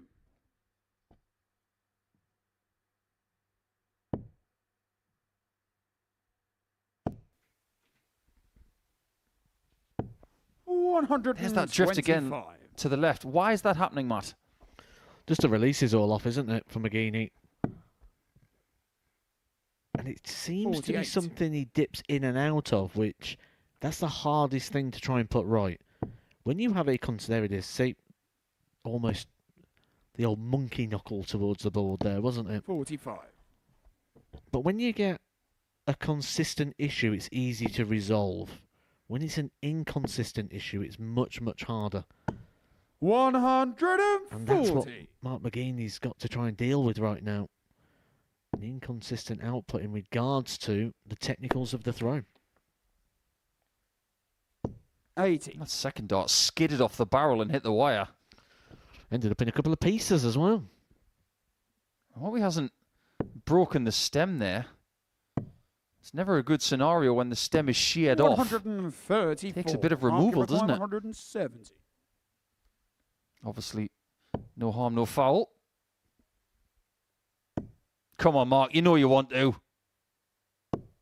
145. Great try. Kevin, you require 157.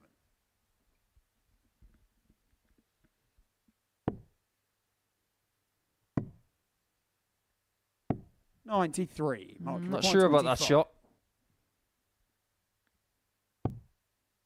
How sure can Mark be on this? 9. He's gone Kevin, loopy. you require 64. He's hit the loop. Might be feeling loopy. Double top. Game show on the second leg. Nothing wrong with his Kevin doubles. Lankhausen. 2-0 up.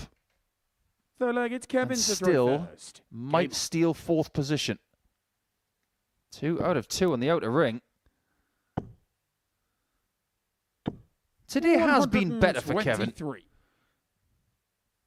If he wins this game, he will get 6 points for the day and he will be in the top half of the daily table.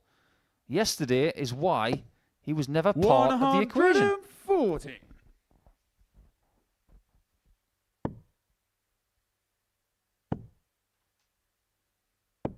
$95. Where does Mark McGeaney go from here? There have been some opportunities out there. A lot of losses by 4 legs to 3 yesterday. Is that where things fell down? 46. I think the answer is very simple for me in relation to what he needs to do, and that is he needs to play a little bit more at this level if this is the level you want to compete at.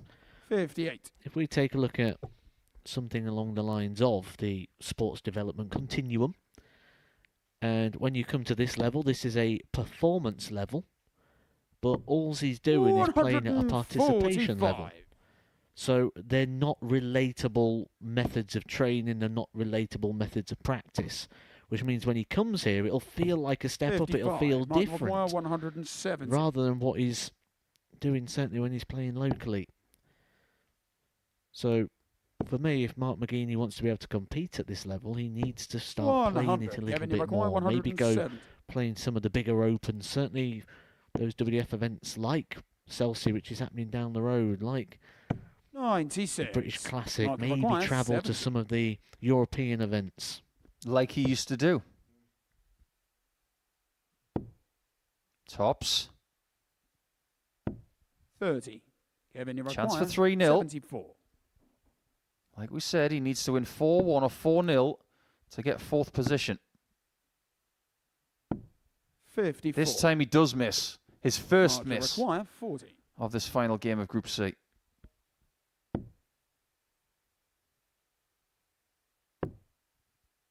Double 5. 35. Always very Kevin pesky. Maguire, 20.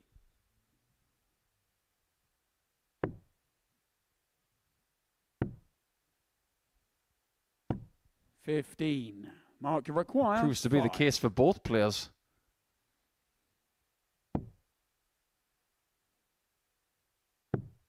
Oh, it's No the wrong score. one. Kevin Maguire, Another 5. darting disaster for Gladiator.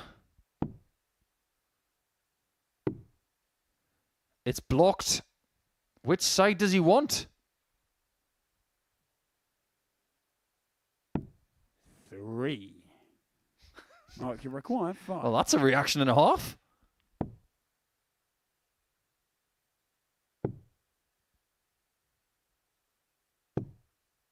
Three. Pub Kevin game alert. Maguire, Pub 2. game alert. Both on double 1. Game But shot not for long. Thurberg. Kevin Lankhausen. You see what I mean about those low Ball play against scores? Masters Road first. 3. Game on. We were talking about it earlier, wasn't we, in regards to we want to see the 3 scored come back in because it feels nicer. Yeah, make it happen, Owen. You know it makes sense. And not all the referees have to do the slow motion no score. 121. No score. It's like it's in -16. Well, we've been talking about 58. different wrestling concepts that we could bring over to the world of darts. How about special guest referee match? All right, who's your ideal opponent? 44. Okay, I'd play Owen. Okay, interesting. Who would be your special guest referee? I need 97. someone. I mean, how about Jose de Souza? I could probably lose that game to Owen actually if Jose was calling it. 41. Owen, you require 242. I think you and I are looking at the situation a little bit differently. I think my ideal opponent would be 128. Ana de Armas. She's the lady from the newest Bond movie. I was just looking at a guaranteed win, you see. 100. Same. Guest referee, Keanu Reeves, Yeah, we're definitely looking for different angles, aren't we? dressed as John Wick. 38. I think that would be fun.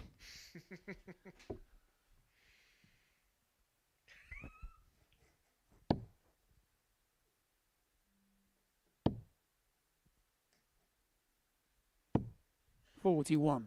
There's an opportunity here for 4-0 for Lankhausen. 4th position may indeed be his. 78. He lost to McGeaney in the Mark, first you game of the require group by 4 legs to 154. 1. He might just turn things around.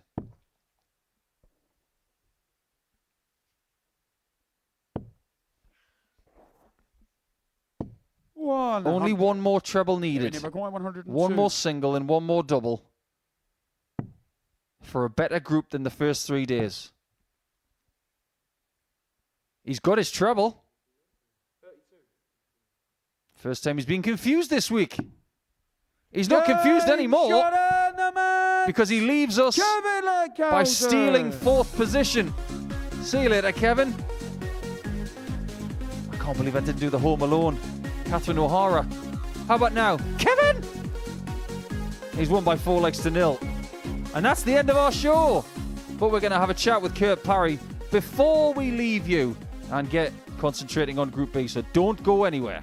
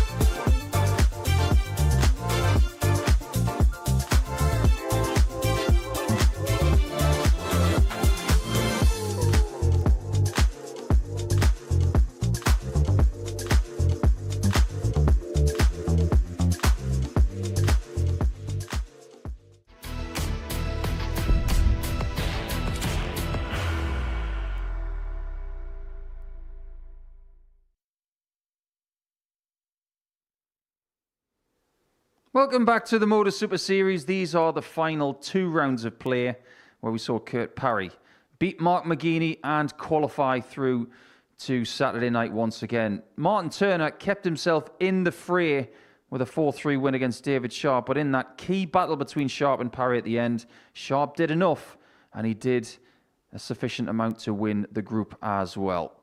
And the table, the final table of Group C, sees Parry in second on 14 points. He's joined on 14 by Martin Turner, but the leg difference did make a difference, and David Sharp, he was top overnight, and he kept it eventually after being overtaken in the 4th round.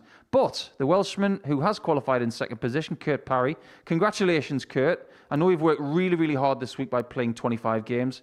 How are you feeling with another Saturday night in your midst? Yeah, it's different to play 5 days and then play on the Saturday, because the last twice I've gone through A. But yeah, it's been nice to play all week actually and not wonder what I'm going to do for 2 days. So yeah, I'm just happy to get there.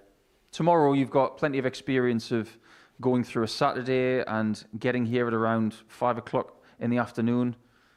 How's the engine feeling after a long week? Yeah, it feels okay. It's been a long week, but I don't feel I've used a massive amount of energy. Yeah, so just fingers crossed it all clicks together. What does it say, Matt? We know that Kurt has played some good games this week. He'll be happy with especially his first 2 today. But we know that there's another gear. He hasn't needed it yet.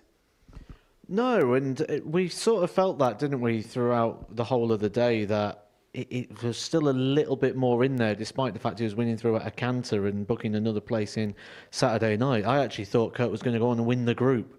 Getting that victory over David Sharp in the end would have got him over the line and give him the title here in Group C. But as all the players will say, the most important thing is get through to Saturday night, to however that may be.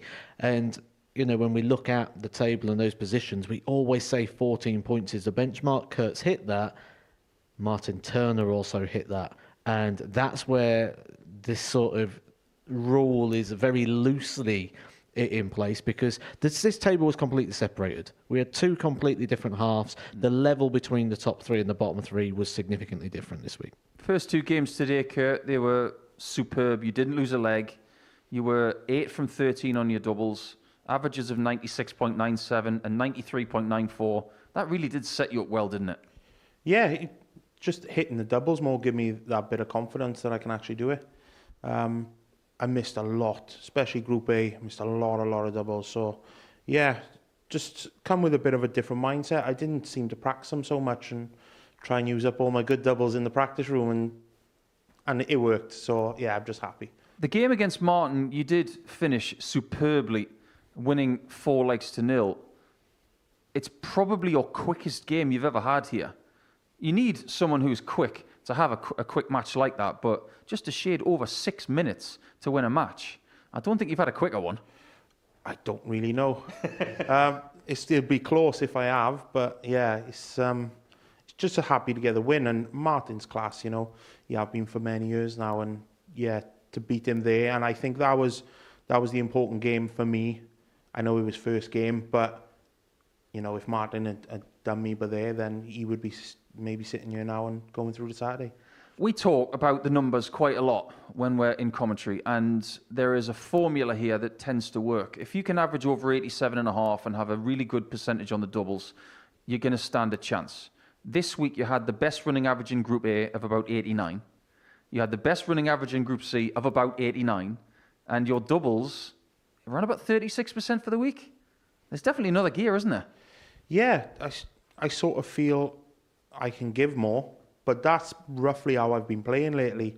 It's frustrating when you can do more, but if you're winning games, you'll take it if they're 60 averages, you know. And that's basically how I've felt about it. Going towards the last round of play, in particular round 4, was the tension raised a little bit in the practice room, particularly with David Sharp, because he's on debut. He's never been through this before. A little bit. You know, there was definitely talk about, you know, will he hold it and that. And when he lost to Martin, it was a bit, when they walked back in, it was a little bit. But yeah, to be honest, there was a good crowd in there the last 2 days, which it have been all week. It's been a really good week to be in. How much did you know going into that game with David? Because at that point, we had done the calculations with our team back here. We found out that you had qualified, but the Scotsman hadn't. He still needed to win 2 legs against you, and he got them after 4 legs. It was a very tense game from our point of view. How was it for you guys? Yeah, no, I didn't realise. I sort of try not to ask and just win as many games as you can and see what happens at the end of the day. But yeah, I wasn't aware that David only needed 2 and I was already through it. It was just a game that I didn't click. And yeah, David was the worthy winner. Is that quite a popular point of view? You've got the players' marshal outside of the practice room taking care of you guys. They can relay information to you, but what we know from our perspective is that you don't get that information unless you ask. Yeah. You're saying that you don't ask for that information. No, you know, I think you can worry about it a little too much, put that extra pressure on yourself where it might not even be needed. So you have a rough idea where you are. I knew I was close, but yeah, I weren't sure I was through after the before that game. Well, you are through, and you've played in pretty much every group we can offer here at the Motor Super Series now, apart from a Champions Week. How much would it mean to you if you can finally get that victory? You've been so close in the last series. I know how much it would mean to you, but how much would it mean to you and your family to lift the title here? Yeah, it's something I think a lot of players that come here would really like to do. We all come here to try and win, obviously. Yeah, and obviously the financial side of it would be lovely as well. But you just got to take it as it comes. It's not an easy night Saturday, especially with the crowd. Yeah, hopefully I have a couple of people on my side and I can do a bit. These are the provisional groups for Saturday night. So you're going to be in the same group as Jemai van den Herik, who you do have experience of earlier this week. So that could be fun. David Sharp is going to have to wait to see who wins Group B tonight and who finishes third. Quite frankly, we have absolutely no idea who that's going to be, Matt. No, there's those positions could literally go any way. Any of the five could take those, and that includes the group winner as well, because we've left it really wide open going into this evening. Sam Spivey, bottom of the table, but the best performer, arguably. It's going to be a very, very interesting night. I've got no idea who's going to fill those three spots. How's Martin Turner feeling right now? We know Martin. We've known him for quite a few years. He's had a lot of close calls here.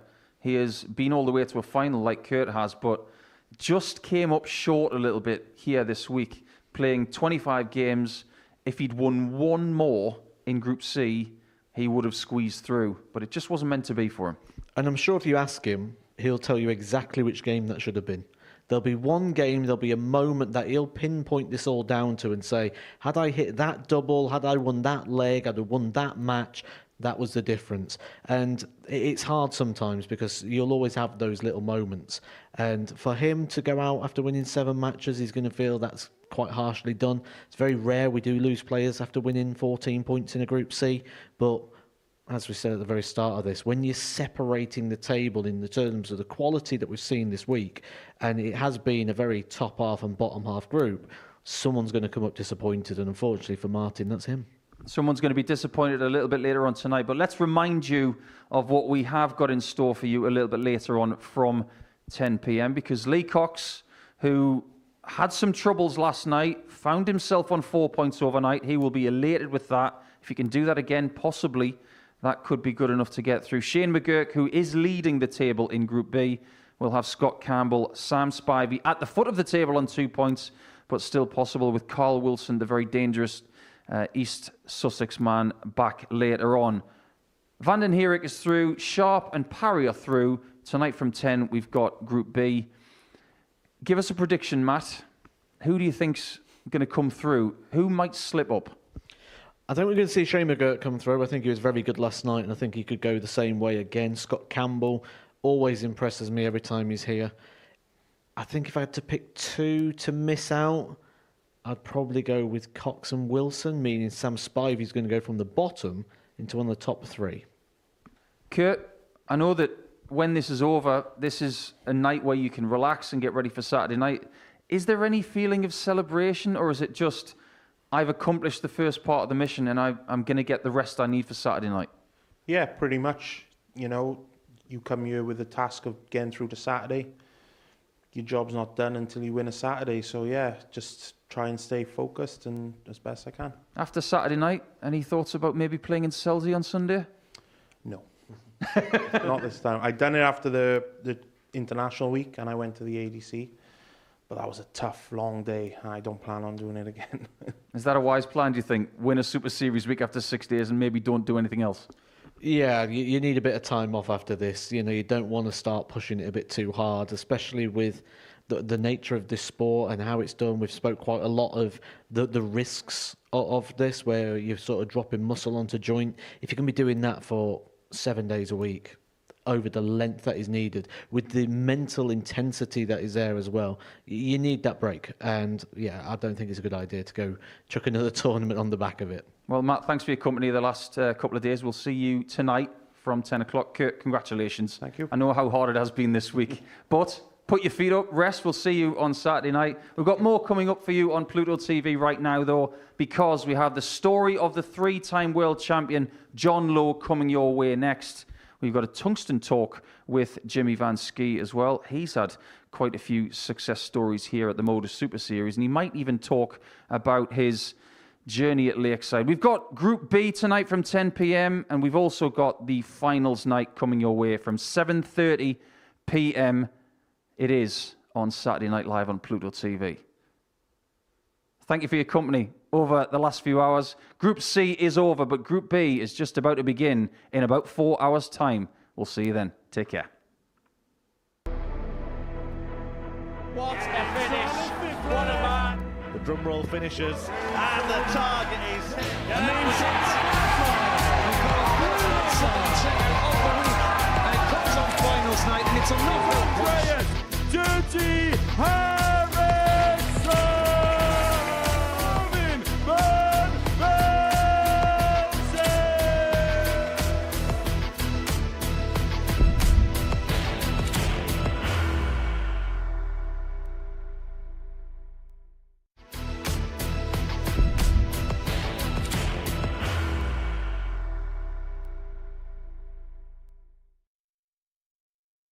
Are you ready to lift that trophy, Darius? Yes. Let's do it then. Ladies and gentlemen, your Modus Super Series 9 champion is Lucky D, Darius Levanauskas!